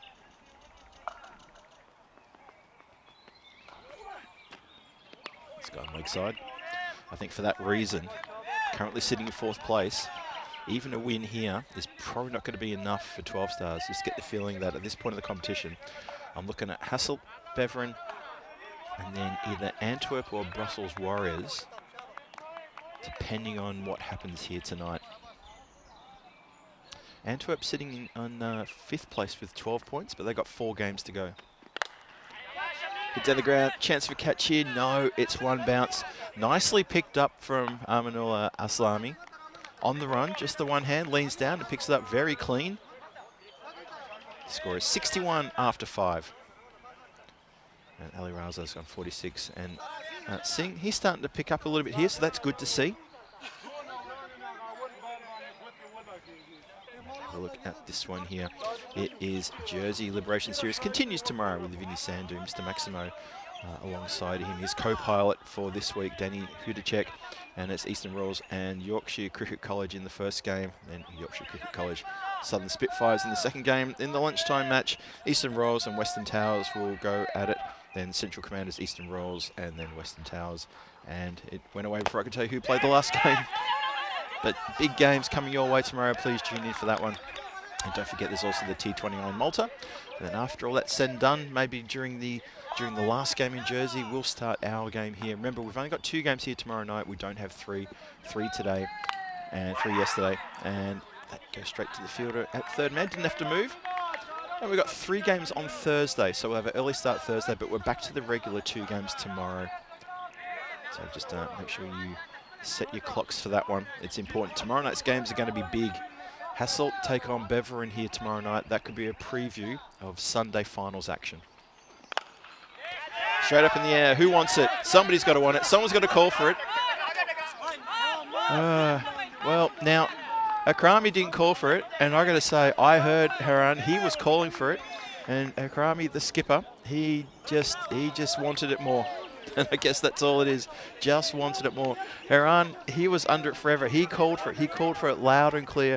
Akrami came in, and look at this. I called for it. He said, Captain, I called for it. They're still talking about it. But that's okay. The catch has been taken. And Brussels Warriors, you've got the wicket. Ali Razo goes. That's a massive, important wicket. He goes for 46. Almost 2 of them could have claimed that. Another jet screams overhead. Wow. Khalid Amadi is out there, and he's put it out of there. That's what he's done. Okay, that one is really close. that plane is really close to us as well. Wow. Sometimes they're very high when they go overhead and you sort of hear it in the background, but that one, yeah, there it goes. That one was particularly low. I think the pilot might be a fan of cricket and you just want to check in on the score. I honestly couldn't even hear myself there for a second.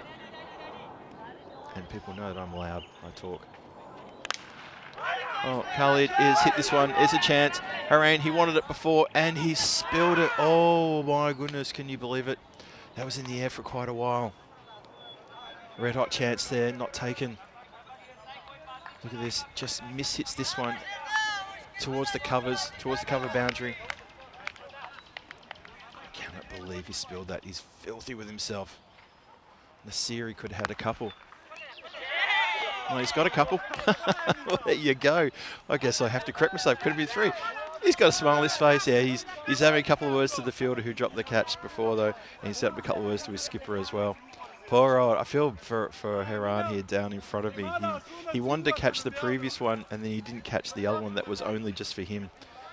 There you go. That's sometimes life just works like that.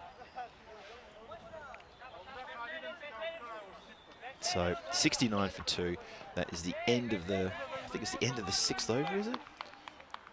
We've done 6 overs already. Feels like it's gone very, very quick. Or maybe it's just me. Just miss hit straight back, looking for the straight drive. So many runs scored straight down the ground, it's ridiculous. Yep, 69 for 2 after 6. Yeah, so many runs have been scored in between long off and long on in this competition. I'll try to find the stats. I don't know if I can, but it's just an astonishing amount of runs have been hit down the ground rather than going square or behind the wicket. Amazing striking here. We continue now. Oh, Khalid Amadi, he's just something else, isn't he? And that it's cleared in the end by about 2 metres. Maybe Faisal Mehmood thought he was in a chance there of catching that one, but I didn't think that was going to happen. Just absolutely got every bit of that. Nice shot.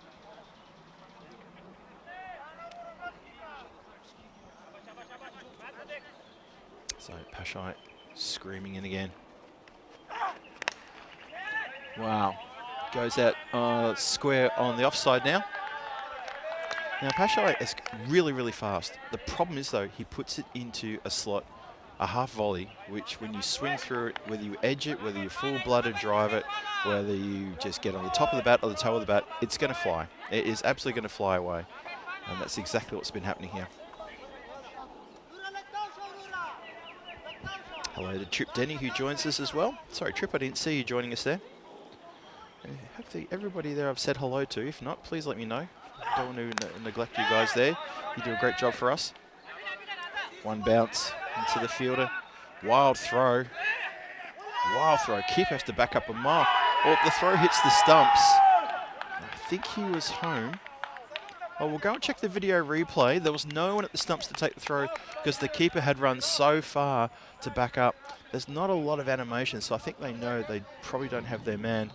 We're going to have a look in a second. Let's see what happens here. Throw comes in. It looks to me like it was a long... Oh, hang on a minute. He has jumped in the air and nothing has been grounded. He's gone. Oh, boy. Oh, boy. Wait for this. Confirmation coming through from the umpire. It's given out. That's massive. Absolutely massive. Didn't ground the bat. Did not slide the bat. It seems to me that sliding the bat in this part of the world is not something that's done. I haven't seen batters slide the bat when a chance has been run out. Why don't they do that? That's crazy, right? Or is it just me? Look at this. Skips in the air, pretty casual about the whole thing, really, to be honest. And is almost nonchalant about the fact that he was even given out. But, oh, that's massive. 12 Stars are in a lot of trouble now. Ali Raza's gone. Khalid Ahmadi's gone. So someone needs to stand tall here.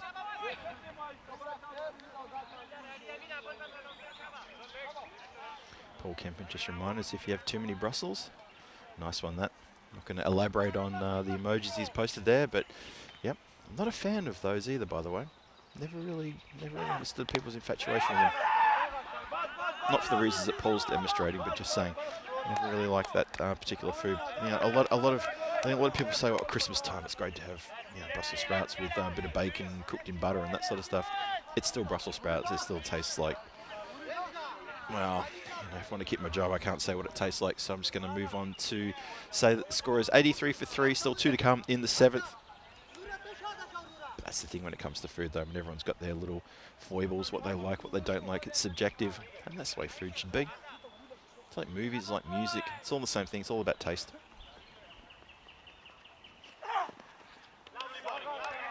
Wide shown there.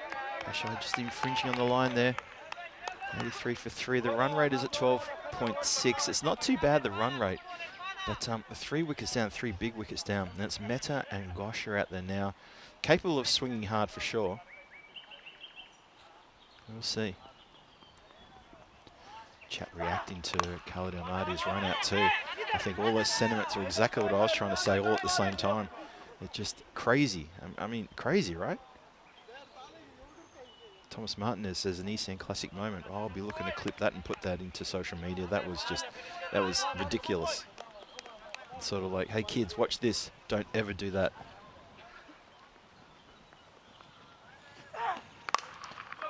Miss hit, just goes to that mid-on area. Akrami just sort of kicks it. Kicks it almost like disgusted. I'm not going to pick that up. And that is the 7th over bowled and completed. So 85 for 3. Expected score still in the 120s and be good for 12 Stars to get there. So that's what I'm talking about for tomorrow night. 2 big games. Hasselt take on Beveren. And you look at the standings. Hasselt currently on 17 points at the top of the table. Beveren in 2nd place on 15. So no matter what, one of those teams, or even both those teams, if they both get 1 win, are going to take themselves away from the rest of the pack. And that is going to spell trouble for everybody else, especially the teams sitting 4th and 5th. 12 Stars in Antwerp, who've got a lot of ground to make up. And Brussels Warriors sitting 3rd, also on 15 points. So if they get a win here, they will go top of the table, and then they will stay in touch with those 2. And you could almost say it'll be those 3 for final Sunday. Almost. So please join me tomorrow night for Hasselt and Beveren, that head-to-head match. And as I said, that could be a preview of Sunday finals action.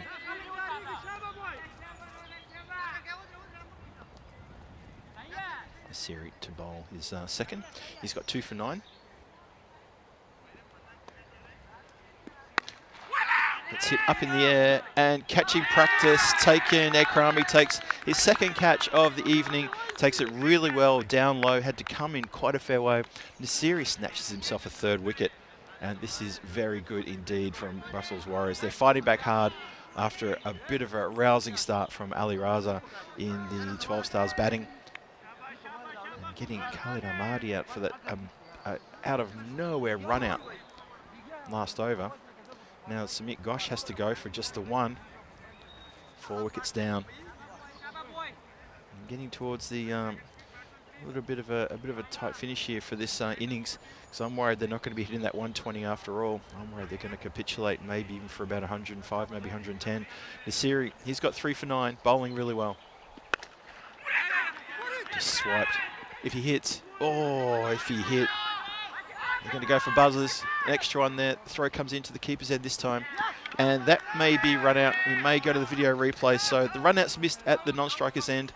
And we're going to see if the run out was taken at the striker's end. Not for the first time today that that's happened, where the throw to one end has ended up in a run out at the other end. Let's have a look. Hold your breath. The Brussels Warriors are looking very happy there. They think they've got their man. Watch this. So get through. Turns around. accelerate. Watch the throw come in. And done. Once again, no dive, no slide, just done. Holding the bat right at the neck as well, so not even trying to extend to get in. Yeah, strange running that they do here in Belgium. You think they can may need to adjust to try to get themselves not run out. But anyway, as it is, it's a wicket in the books. So look at this again. The throw to the non-striker's end. The Nasiri not even backing up the stumps. That's something worth talking about. Why don't they back up the stumps here when the throw comes in? And then the keeper with the gloves goes crunch.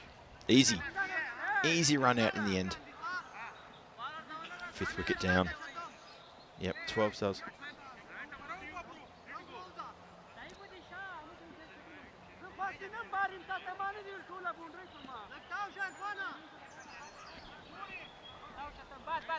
So good work here all around though from the Brussels Warriors. Really good work. They're fighting hard here. 2 wickets in a row. Well, there's your team hat trick. Astonishing stuff. The ball is following Ekrami around here. The ball is following him everywhere. Distinctive orange boots. Everywhere it goes, the ball's following. Obviously, it's something to do with the orange boots. But the run out in between those 2 wickets as well. So it's 3 wickets in a row for Brussels Warriors. There's a catch, a run out, and another catch. And that man, Ekrami, he's just all over this. And unfortunately for Ravi Thaplial, he is going first ball. The skipper for 12 stars, he cannot stand up and make a bit of a fist of it here in these dying moments of the innings. Still got 2 overs and 2 deliveries left. Ani Godbola comes out. He joins Mehta. Nasiri, he's got 4 for 10, including there's a run out there as well. So he's got 2 wickets in his first over, 2 wickets in this over. And it's all just falling apart for 12 stars, unfortunately for them. You believe they've lost 6 wickets in the last 2 overs. Or last 3 overs, apologies. Ambitious shout for LB there. Thuds into the pads. So over number 6. Over number 6, the 3rd ball of over number 6 was a wicket. That's amazing. And then a wicket on the last ball that over, then a wicket on the 3rd ball of the 7th, and then this 8th over, it's been 1 wicket, dot. And that's going to be 1. And this has been a devastating 10 minutes for 12 stars. They have, they've started so well. But just the last 10 minutes, they have been smashed to smithereens. All those 6 wickets have fallen in literally the last 7 or 8 minutes. Not even 10 minutes, last 7 or 8 minutes. Have a look here at what the graph shows, especially when you put in the dots. Look at that. 2 wickets in the 6th, 1 in the 7th, and 3 in the 8th. And including those 3, all 3 one after the other.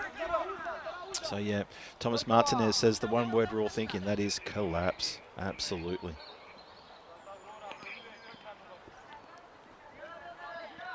So we're going to start. Next over, it looks like it's going to be Siddiqui. I'd be surprised if this is, close again. And going for the extra run as well. Throw to the keeper's end.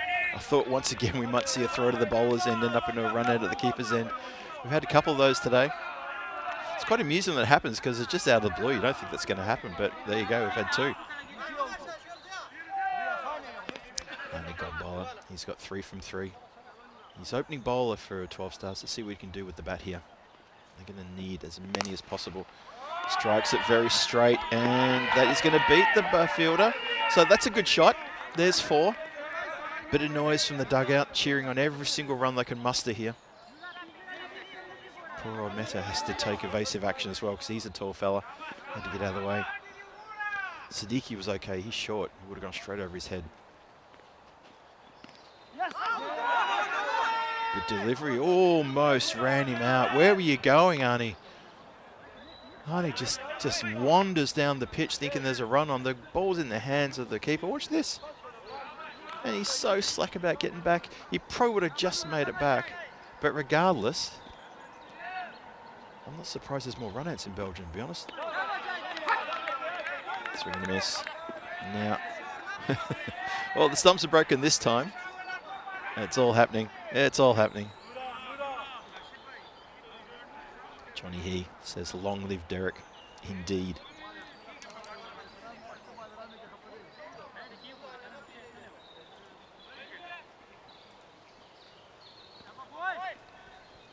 Shout of come on, boys. There's 2 balls left in this 9th. Ambitious shout for LBW there. In the end, it's just going to be shown as leg buys, came off the body. So Meta gets to face the last ball of the 9th. See if he can get some acceleration here with a big 6. Desperate for some runs. I remember I said about 9 balls ago, I said, you watch this.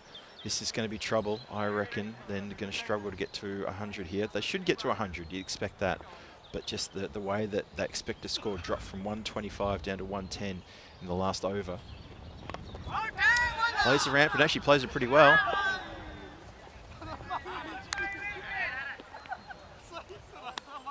There's a lot of giggling out there. I'm trying to establish what's actually going on. Have a look at this. So he plays the ramp well. You've got to get the body behind the ball to play the ramp. Have a look at this, and it's been spilled. That's why they're giggling. Is that Rashid Khan there? That's not the first catch he's dropped today. I'm sorry, he's going to watch this back, and he'll probably be reminded that I've just said that.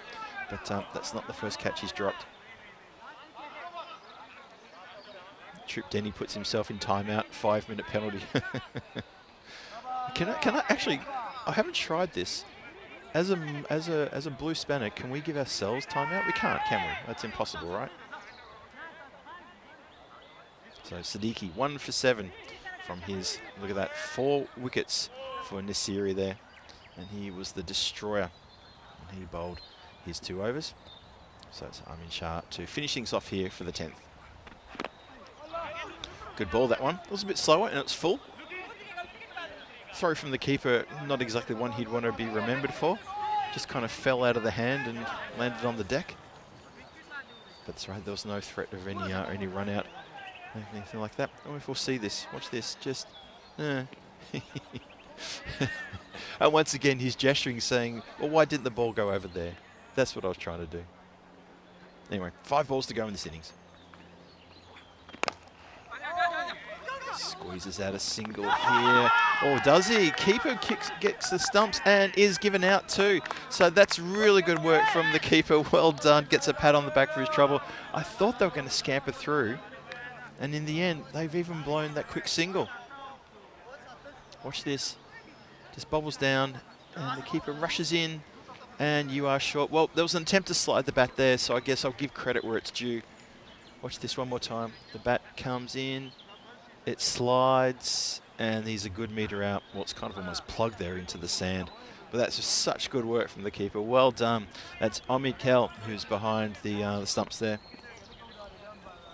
And that's another wicket down. Wickets are falling. That's the man who's been making me coffee all week too, by the way. Clips that around the corner. Going to look for 1 here, maybe 2. Turn, and no, not going to go for 2. Nimish Mehta was keen to get back on strike and get things going here.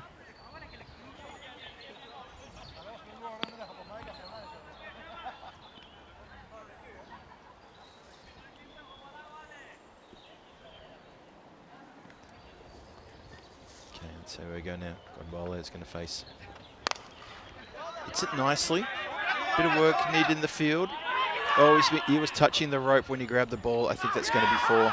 I think they're going to look at this and they're going to make this 4 runs. I think he's, yep, I mean, look at that. I think he knew it as well. He fielded it, he was touching the rope, and that is going to be shown as 4 runs. One more time. One more time.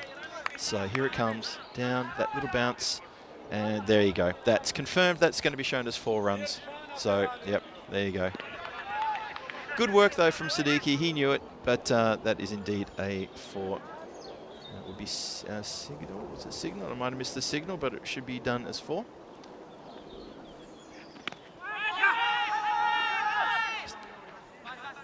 Slams that. I thought he hit it into his own feet there. And the leg by shown. So we're getting a bit confusing out there right now, just in this last kind of moment. Phil, only self-imposed timeouts, Trip. Yeah, okay, no problem. Well, self-imposed are fine. I know we can't. I know moderators can't time out other moderators. Can you imagine the carnage if we could do that? That would be ridiculous. Hit down the ground. Wow, Haran, he can't stop it getting past him. And that is a couple of boundaries in this last over. Just defeated by the bounce there. It's a bit hard to blame. It's a bit hard to blame the fielder. I mean, look, the ball comes in, it bounces, and it goes off in a direction. And I think Amin Shah should be a little bit easy on the fielder there because that's exactly what happened. So score is on the board. That's the important thing. So it's actually Venkata who's got the 231 street count, not Nemish Mata. He went out in the previous ball. Sorry, I called Nemish Mata was out there. They've got a couple of these 23 jumpers and they've got either a black one in front of it or a black one after it, and I'm a bit confused by that. Obviously they ran out of white numbers. Not sure about that. They need to fix that so we know who on earth we're talking about. In the meantime, Ali Raza put on the Ali Raza show earlier on in the first couple of overs, and that is an extensively good show to watch. Series 2 will be out very soon, but Series 1 here in this night series was looking really good until the catch was taken there, and the catch was not taken there.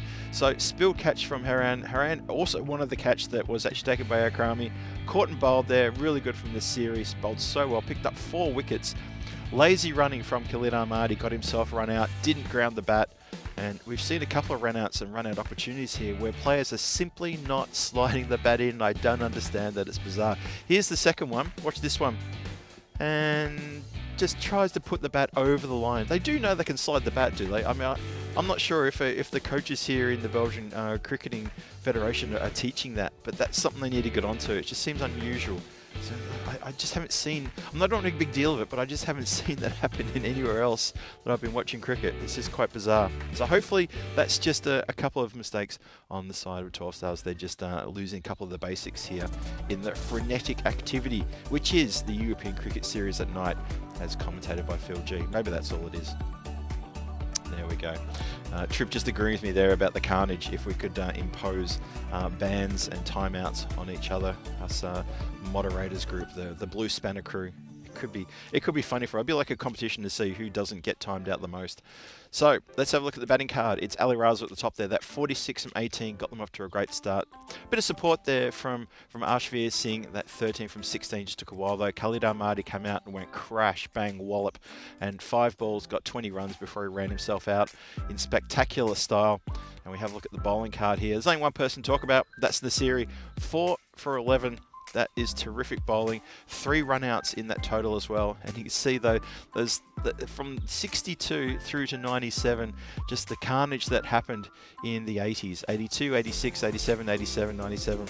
It was just problematic big time. Have a look at this then. So it's 107 for 7 is on the board. Thanks to those two, Ali Raza and Khalid Ahmadi. Nasiri, that sensational 4 for 11 that he bowled. Hats off to him. So Brussels Warriors, they need 108 runs when their turn to bat comes in about 10 minutes time. No, probably less than 10 minutes. Call it 6 minutes time. So join me, Phil G, here at the lovely 12 Stars Arena under lights for the run chase. And under lights is always difficult. Can the Brussels Warriors get the 108 runs? Join me in a few minutes' time. We'll find out together. I'll see you shortly.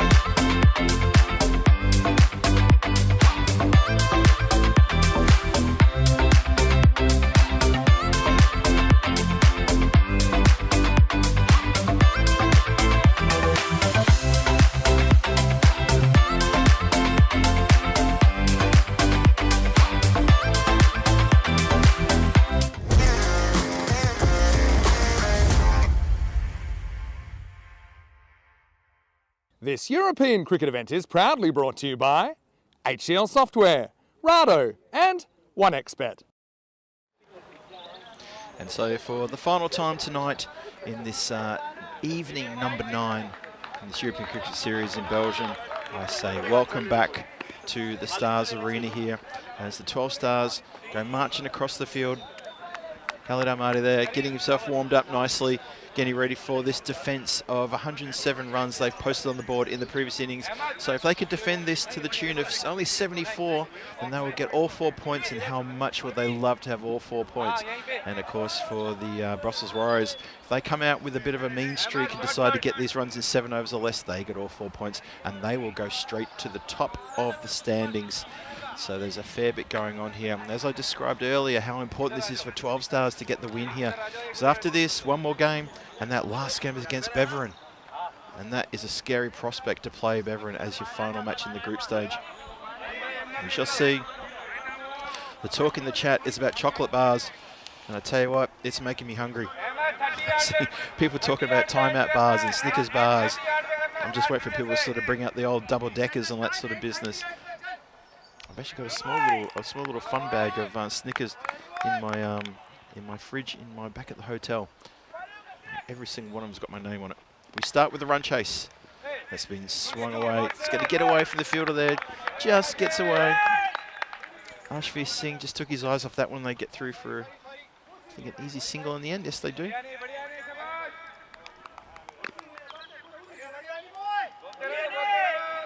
Checking the umpire in the background there. What's going on? Oi! He's lost everything. He's lost his place. He's lost his gear. Nice one. And that is a fumble at the boundary line and goes over for 4 runs. Oh, Ani God bowler will be upset about that. Wouldn't want to make eye contact with the bowler after that effort. It was a good strike, but just overran it, overshot it. And that's a bit disappointing. So he does here. Often opens the bowling for 12 Stars. Usually does with success as well. Well, that one he tries the old out of the back of the hand, and that has not worked. So it's Ahmed Kell is out there. And he's also joined by Abdul Rahmanzai as well. The usual suspects opening the batting for the Brussels Warriors. I think they've opened 3 times in a row this evening. Abdul Rahmanzai got a good 35 in the previous match. Ahmed Kell, he failed. That's been hit down the ground. Is that coming towards me? I'm just trying to watch people. Nope, that's smashed into the scaffolding. I heard the clank about 3 metres to my right. The commentary hut tent is probably about 5 metres just to the other side of the scaffolding. So if it doesn't hit the scaffolding, it's probably going to hit me. Haven't had too many in here the last few days. Watch me curse myself. That's going to get through. Is it going to have legs? It does have legs. It makes it through to the boundary line for 4 runs. So that's 16 off the over. Anyone would think Brussels Warriors have got 4 points on their mind right now. What do you think? Desperate stretch there to try to pull that one in. And it just runs away from the fielders.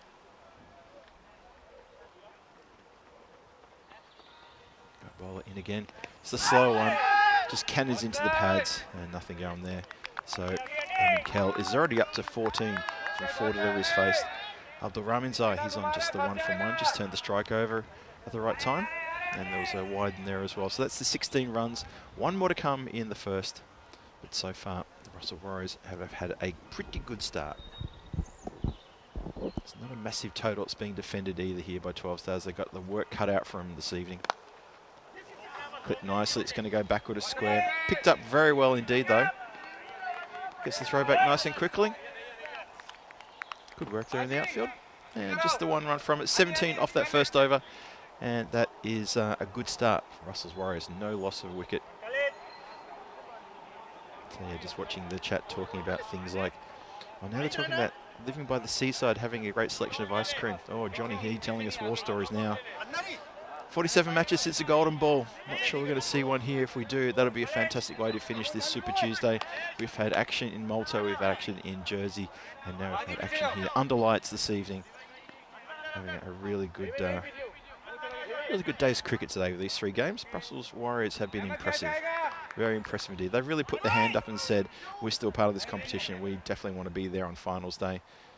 Be interested to see if they come when they come up against Hasselt and Beveren in the next few days. And it's wides indicated there. Kaladamadi here. He had a quick fire 20 when he batted earlier. See if you can back it up maybe with a couple of breakthroughs here. They would love it if they get a couple of breakthroughs.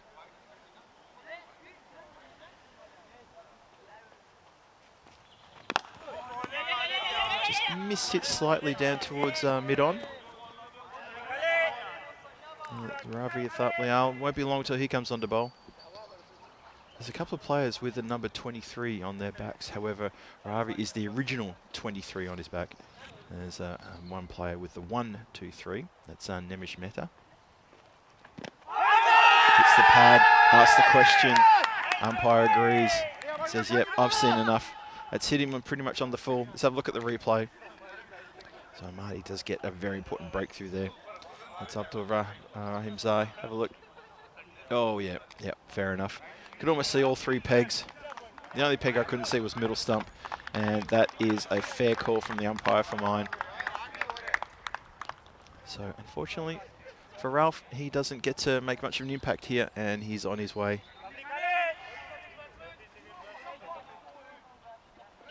Yep, umpire pretty much just had a little bit of a think about that and concurred with the appeal and said, yes, that's enough for me to say, yes, we're done. So 19 for the loss of 1 wicket now. Marty fighting back hard in the second over. After that first over went for 17. It's going to be Faisal Mahmood, who's he's missing another good innings in this series. So for him, he would love to get a few good runs here. As that slammed into the ground, into the hand, and then it flies away. Kamal Singh, it's too hot for him to handle, and it's gone flying away for 4. Just hit. It's going to be ringing that hand out. Because he did get a hand on it there, and then it's just cut straight through him and gone across the boundary line for 4 runs. Go full of fly swatter as the mosquitoes are starting to build up in force around me here.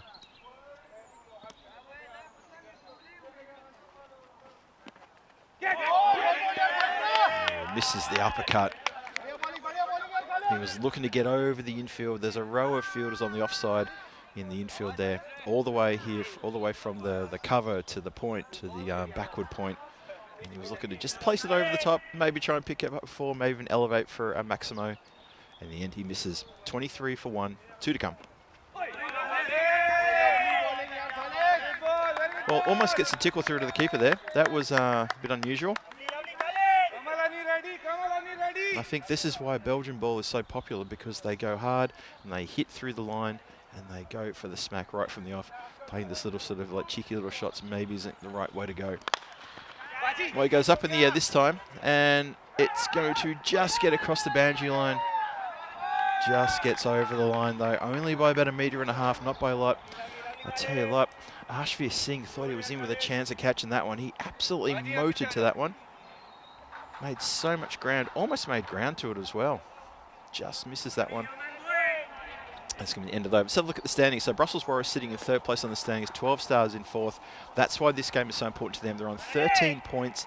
They need to stay in touch with the top 3 here by getting a win. If they don't get the win, they're in danger of sliding down, because the 2 teams below them have got more games in hand. And by the end of the group stages on Saturday night, it wouldn't be surprising to find 12 stars languishing in either 5th or even 6th place unless they get a win here.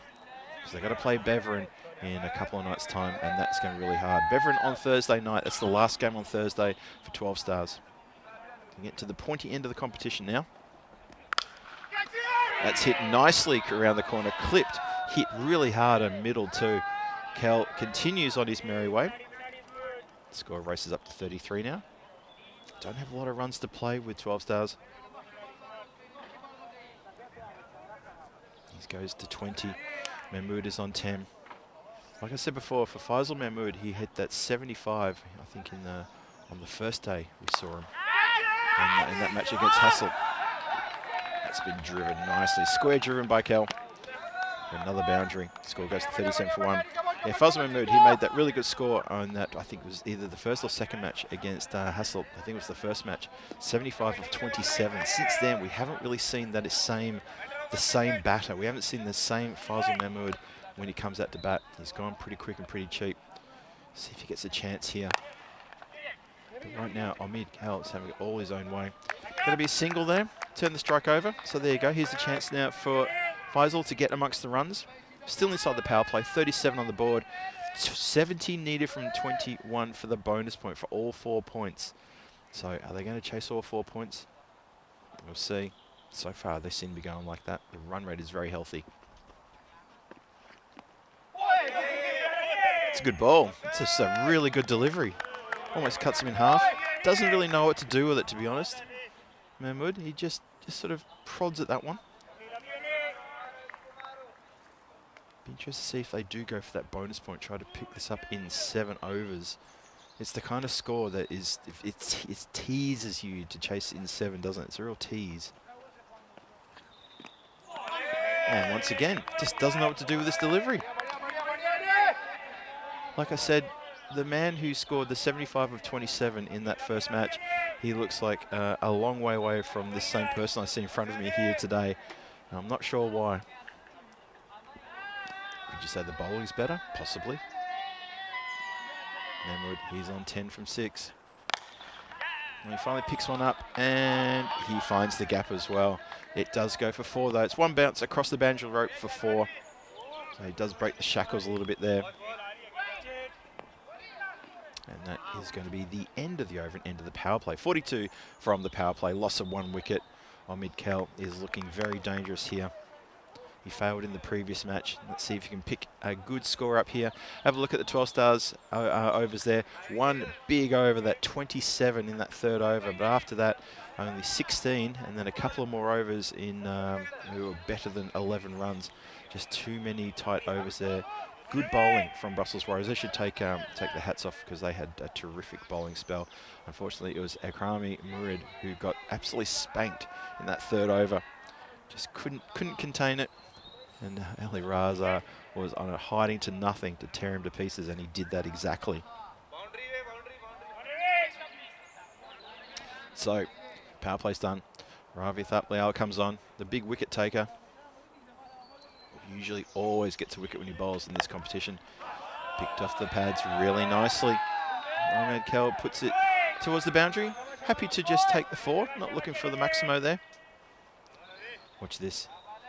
Just goes backward of square leg.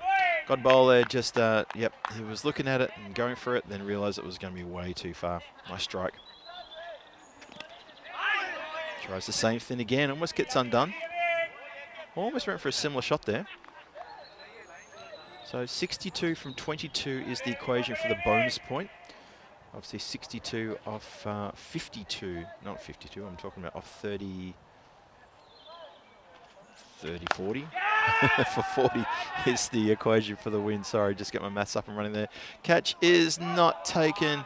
It was in the air for a long time. That's disappointing from Nemish. Nemish Mehta has spilled it. Oh dear. Red hot chance. Watch this. It's up in the, I mean, he almost pushed it in front of himself to give him a chance at the second bite of the cherry, but no good there. No good.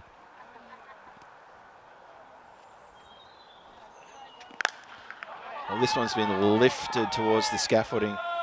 That could be a danger for any jets going overhead. Shake of the head from Ravi, who's walking back to his position. It's all going wrong for 12 stars. It's not looking good. Have a look there, the way he just shakes his head, the bowler. Even in slow motion, he's going to be, look at this, nut. Just gives it a bit of a wobble and goes, nut. The 50 up though, 53 for 1. Omid Kal, he's on 30 from 12. Fazl Mahmood, he's already raced up to 20. He's going to race up a little bit higher now with another Maximo. Goes well over there. God, bowler he's hopping. Is he hopping mad? I'm not sure, but he's hopping. I'm not sure what he's done there. Looks like he's done an injury to his leg by staring at the ball. Don't know how he managed to do that. Up into the night sky and down again. Yep, look at that. Did he step on the rope or something? I'm not sure what that's about. Anyway, we'll find out later. 59 for 1. One more to come in the 4th. He's going to get that away fine. It's going to run away all the way across the grass. The field is lightning quick here. It's looked after very nicely. It's watered often. It's some good sunshine as well to dry it out. It's a very nice, lush outfield. I saw a comment in the chat earlier today, I think when we started, someone said the outfield wasn't good enough or something like that. And I did say at the time, I said, look, you probably need to either get your eyes checked or make sure you're actually watching this game, because the outfield here is absolutely terrific. I mean, it's two lovely football pitches and it's been curated perfectly. Have a look at the run rate situation there. That white line is going ever upwards. If it keeps going like that, they're going to get all 4 points, the Warriors. And they get all 4 points, they go top of the table. Now, how happy would they be? Brussels Warriors, this is their 8th match.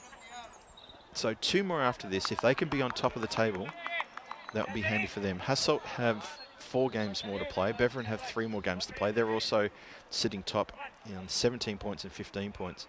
But Brussels Warriors, if they get all 4, they go to 19, which means they'll be 2 points ahead of Hasselt, sitting on top of the table.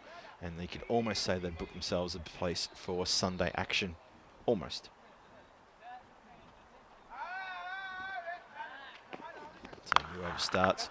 It's been pulled around the corner, shouts to catch it. Couple of bounces, and Meta does the fielding out there. Salazar with a lot to do here. There's a lot of pressure on this young man. He's also been one of my few helpers here at the ground, getting me coffee and drinks and getting food as well. And he got called up because of the lack of players available for 12 stars. You can see there, he's just been carved away, up in the air. Backward a point, that's going to be Maximo. And this game is petering out, unfortunately, for 12 stars. And Brussels Warriors for that bonus point now, only 38 from 16. So to me, they're definitely going for all 4 points here now.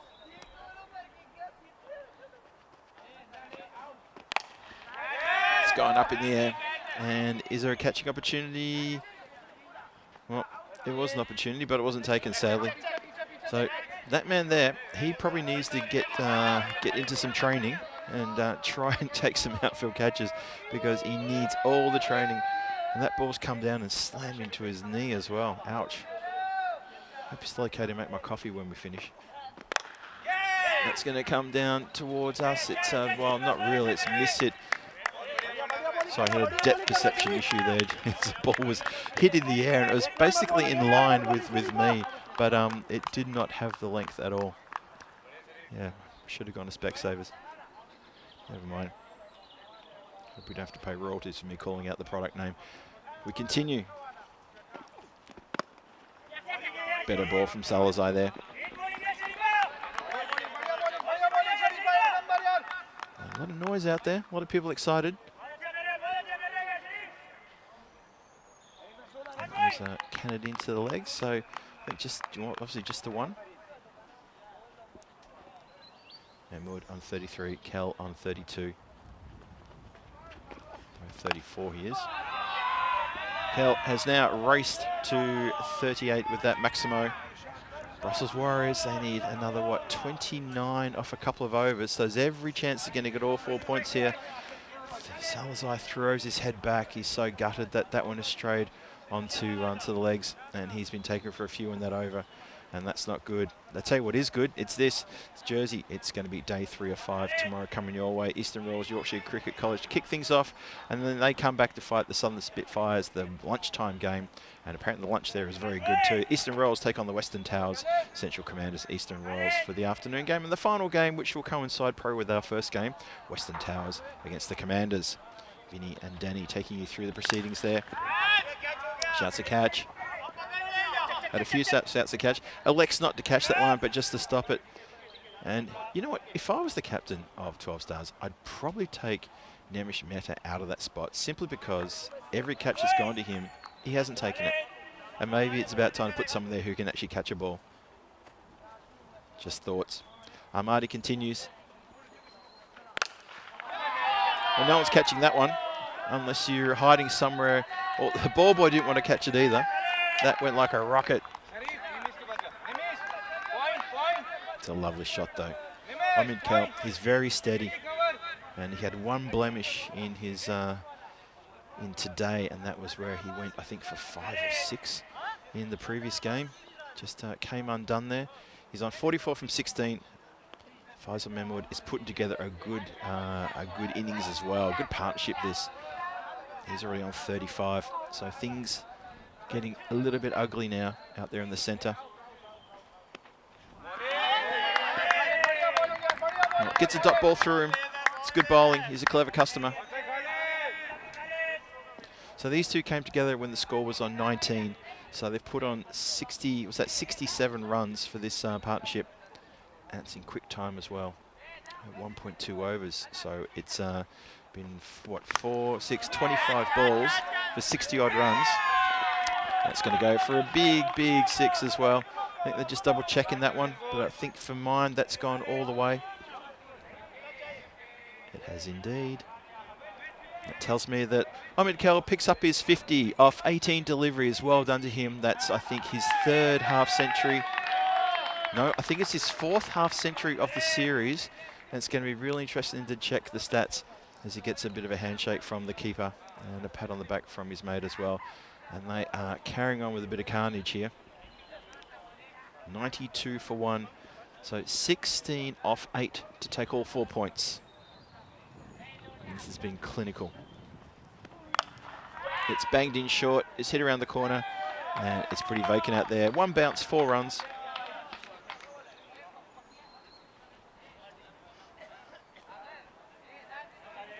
Trip Denny just pointing out that I'm going with the coaching mind. The great thing about me and coaching, I'll say this, with me and coaching, you buy one, if I give you a hint, it's buy one, get one free. I'm more than happy to share the love around. No problem at all.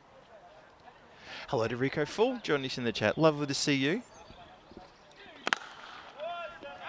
Congratulations on the work that you and Tina are doing down there in Malta as well. Thoroughly enjoyable as always. And I'm looking forward to the opportunity of commentating with you sometime in the very near future, Rico. Hopefully you and I will get on the same gig together and we can talk up a storm. That would be terrific. 97 for 1 after 6. Brussels Warriors need 11 more off the next over to get the bonus point.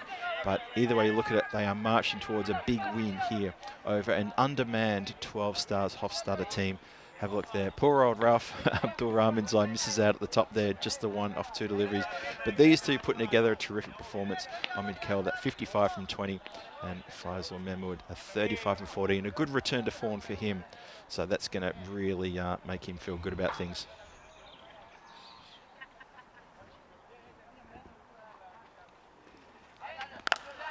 Out of the ground.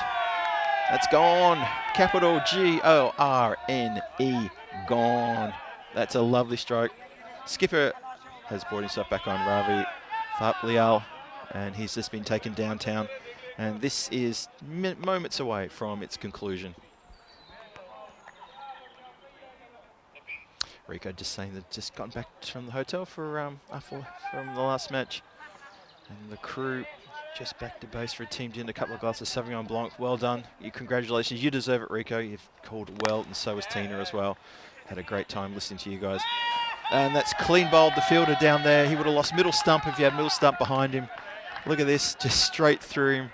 And that is almost the game right there. Makes a bit of effort to get around, and then it's just taken a slight turn. In the end, the hands were nowhere near it. Completely deceived by the spin that the ball tends to take when that happens. And it is the win right there. And that is the emphatic win. An absolute statement there. A fantastic performance from both these two batters. Ahmed Kell and Faisal Mahmood put together a sensational partnership of, I think it ends up being almost 90 runs in the end. What was the... Just trying to see what the final scoring was there. It was, well, they came together, it was 19 for 1. So it ends up being a 89 run partnership. Well done to them. And well done to the Brussels Warriors, who get 3 from 3 tonight. And they have done their chances of finals every little bit of good by getting these 3 wins. Been a terrific display from them. Very, very proud and very happy for them. Have a look what happens tomorrow night. Hasselt take on Beveren, and that is, well, it's no longer a top of the table clash because Brussels Warriors are going to push themselves into top of the table now. So this is 2nd versus 3rd, and I still say that's a preview of what could happen on finals Sunday. coming up in a few days' time. Let's roll the highlights and see how this all unfolded. I've got a funny feeling here you're going to see one wicket fall, but you're going to see a few mishaps in the field. Meta, unfortunately, he's going to hate watching this reel because he'll be featuring with some of the slips in the field. There was the leg before, that was the one wicket that fell. And then everything after that is just going to be boundaries and misfields for the rest of this videotape. The ball coming down on the other side of that boundary rope so many times. The bowling wasn't particularly great, the fielding was a bit lax as well. But 12 Stars, fair enough, they were undermanned. They had 4 new players into their team. 4 of them, I think they were youngsters, and they had 6 changes overall as well. So we're not going to put them down by putting a long videotape there of the 6s and 4s that were belted off them. We're just going to say, look, they were undermanned, and it showed. So for 12 Stars, they've now played 9 games. Their run rate's taken a bit of a hit as well, the net run rate. They're stuck on 13 points. They've got 1 more game to play, and that's against Beveren. I think you can pretty much say goodnight to their chances of getting into final Sunday. In fact, you can. There's no way they can make up the ground now. I don't expect them to get a win over Beveren because now they, Beveren have to lose every game and 12 Stars have to win every game. Antwerp would have to lose most of their games. So it's a lot of this and that would have to happen. I can't see it happening. Khalid Ahmadi gets 1 wicket, 1 for 30 for him. And the rest of the bowlers, well, they didn't really fare that well, but they didn't fare too badly either. It was just a clinical display of chasing 108 runs in less than 7 overs. Very, very easy indeed in the end. Quite one-sided this match. Ahmed Kel, he'll probably put his hand up for player of the match for that effort, although I've got to say Nasiri with that 4 for 11, I think he could be in a contention for player of the match. He bowled so well in the 12 Stars innings.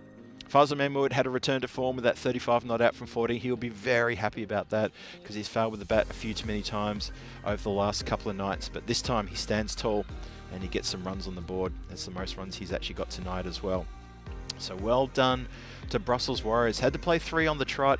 That's not easy, playing 3 T10s on the trot, but they've done it, and they've got a lot of points along the way as well. They're going to end up sitting top of the table when it's all done and dusted. I could refresh my page on my laptop here to see if that's been done, but I'm sure the scorers are still putting the score in. But they will be clear on 19 points, 2 points ahead of Hasselt, who'll be in 2nd place. Beveren will be in 3rd place on 15 points. 12 Stars Hofstadter 4th place on 13 points, Antwerp on 12, and Royal Brussels bringing up the rear on only 8 points. So we'll talk a bit more tomorrow night about the standings. We'll have a closer look at that. It's going to be interesting to see how it turns out. I'm looking forward to tomorrow. That is going to be a red-hot ding-dong battle because these two sides have got absolute gun players, and that is going to be some quality cricket coming your way tomorrow. Please make sure you join us tomorrow night, either during the last match there in Jersey or straight afterwards for some really big, entertaining Belgian ball cricket here. I can see people saying goodnight there. Thank you for joining me. Christopher Ward, Thomas Martinez, Tim Harmer, and the whole gang there. Johnny He, Trip Denny, thank you for joining us. Paul Kempin, Ian Smullen, Kev's there as well. And I know there's a whole bunch of you there. I saw Luke Belgium in there earlier, Luke Van Loo, thank you for joining us as well. And if I've missed you, I'm really sorry. I keep forgetting everybody. I keep scrolling through while I've got some internet to see who's there. But thank you everyone for joining us tonight. Thank you for joining us at the ECN. Thank you for 2 Circles for once again delivering a fantastic production. And thank you to the Blue Crew for making it all happen. And thank you to the kids who played out there early today as well. Cricket's cool, and we're trying to get more of that on the telly for you to watch. Anyway, this is Phil G for the European Cricket Network saying I'll see you all tomorrow for a big night of cricket here Wednesday night. 2 games tomorrow. Join me then. I'll see you then. Cheerio.